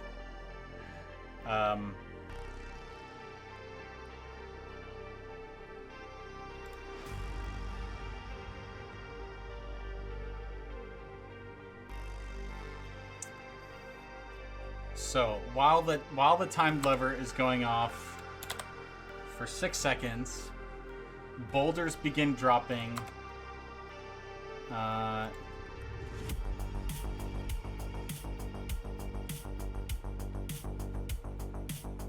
Let's say 7 seconds. 7 seconds. And you've got to be able to run from here to here in 3 seconds, or else you'll get smashed by a boulder, is the idea. So there's not really a reason to have 2 sets of boulders other than it looks more dangerous and exciting.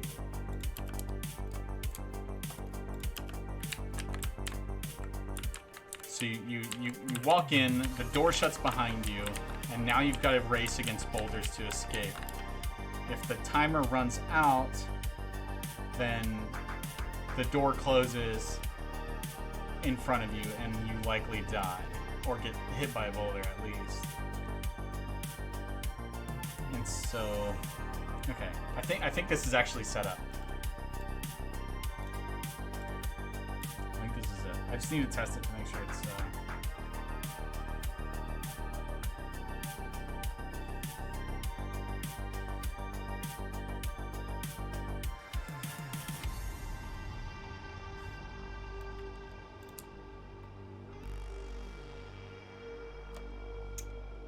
yeah, walk forward, activate, collect your chest.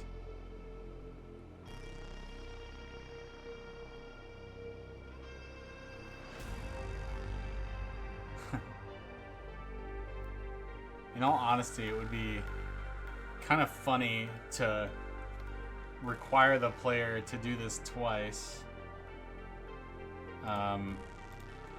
So like, if I put these gates here,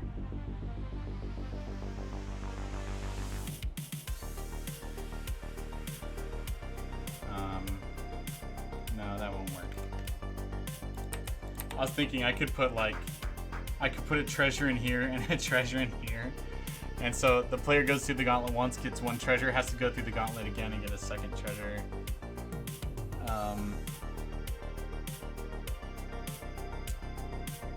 And that is funny. I like it, except for this. In order for this to work, this trap needs to be permanent. And that means I can't open that gate again without somehow depowering this. So,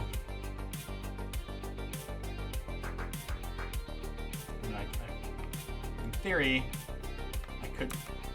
Let's just think about it for a bit. I could put the treasure here. I think, would players be able to reach through? I think they would. Let's not overcomplicate this. It's already complicated enough.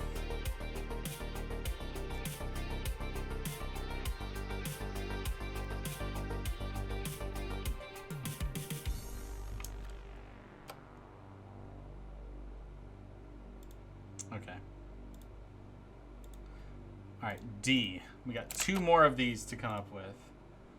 And we could also do something much simpler. So like, Let's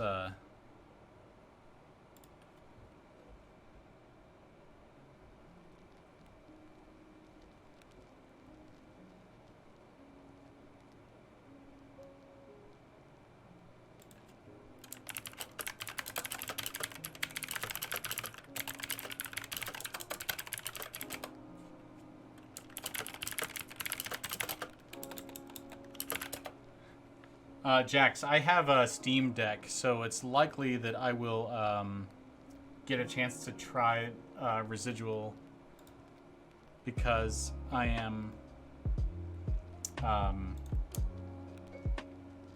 It just gives me an opportunity to try games that I otherwise wouldn't have time for, so I'm hopeful about that.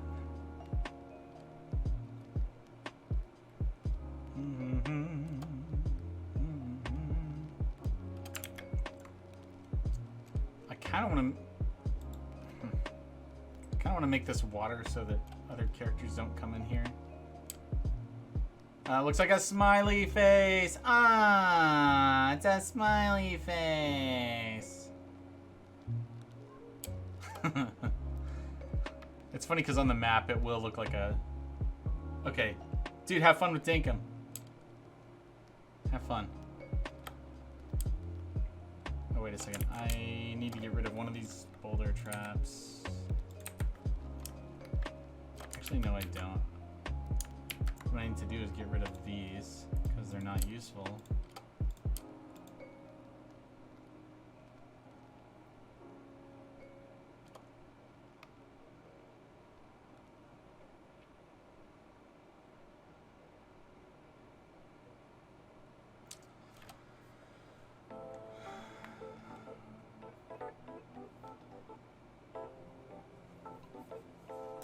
Dude, I'm still really tempted to figure out a way to make these, to make the player go through this trap twice.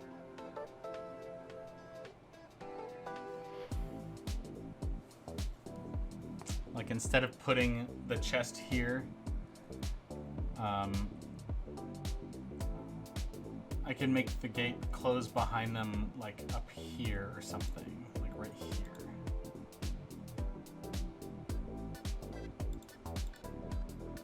Move everything down, you know?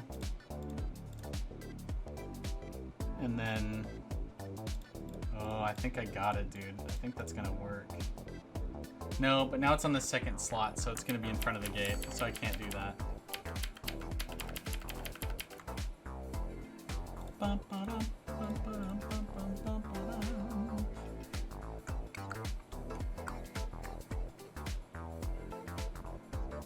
So I can get rid of one of these. I put this.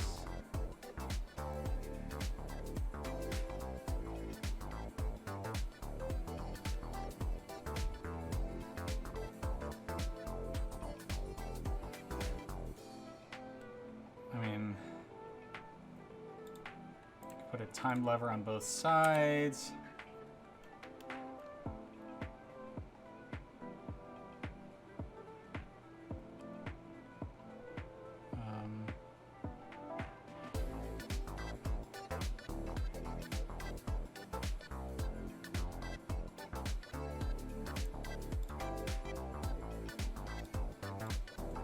We're gonna try stuff, dude. We're trying stuff.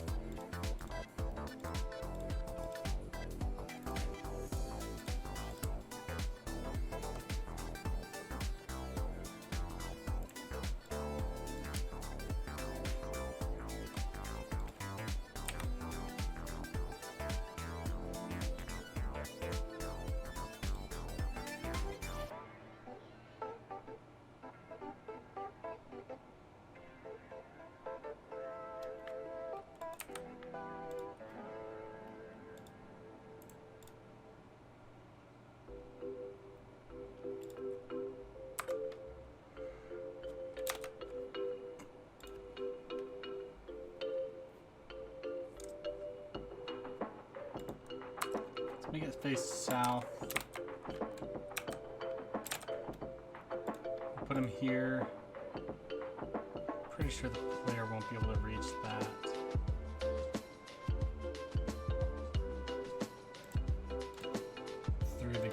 they can't walk through, you know?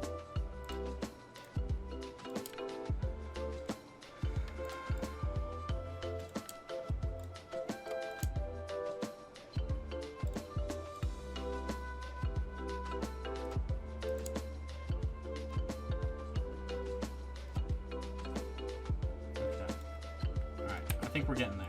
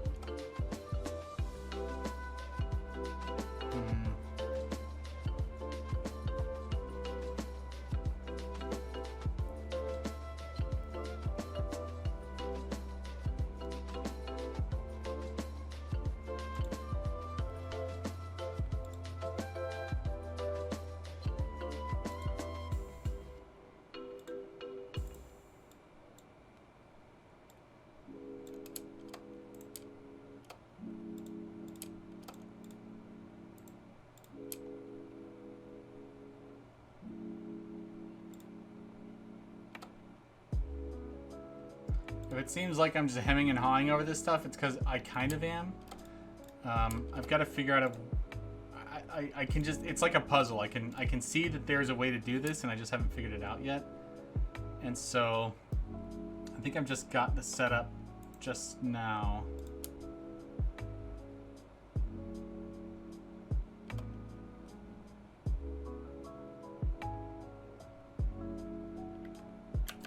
Okay, so let's run through this as a thought exercise. So you enter here. There's a gate on your left and right. You might be able to make out the edge of a chest on either side. Let's go ahead and put a light source next to each chest.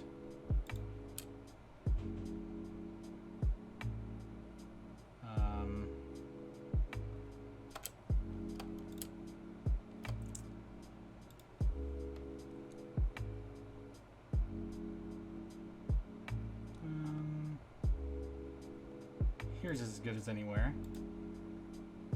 Direct some player attention. But as you enter, there's nothing preventing you from leaving. There's just no benefit until you go through these rooms on the end. So as soon as you walk through, the gate closes behind you. And you can walk around here. You can even get the contents of the chest, but you can't leave. So we walked in here. We came in. Let's put a lower ceiling here. You look left and right. You might have to make a decision about which way you want to go. And then you enter. But as soon as you walk here, the door closes behind you.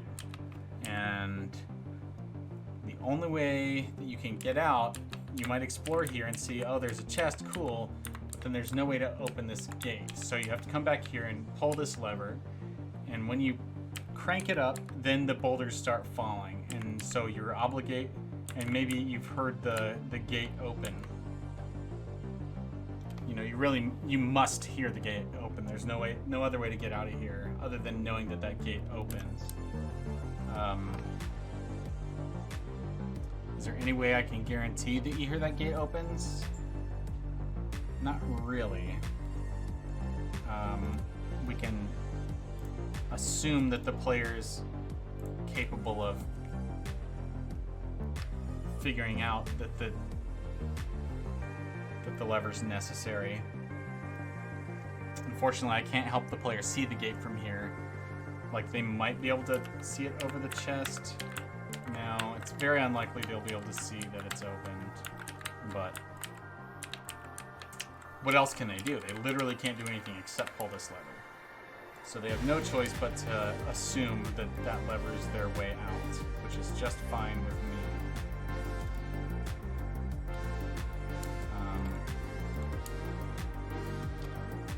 And then let's get cracks. Put a crack on this one, put a crack here. Okay. Go through here, and now they're here, and they may know that there's, oh, you know what? I need to block, oh gosh. That chest is too grabbable.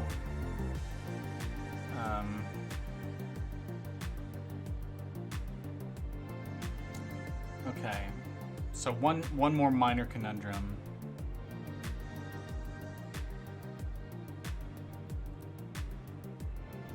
Can put a blocker here, but that would prevent the boulder from falling in, so I'd have to delete the boulder trap. So there would be only 2 boulder traps instead of 3, which would make it substantially easier to get through.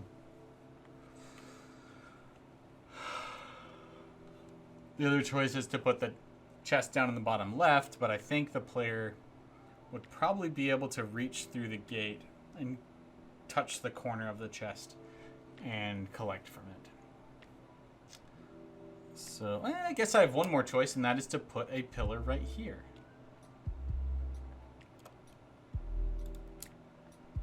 That requires no compromises on my part, and I'm going to do it.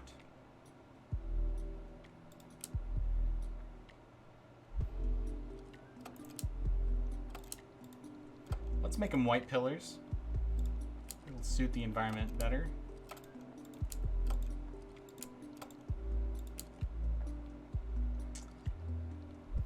Okay. I guess to that end, we can make all this gray right here and here.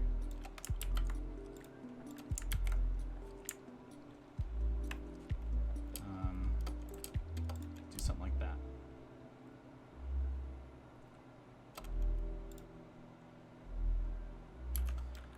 Okay, all right. One last time, you go in here. What's in this room? Absolutely nothing. You may see these tracks and be like, what the heck is up with that? We have a problem though. You can also reach these levers. So we need another pillar. We might just have to make the player blind through most of this. Okay, so this way they can't reach the levers.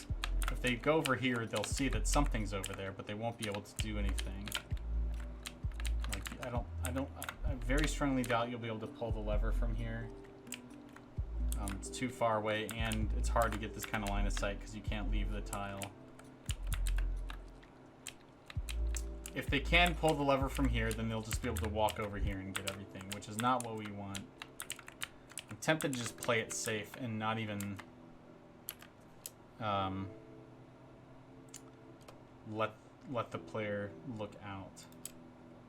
Like, I kind of hate that, but it is the most reliable solution to the problem. So you enter the room and you're completely ignorant as to what's going on until this locks you in. And now you have a puzzle on your hands. You know,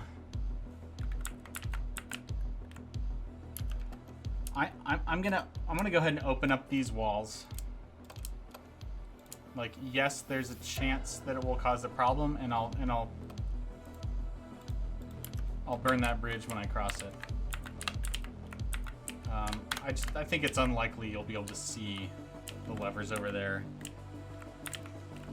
So I'll just have to test it. The first time I test this room, I'll be able to tell if it's a problem or not, and then I can fix it just by making it a closed-in bridge. And that's what we'll have to do. I don't have another choice. So, all right. We've modified this room greatly. We've gone through multiple iterations, but I think I've come up with the most... Dude, there's so much content packed into this that it's a puzzle trap treasure room that you can do twice in a single sit down. I mean, that's pretty cool in my opinion. Of course, you can bypass a lot of it with the open spell, but hashtag YOLO. Whatever, dude. It's fine. That's why the open spell is OP. Okay. Save as D. What was C? Oh, I need to save over. I need to save over C. Okay, we're saving over C. Attributes C. Okay. File. Save as C. Okay, and our B was the arrow trap. Our A is obviously the boulder trap right as the room greets you. And that means our D can afford to be something dramatically simpler. In fact, I was just about to do this. I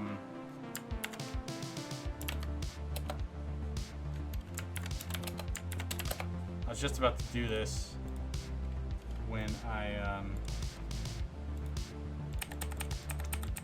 was inspired to try to make it so the player could do this room twice. Got an idea in my head and I couldn't let it go. Okay. So, honestly, my simple idea for this room is that it can just be a simple room to explore through. And that's that. You go out the other side if you want to. I could have levers on many of the exits so that you can go. You can exit through any direction you wish.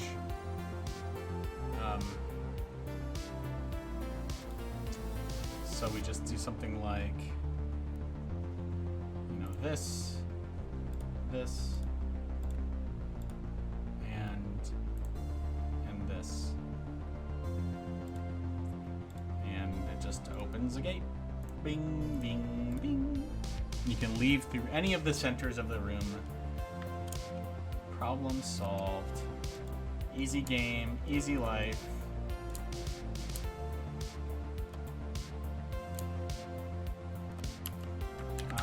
We can make this room a little bit more hospitable.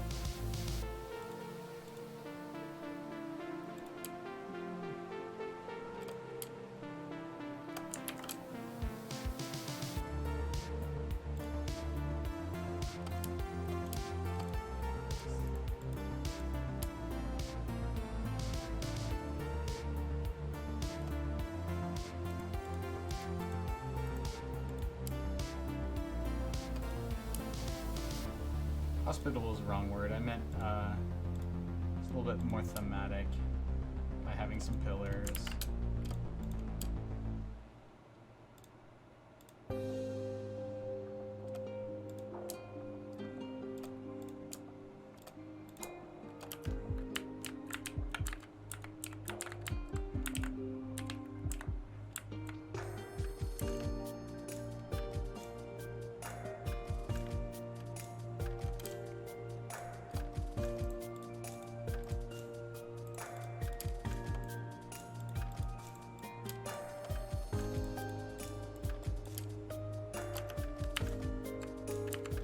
Player's very likely going to approach from the front, so I think this is fine to make it feel like this.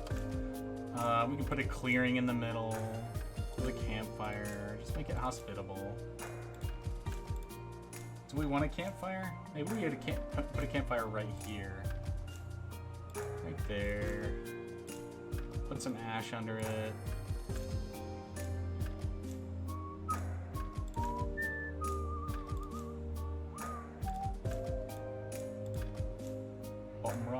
Bottom right. Edges. Little clearing. Palette. Left side is the best side. Top. And then finally, center, we'll use a stony. Boom.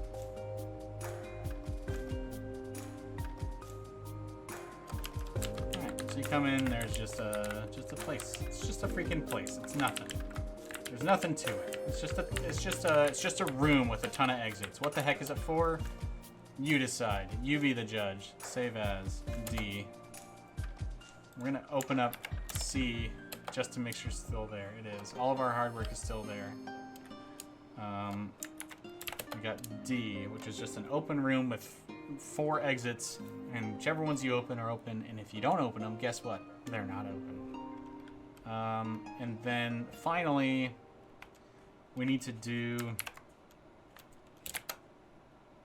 a 4th variant, or 5th, depending on which ones you count. And what is that one? Maybe we split the room into 4 parts. Maybe that's what we do.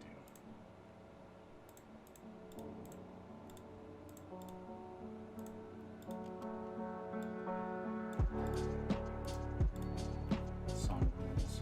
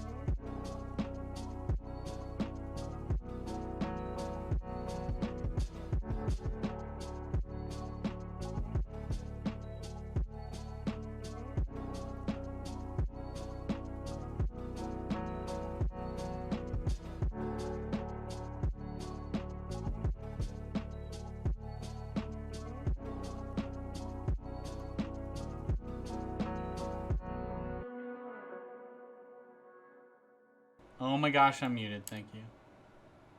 Yeah, it worked out great. I've been, this is, I think, literally the last level that I need to do before I'm done with all the levels, and then I probably have a half hour to test after that, depending on how fast I do this. So, it's kind of a matter of what I want to do.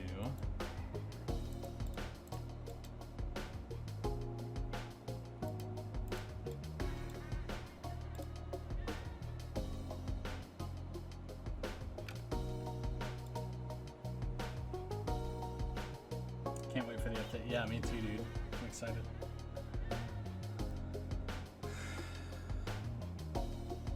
So, I guess, I mean, I can just make this a bit of a maze and then have something automatically open all the doors so that it's just like a maze that you can discover and use to help navigate through spaces. I kind of want the center to be open.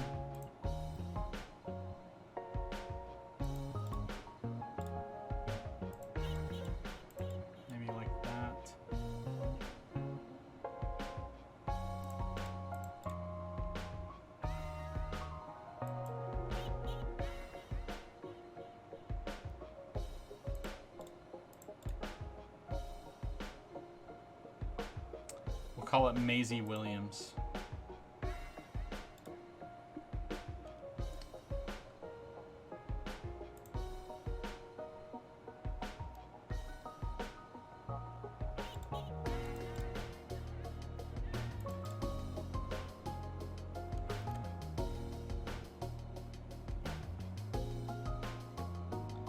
Okay, so let's think about the implications of this shape that I've drawn.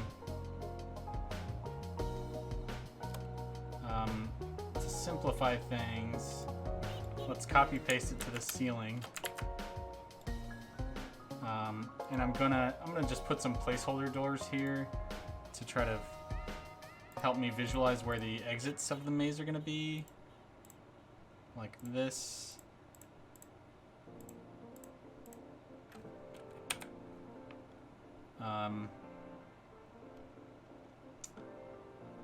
And then we'll make this the roof.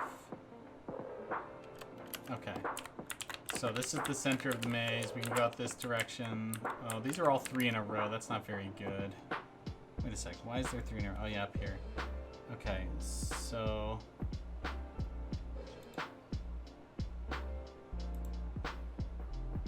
we would do something like this. And then cut this off here. Or here. I think.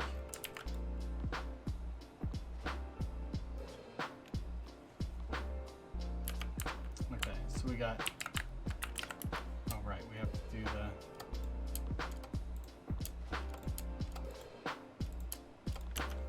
okay, so we got 2 exits here.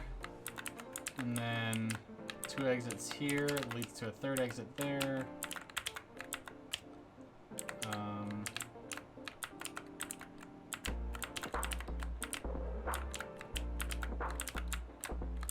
I don't know. It's not awesome, but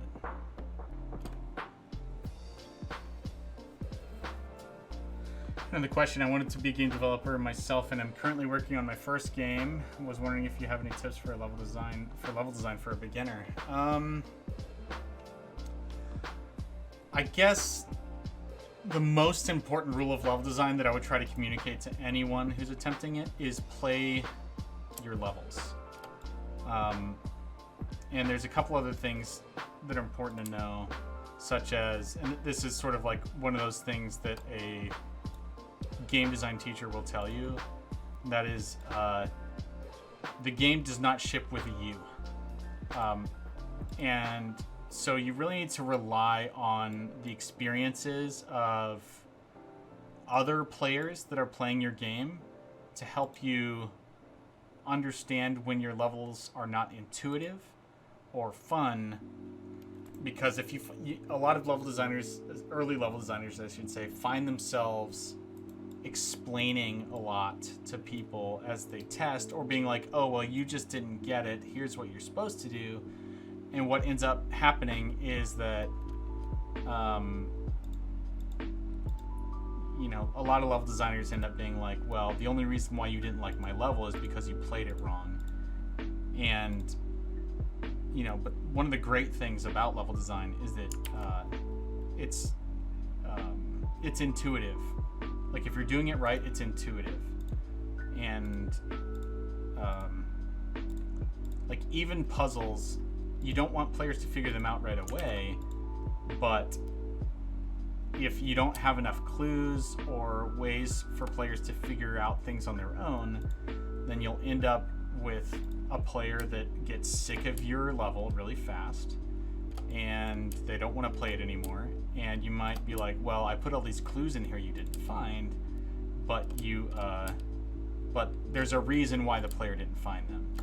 And so it's actually one of the hardest things to practice as a game designer is not commenting. So like, or not providing help to players who are like they're trying to enjoy your level, but it's too hard for them to figure out or whatever. And so you're going to be tempted to be like, oh, all you have to do is this. And they'll be like, oh, okay, awesome. That doesn't make sense. I'm stupid. Thank you. But that will harm you and your playtester in the long run, you know, like, because when you provide help, you're not giving them the opportunity to figure out things for themselves, and it's sort of like forgetting that you're not going to ship with the game. Like your player needs to be able to be independent of you, And so if you think your levels are ready, if you've played through them and you believe in them, and then you give it to somebody and it stumps them, you need to just be patient and watch, you know, why can't they figure this out? What could you do differently that would help them get on the path to having fun with your game? So I guess that's a long rant about more generally feedback and how to make good use of playtesters' time so that you and your game get the most out of it, because it's an extremely valuable resource. And once somebody has played your game or your level, they can never play it again for the first time. And so you really want to try to milk it as much as you can. Now, by observing, if you're able to discover that, oh, you know what, I really messed up, my level sucks, and you want to get them to the next stage or the next area of your level or whatever, then, you know, of course, at some point you got to step in so that you can continue getting good feedback from somebody. But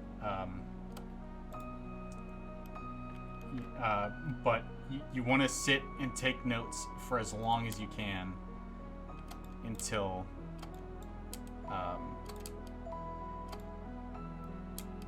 you sort of exhausted the useful feedback from players, and say things like, "Can you explain to me what you're thinking right now?" Or "Tell me why you made that choice." And then you can get in their head a little better. Not a rant at all, just solid advice. Well, thank you. I'm glad that's helpful for you.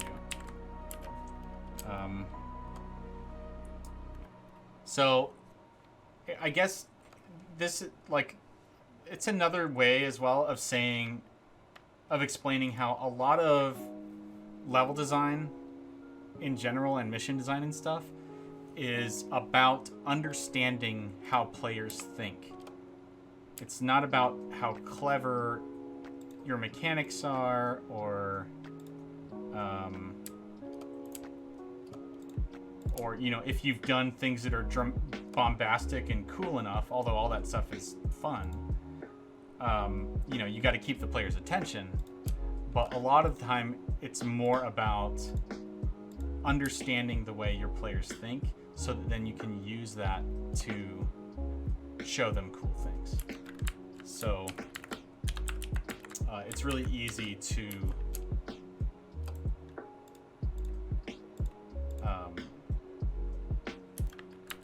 sort of get caught up in your vision about what you're trying to make them do, and forget about that, you know, they're just trying to have a good time, and it's your job to just provide an environment where that can happen.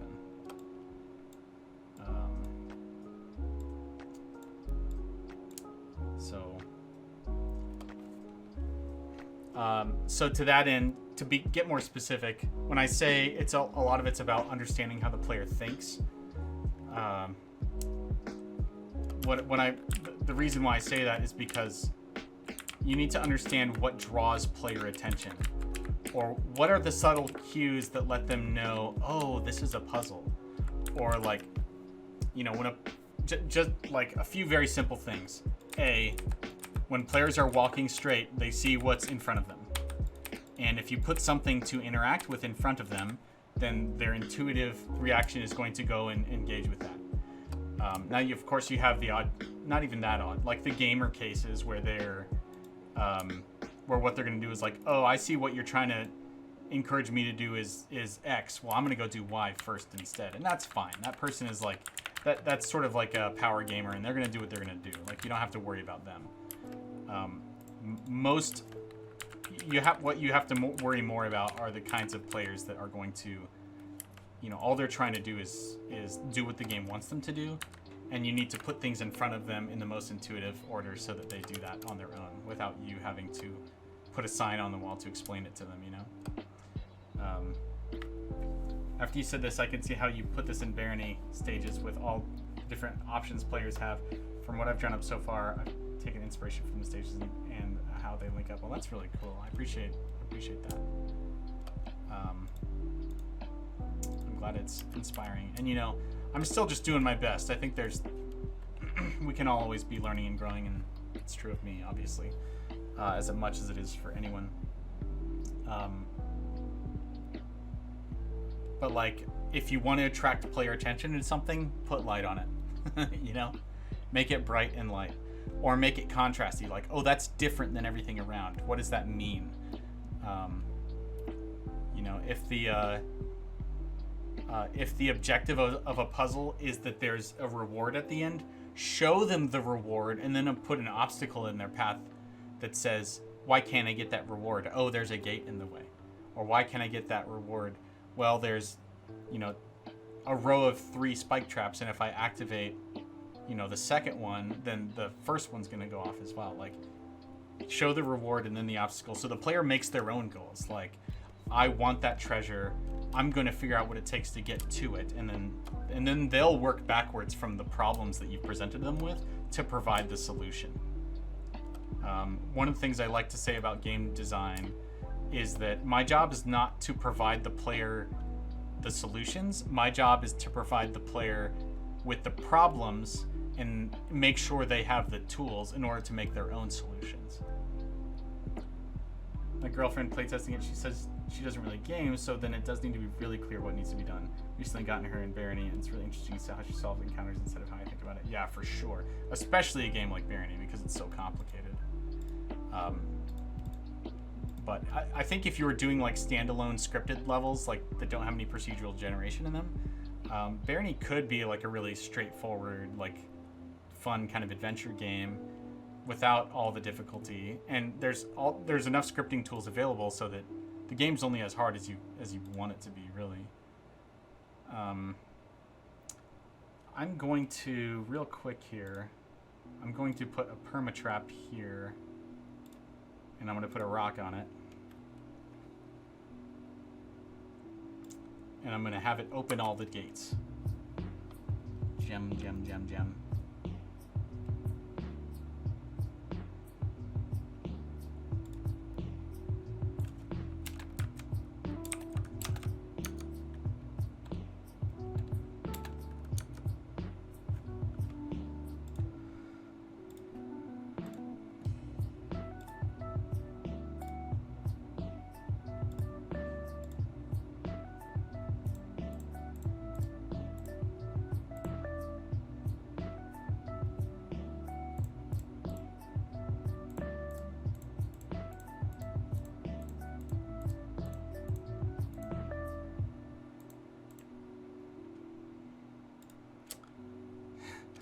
So now when this room spawns, all the gates are going to be open by default. And they can never be closed because this rock is on it. And it's a permatrap. Okay, very silly, but it should work. Making them work backwards. All great advices, thanks. Well, it's my pleasure. I love game design and I'm always learning. There are books out there, if you want to read, that can help with sort of design, like the principles of design in general.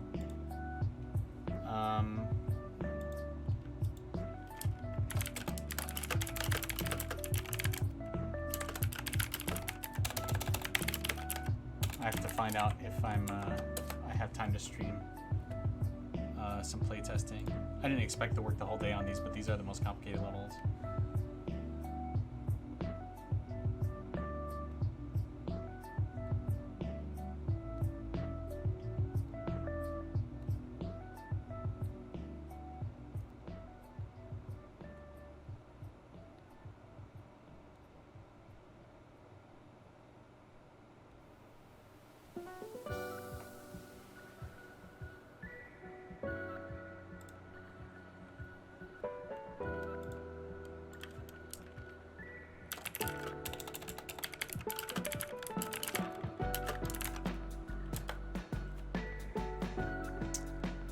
Okay. I think I'm studying in school next year, so in the meantime I can make something as a start. Here, I have, let me show you some design, or share some design book titles that I just have on my phone through Kindle. So, A Theory of Fun by Raf Haster. The Design of Everyday Things. The Design of Everyday Things by Don Norman. Designing with the Mind in Mind, and Rules of Play. These 4 books have like various practicality depending on your interests. Like The Design of Everyday Things is really about user psychology and understanding how people intuit things natively, no matter what the thing is. And so it's a very general book about designing things for customers, whether they be levels or door handles. Like it just getting into the mind of your consumer is so useful. Designing with the Mind in Mind had a lot of interesting specifics. That was The Design of Everyday Things by Don Norman. And that's very well known. It's like in most college design classes, it's like the first book they make you read. There's one called Designing with the Mind in Mind by Jeff Johnson. And that one, if I'm not mistaken, yeah, I think that's the one that really felt like more practical about games specifically. Like they have specific examples about games that might, if you're really looking to dig into games specifically, it might be more satisfying to read. Even though the Design of Everyday Things is like more foundational knowledge. If you're really hungry for game specific stuff, then Designing with the Mind in Mind might be more enjoyable. Yeah. And then, yeah, I'll leave the other. I think those are good too to start with. But yeah, let me know if you read them. I do have a little bit of time, so I'm excited. Here, let me quickly back up my work. Maps. I don't love you like I love you.